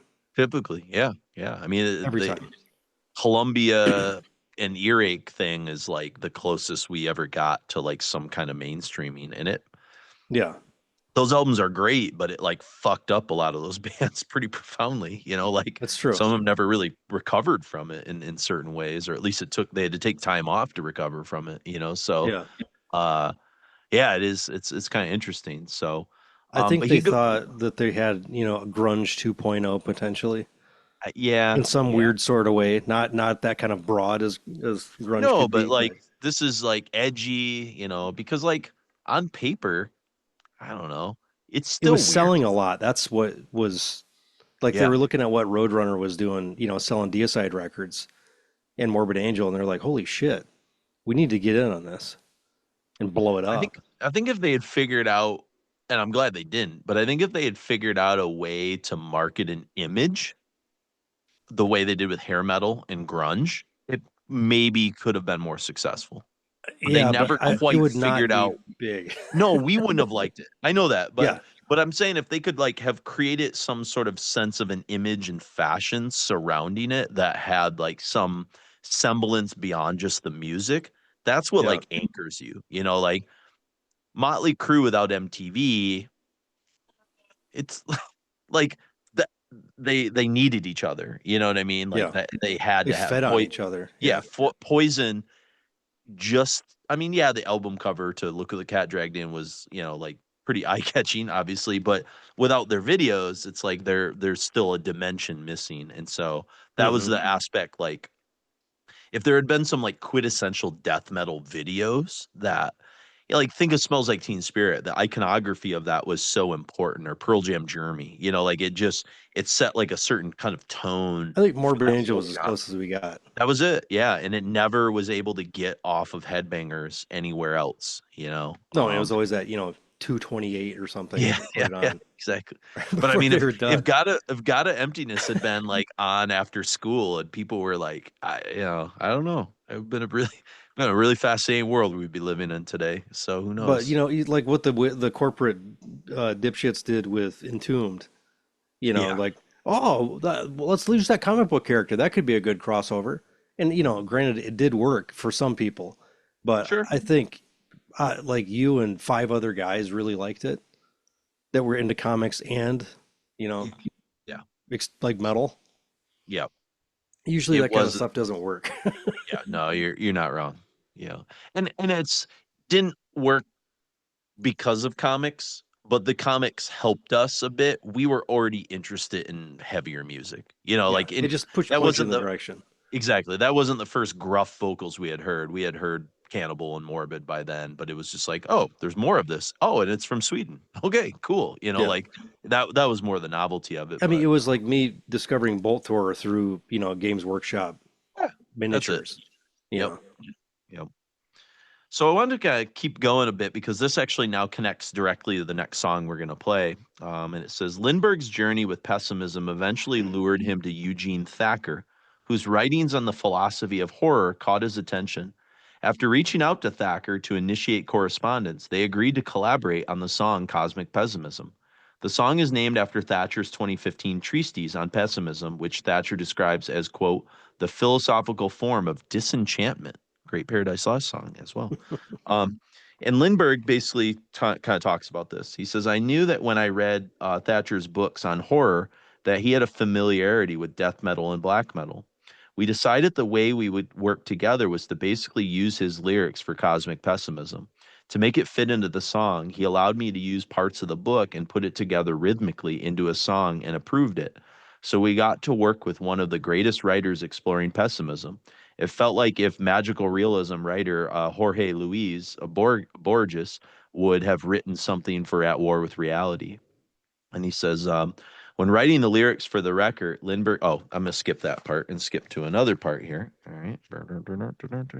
So that was kind of a cool thing on Cosmic Pessimism, the song that we're going to hear. And then, finally, as we kind of wrap things up, he says this. He says these concepts of pessimism and nihilism were presented by Thomas. This is Jonas Bueller. Sorry, um, and he says the concepts of pessimism and nihilism were presented by Thomas, who wanted these topics to lay the foundation of the new record's lyrical approach. I'm not really a nihilist myself, but I think this philosophical ideology is very interesting. I have been an atheist as long as I can remember, at least for the whole existence of At the Gates. Perhaps maybe I'm more of a secular humanist, maybe. And Sean Fraser, who wrote this interview, he says, instead of feeling anguish in their pursuit of artistic perfection, At the Gates' restless motor pushes them to contrive and overcome creative challenges. Some pessimists believe the humanity's progress is an illusion, but for Lindbergh, progress is essential. Stagnation would equal the death of passion. Lindbergh's voracious appetite for reading is directly linked to progress, a pursuit of truth and enlightenment. And here's where he kind of sticks the landing for where I wanted to pull this out and how it connects to sort of me. He says, you can find a book to drive your thoughts further so you can ask more questions, Lindbergh says. That's the difference lyrically since we've come back. I need that challenge to get me going. I need something that will provide a bit of a struggle, or else it's not worth it. If you look at earlier records, they're sort of obnoxiously pretentious. An 18-year-old who thinks he knows everything. The only thing I know now is that I don't know everything. That humble Socratic paradox is a perfect mentality for someone who teaches young minds. After working with preteens for several years, Lindbergh now teaches history to 15-year-olds. The subjects range from political economics and geography to religion and secularism. He also focuses on First and Second World Wars and the Holocaust. He teaches media literacy and how to identify biased sources. While his current students are just a couple years older than his previous pupils, the quality of the discussions is exorbitantly higher. Like the rest of the world, Lindbergh's students have faced uncertainty and upheaval since the start of the pandemic. But the vocalist feels hope when he observes his classroom. Quote, I only see maybe 3 classes of 30 kids each, and they're in one of the more socioeconomically challenged neighborhoods. But I see potential there. I really do, because they really try hard to understand other perspectives in a way to previous generations perhaps didn't. Of course, we have this rise of populist right-wing governments. I mean, you're from the US, you know what I'm talking about. There are lots of problems in the world, but they're not caused by the coming generation. As long as we teach them some source control, which we do teach continuously, that's one of the most important skills, checking sources, having secondary sources and all that. When it comes to the next generation, I'm feeling hopeful. At the least, I don't think they're going to fuck it up as badly as the ones in power now. So it just really grabbed me as a teacher, because this is my kind of existential thing that I go through a lot, is like, what is my purpose and what am I doing? And am I doing enough? And am I, teaching kids how to think for themselves? And it's something I think all good teachers wrestle with. And as like you see the rise of social media and all this other stuff that's been kind of going on the last decade, it can be very discouraging. And so reading that when I was doing research, it made me tear up a little bit, because I was like this like connection with where Tompa was at and his pursuit beyond music, to both with his lyrics get people to think and question things, and to just strive to like kind of rescue the next generation to prepare them for an uncertain future. And that's probably something you think a lot about now that you're a father, and it's just, Sure. it was just like it got deeper than the music, and I credit to Sean Fraser, who's a friend of the podcast, and runs a really cool label, and all that kind of stuff, and writer for Decibel, for really getting Tompa to go. That was the first interview I've seen that like really went to a different place for a while, and I appreciate the deep dive into literature and all this other stuff, and I just thought it showed another side of Tompa beyond the music. And I sorry for the long passage there, but I just felt it for people that maybe haven't seen that interview before, it kind of tells you a lot about who he was as a man, and all of this as we kind of celebrate him, a little bit. So I Yeah, don't he's know always, any. always striving to learn and to, Yeah. better himself and to push himself. And like, you can't really ask for more than that. Yeah. So I think it's a kind of, a perfect kind of end for At the Gates, at least, and kind of what they did in that stretch over the last several decades. And so Cosmic Pessimism will be the first song that we sort of open up this next set with, and then we'll hear another At the Gate song that's actually from '95, but it's a cover song from No Security. Um, I don't know where this really showed up. It's now a bonus track on Slaughter of the Soul, but I don't know if it showed up on a comp or like a 7-inch, or I'm not really I think it sure. was on, wasn't it on the Curse to Tour single? It was not. It Legion wasn't? is. Yeah, Legion, Legion okay. is, and The Dying is, but it wasn't. I Maybe it was don't. on the Japanese version. Yeah, maybe it was. I have the Curse to Tour slimline upstairs. I'll have to check and see, but Yeah, I've got it in a box somewhere, but yeah, it's a tune called Bister Verklight, some Swedish word. I forgot to look up the translation, but it's No Security. And they were, just kind of a fun D-beat hardcore kind of band that certainly is the other side of Tampa, beyond metal. And I thought it was a nice warm up for where we're going to kind of go in these next couple sets, where we're going to look at him kind of doing D-beat kind of hardcore sort of stuff, and then kind of grindcore stuff to sort of end the episode. Yeah, it's I don't know. Any thoughts on kind of Tampa's like punk hardcore sort of background, or I guess why don't you introduce us into Dysphere like a little bit, because that's a band that you flew the flag for a little bit more than I did in the early years of discovering them. You were really kind of tied to them. So I was, um yeah, I mean, I think with like Skid System especially, when did they start that? 93 or something? yeah, Skid 92 or System 93? go pretty far back. Yep. Yeah, Yep. because I know like the Lisa stuff I have has Adrian and Tampa both on it. And I don't know, as long as I've been into death metal, like I've always dug, D-beat stuff like Discharge and GBH and any of the kind of like anarcho stuff. Hmm. And I feel like I'm trying to think when those kind of, because that like that's the same thing with like that and the like goth music and metal, collided, and DB like Entombed really kind of flew the flag a lot for this stuff too, as they were kind of progressing, and it just seemed such a I don't know, it's an interesting like 'cause I think the D beat thing in Sweden at the time too was, or like crust, I think is kind of where they called it then, but Yeah. it was a lot bigger there than it was I think anywhere else. You know, it was neat that Bands like No Security and Anti-Simics, and there was a yeah, lot of bands that were doing that kind of stuff. Yep.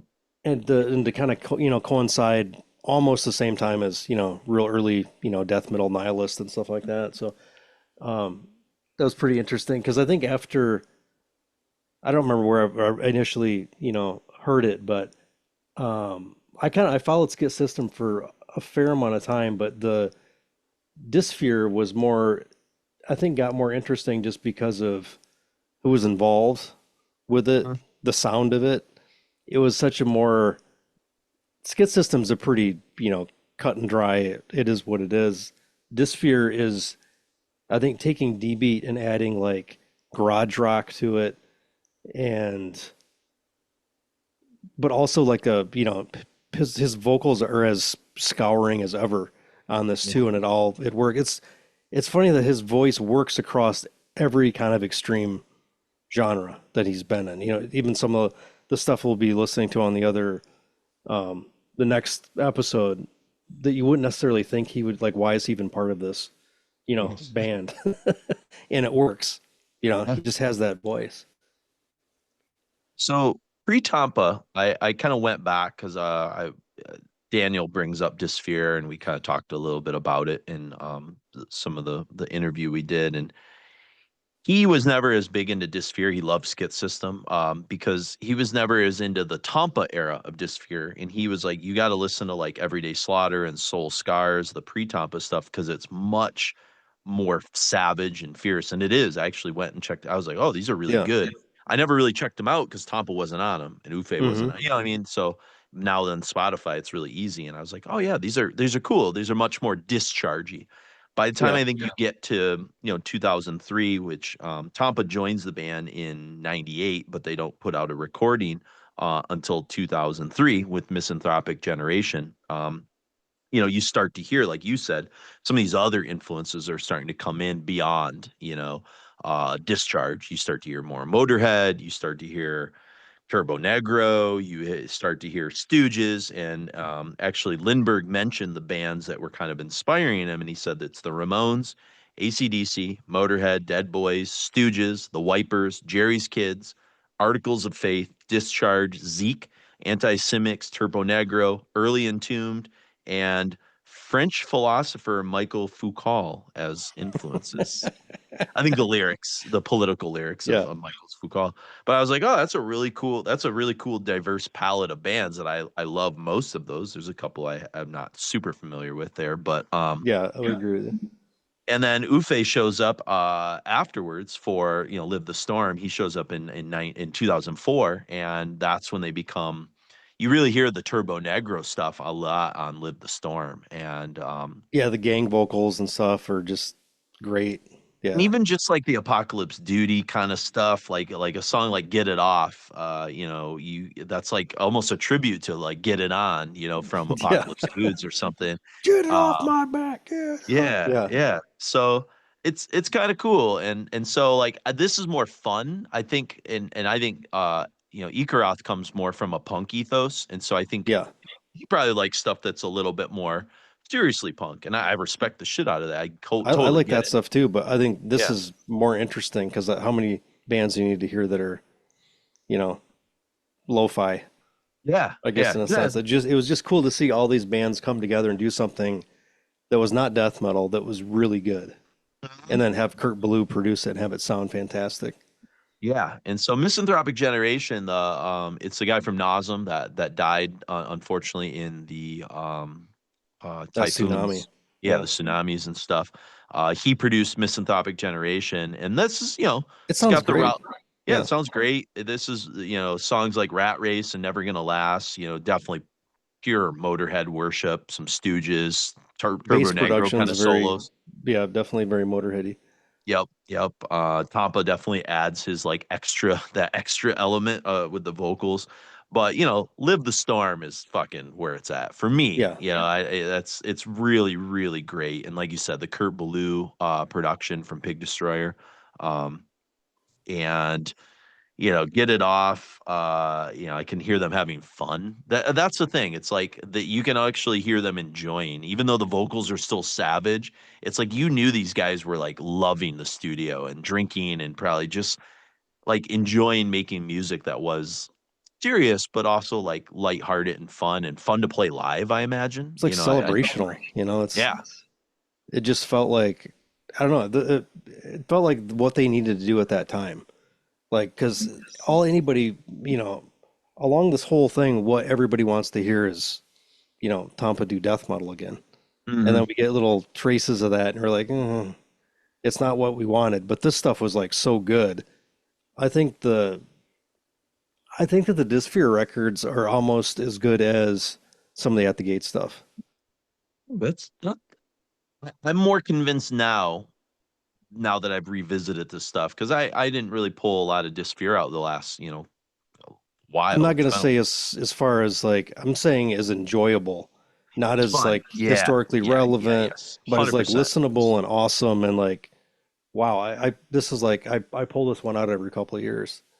Well, I had Luke Walker listen to it because he was kind of unfamiliar with some of these Tompa projects, and Luke's a mutual friend of ours, and he like immediately kind of sent me a message. He's like, "Oh, Live to Fear or Live the Storm." He's like, "Turbo Negro, dude," and I was like, "Yeah, you're Yeah. not wrong." And it was probably something I knew back in '08 when I was kind of getting into this, because I believe this is a record that you had on our very first year-end best of show. This was one of your picks. And Yeah. so I remember us talking about it when it came out. And then it's like it kind of faded away after that. They didn't really put anything else out with Tompa. I don't know if they put anything out. I think after one of that. the guys died. Is that what happened? Okay, I I think don't know so. the full band history there, but yeah, and I just kind of forgot I have them. I just kind of filed them away, but I don't pull them out as much. So going back and now listening it with like fresh ears after Tompa passed away, it's like, oh, okay, these are fun. Like this Yeah, I is just forgot like a how fun good they record. were. Yeah. Yeah, it was really cool, and especially like I mentioned Kurt Ballou of Converge, not Pig Destroyer. I don't know why I said that before, but like you hear a lot of that production, especially in the Furnace, with how like the brutality of the vocals. And that was something when he did those Converge records, like Jacob's vocals are like fucking scintillating. You're like, whoa, Yeah. and so he's like the right guy to get that mix. And kind of like Converge, there's like these really fierce feral elements, but also super catchy. And that's like that's really hard to pull off, that balance. Yeah, that warmth, and he did what did he did a Valenfire record Yeah, that's that right. I forgot sounds he did that. fantastic. I mean, at least his, like, what I think of his quintessential Berlou's kind of quintessential sound is just being able to like capture all the instruments at their most raw, but there's a really good clarity to it. Like all the guitars are feeding back constantly, and the drums are really punchy, but you can hear everything really well. He's kind of got a Phil Spector meets oh my gosh, Steve Albini kind of thing going. There's that like perfection mixed with the raw organic warmth, and they kind of meet in this weird sort of spot, because Wall of Sound, Phil Spector, everything bleeds off of each other, but like there's a clarity to everything that's really cool. Yeah. But yet there's like this still like the punk ethos of Albini of like, no, it's going to be raw, and it's going to be, I don't know. Baloo, I watched like or listened to mostly when I was drawing, like a 2-hour thing where Baloo was just talking about phasing microphones. And that's totally like an Albini kind of thing. Yeah. That's very cool. And then, in songs like Testament and in Exodus, you get a lot of like the sing-alongs, the, whoa-woes that hardcore does, and obviously Turbo Negro does. Goofe's Stooges solo is really awesome in Testament. I thought that was cool. Exodus has some kind of like surf rock kind of shit. There's like a sick breakdown in the song in Exodus that reminds me of Prince of the Rodeo. It's just like, it's like lots of fun stuff. I love like in the Furnace, there's like a cool like police siren breakdown that's really neat at like the 2:30 mark. Yeah. So It's just if you don't know Dysphere, like this is just a sampling, but like there's so many other great songs we could have put in here, but The it's whole like record, just listen to it front to back. And even Misanthropic Generation has some like great stuff. Oh, it's Power good, Load but is great. Like that's a great opener. Yeah, I should have thrown that on too. And I was like, this is like I set's mean, there's a getting lot too of big. great songs. Yeah. But Live the So, Storm, I think, is just like the perfect storm of Dysphere. Yeah. Yep. It's a really at great least the era balance. that I know. Mm-hmm. Yep.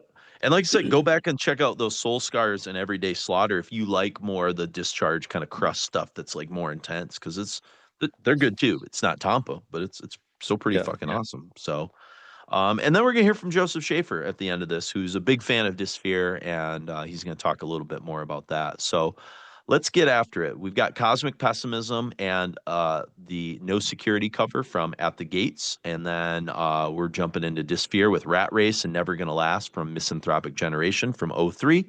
And then 4 songs from Live the Storm from 08. Get It Off, The Furnace, Testament, and In Exodus.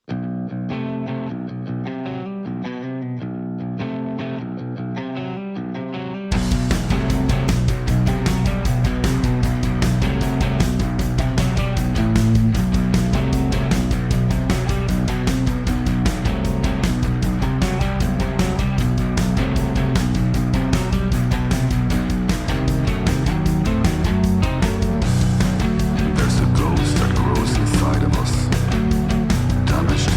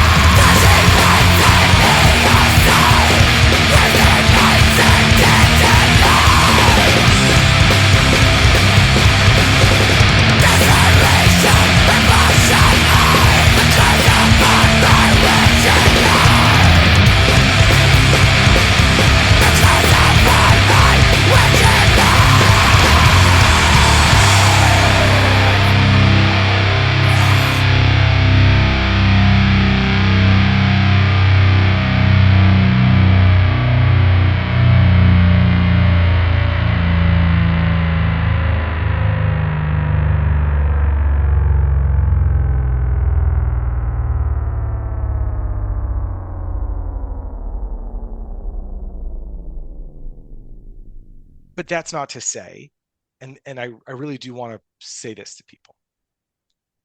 Just because At the Gates didn't do another 5-star break the bat home run doesn't mean Tompa didn't. Yes. Because to me, so here's the gateway. All right, this is why we brought you in. All right, y'all. So Joseph, if we're obviously talking listened, about things beyond At the Gates. So tell us a couple of your big takes on the other projects Tompa did and some of your thoughts on them.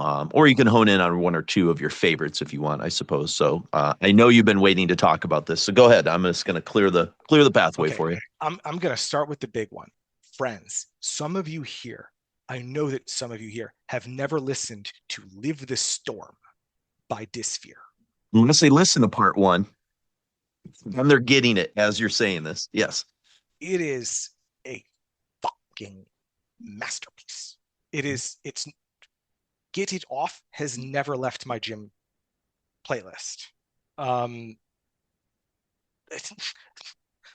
Furnace, incredible. The title track. I've always loved Crust, D-Beat Crust. I've always loved it. But I love Discharge. I got into Discharge through Metallica's Discharge covers. Right? So I always had an appetite for this stuff. I always found Crust more interesting than most other veins of quote unquote hardcore. Right?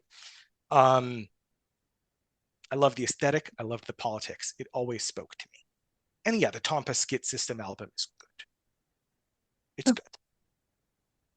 Dysphere's Live the Storm is arguably the single best D-Beat album that's ever been recorded by something like a vicious margin.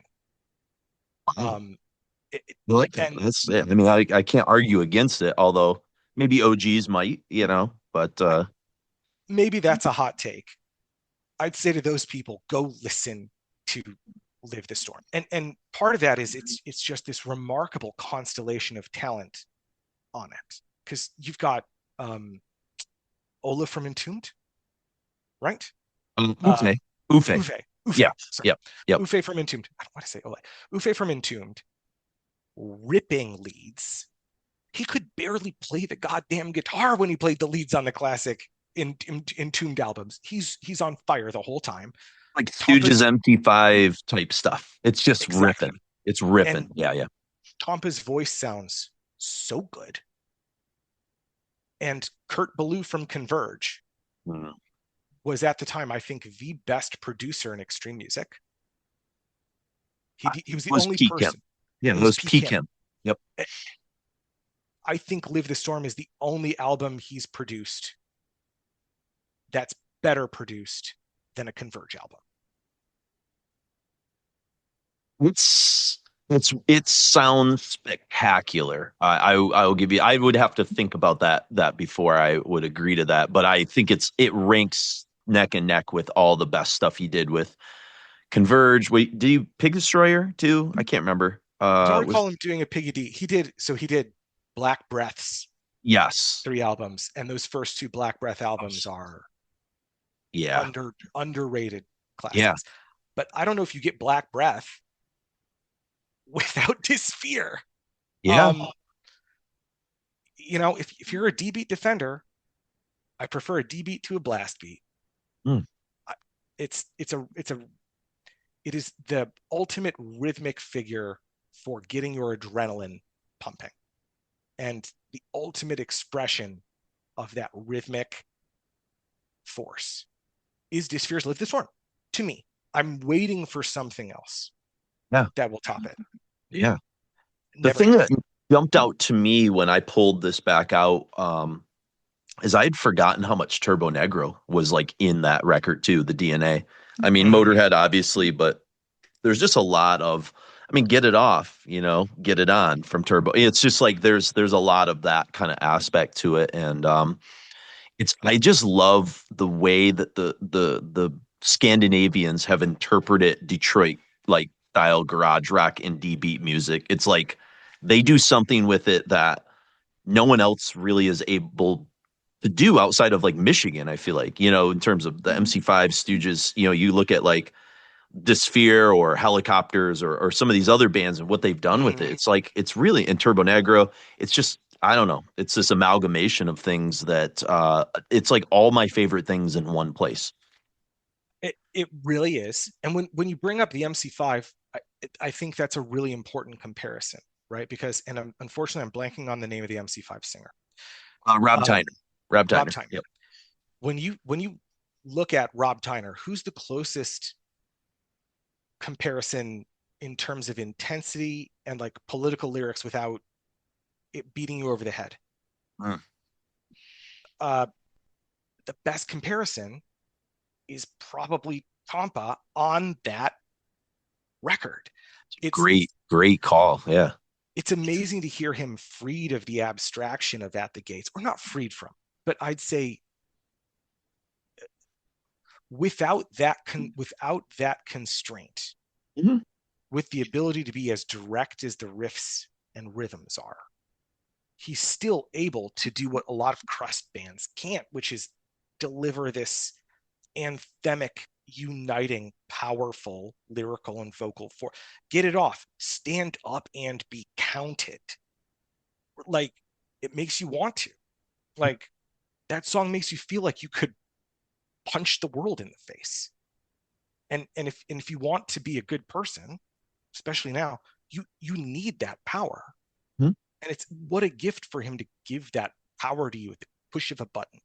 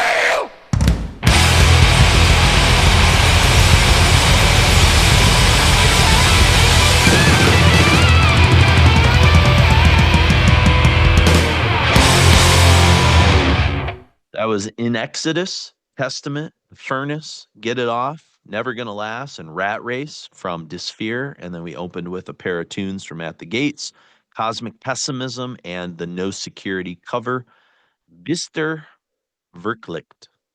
That's my best attempt, guys. All right. So have a drink. If you like to drink when I mispronounce things, you're probably drunk. So, and then we heard from Joseph Schaefer there at the very end. And so we're going to hear from Daniel Ekeroth one last time as we kind of go into this. He has a couple minutes to talks about his thoughts on grindcore and lock up a little bit here. It's pretty kind of a short little snippet, but wrapping up, we look at Lockup, and it's kind of one of the super groups that Tompa always seemed to kind of get himself involved in, where he just he's always working with really great people. I mean, Ufe and Dysphere, from Entombed kind of coming in.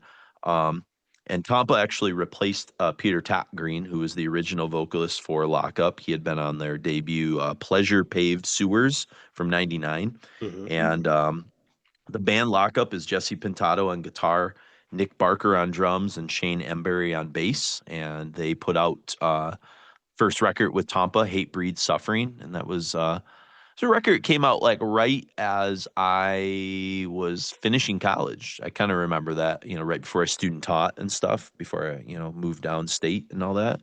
And I dug it. Same time as Enemy of the Music Business? No, that was 99. Was that 99? Yeah, that was 99. Okay. So, but yeah, it's kind of the revamped Napalm, right? It's like, kind of Napalm's kind of got their spirit back a little bit. But I feel like Shane was doing a whole bunch of side projects around this time. He still is.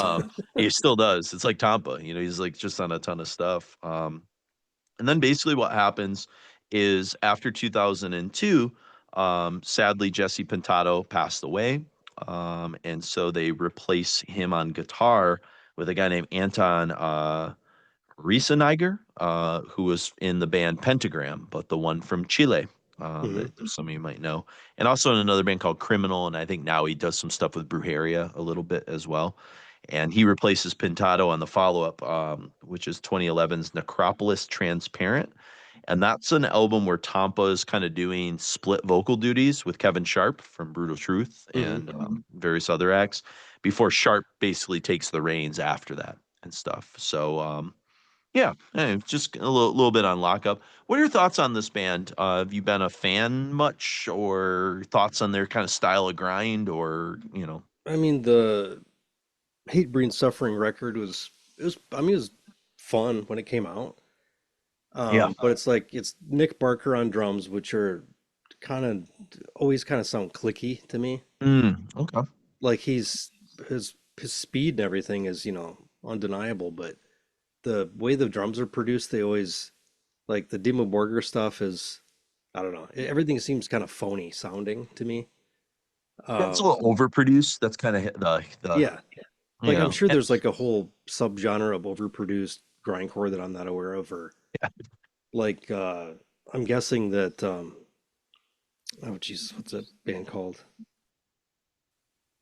The something about dead babies, or it's on Relapse. Circle of Dead Children? No, they're older. Okay, I don't know. Yeah. Dying Fetus. Dying Fetus. Yeah.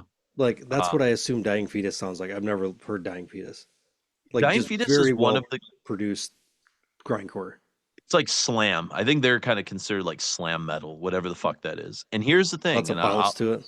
I'll confess out loud, because you just did as well. Yeah. Dying Fetus is a huge blind spot for me. I have just never been I've interested. never listened to them. I've never really listened to them. And I'm sure if someone sat me down and was like, oh, here's 5 songs, they probably rule. You're probably right. And it's not, I'm pleading willful ignorance. I don't know. They came out in a weird time where I was kind of like, on a lot of American death metal stuff in the late 90s. And some of the people into Dying Fetus were not my favorite people. So like, it was like guilt by association. Doing the swing kicks around the pits. But I similarly had felt that way about Suffocation at one point in my life and came around on them. And so I'm just saying it's a it's Maybe an they're the open next book. generation of that It, New York death metal yeah, stuff. it's an open book. I'm sure there's Yeah. some rad Dying Fetus records, but yeah, I think they were more death metal, slam metal, groove metal, heavy suffocation than say grind, I suppose. I don't know. That's my thoughts at least. Having not But really heard Dying Fetus. yeah, So Lockup to me always kind of seemed like, what's the point? Like, it's cool, yeah. but it was like, well, if I was Shane, why would I want to be in another grindcore band?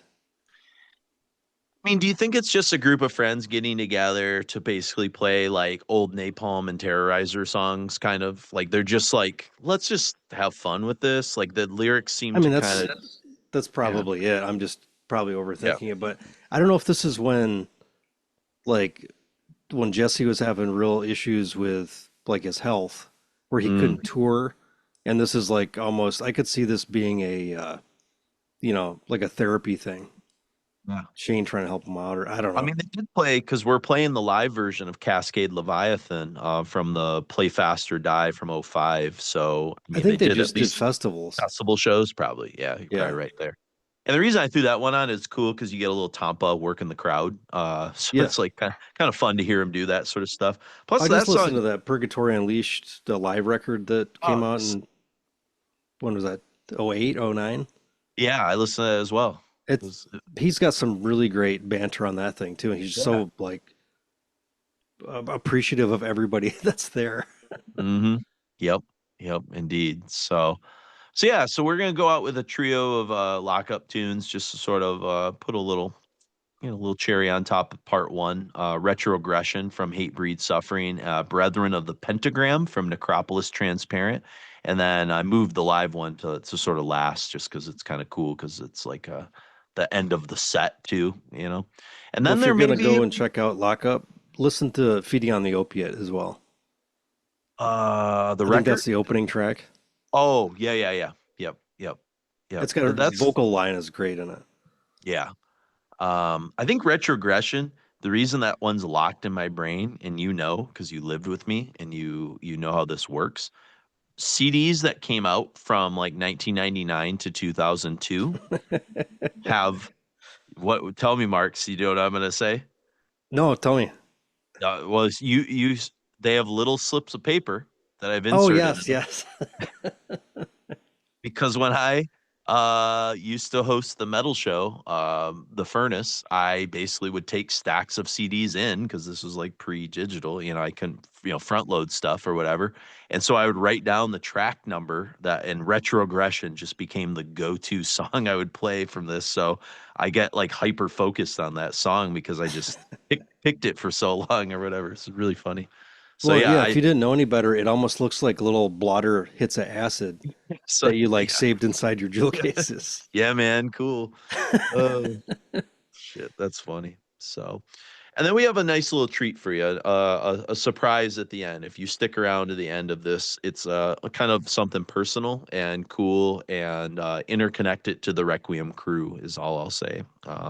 And it's very Tampa centric as well. So I'll leave that as a nice little surprise for those of you that made it this long in the episode. You have a little bonus thing kind of going on. Um, but yeah, so we've got a lot more to say about Tampa, but we're going to save it for part two, which we'll probably, I think we're going to record it next week and try and get it out a couple weeks after this one. So if Yeah. you're hungry for more, because it's been about 6 weeks since we put out an episode, so we're trying to give you a little bit of extra because it just took a lot longer to put this together and the delays and stuff. We usually try and drop one episode a month ish, if we can, and this one just took a while longer, and so. We know all you patrons and other people that have supported us through the years. We appreciate your patience, and I know you'll hopefully appreciate what we do. And if you want to give us some feedback, check us out on Facebook. You can subscribe, follow us on Instagram and some other of the socials, if you will. And obviously sign up to become a Patreon if you are like, man, these guys put a lot of effort into this, getting all this stuff. We did. And we're doing it in between raising children and teaching children and working and all Careers. these other things. Yeah, so it's like Farms. just kind of weaving it and stuff. So, and we've tried to keep it commercial free for you. And like I said, I've recently put a bunch of stuff up for the patrons that are kind of exclusive, full interviews from previous episodes, and things that are pretty neat. And there's also bonus episodes there. We just haven't released any in a while, but you can scroll back and get access to those and sign up for the RSS feed, and you'll get an actual exclusive Patreon sort of podcast feed where you can kind of access a bunch of those older episodes that we've put up exclusively for them. And if you want to give us some feedback or letters to read, we always like to read comments and stuff. You can shoot us an email at requiempodcast@gmail.com, or leave us comments on some of the Instagram posts that we use when we promote the episodes like this. And we'll try and read some of those and give shout outs to all our patrons and things. And so if you have Tompa thoughts, maybe I know in our listening fan base, there are people that knew him. One of them is actually going to help.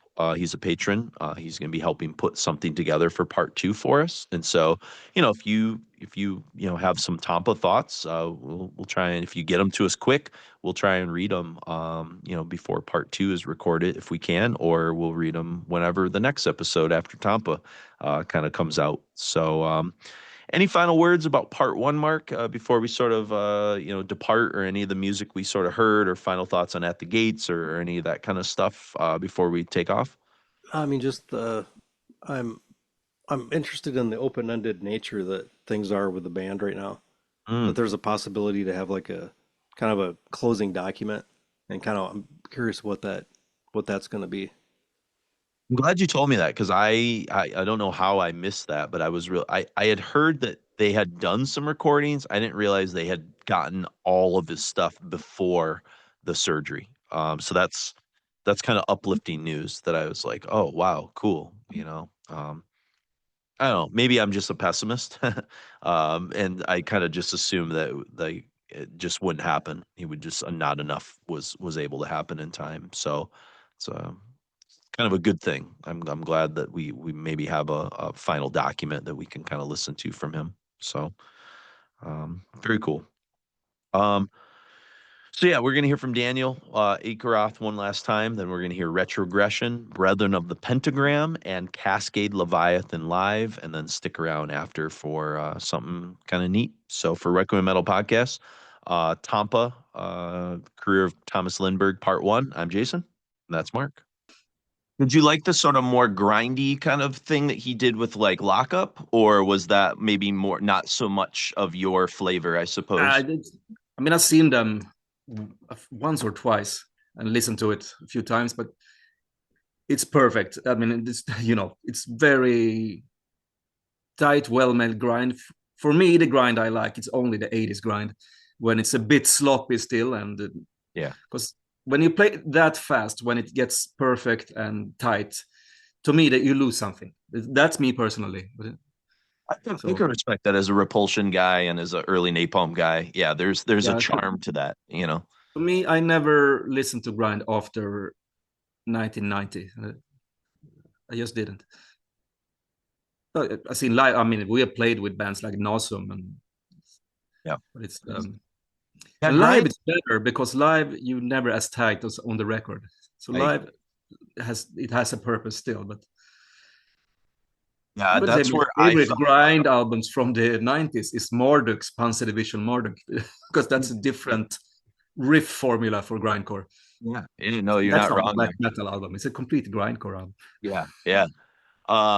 No, I think where I fell in love with Nazem, actually, I people had thrown the records my way, and I never really would put them on, but it was seeing them live at Milwaukee Metal Fest in 1998. There was a Relapse. Basically had one stage, and they had a bar, and I sat there with Mika from Impaled Nazarene, and we just like watched like Nazem and Be Numb and Dillinger Escape. It was just like getting mowed down live. It was awesome. And again, a lot of those bands I wouldn't go back and listen to them on record, but to see the energy live was really cool, and impressed me. And I could kind of see why people were big fans of that type of stuff, So yeah, so the first time I saw Napalm Death in 88, I didn't know much about them then, and that initial shock of grind, I have never got that high Again, it will never be as good as that concert.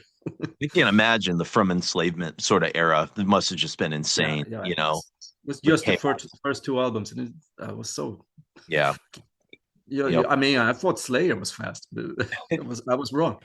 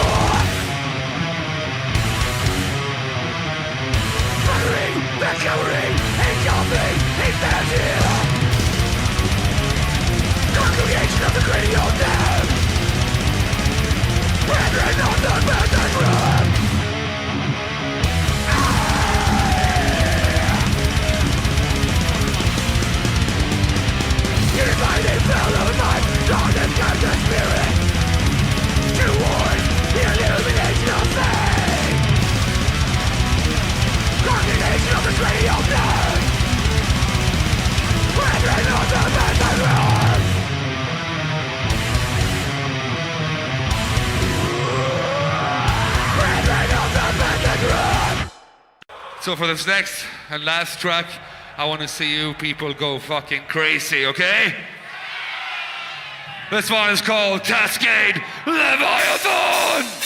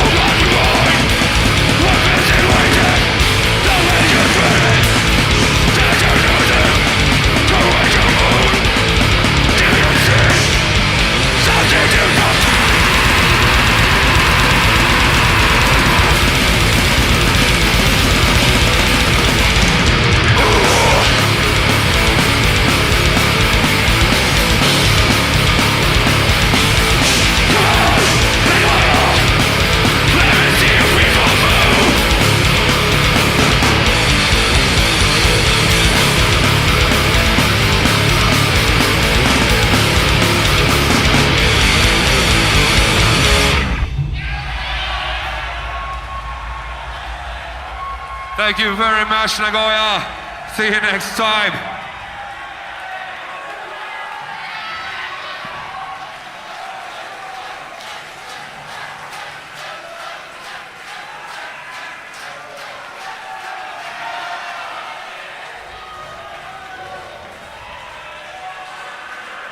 Fucking killer.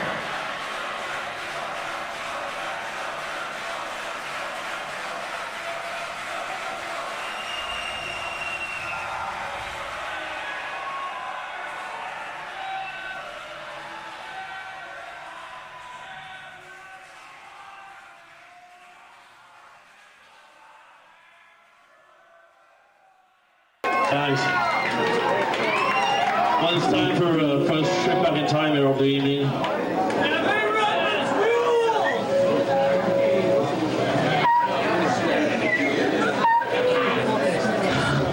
This is from the second At the Gates album. This one goes out to Chris and his friends from Requiem, of course Dwayne from Decrepit, and Kimberly here. This one is Raved by the Light of Christ.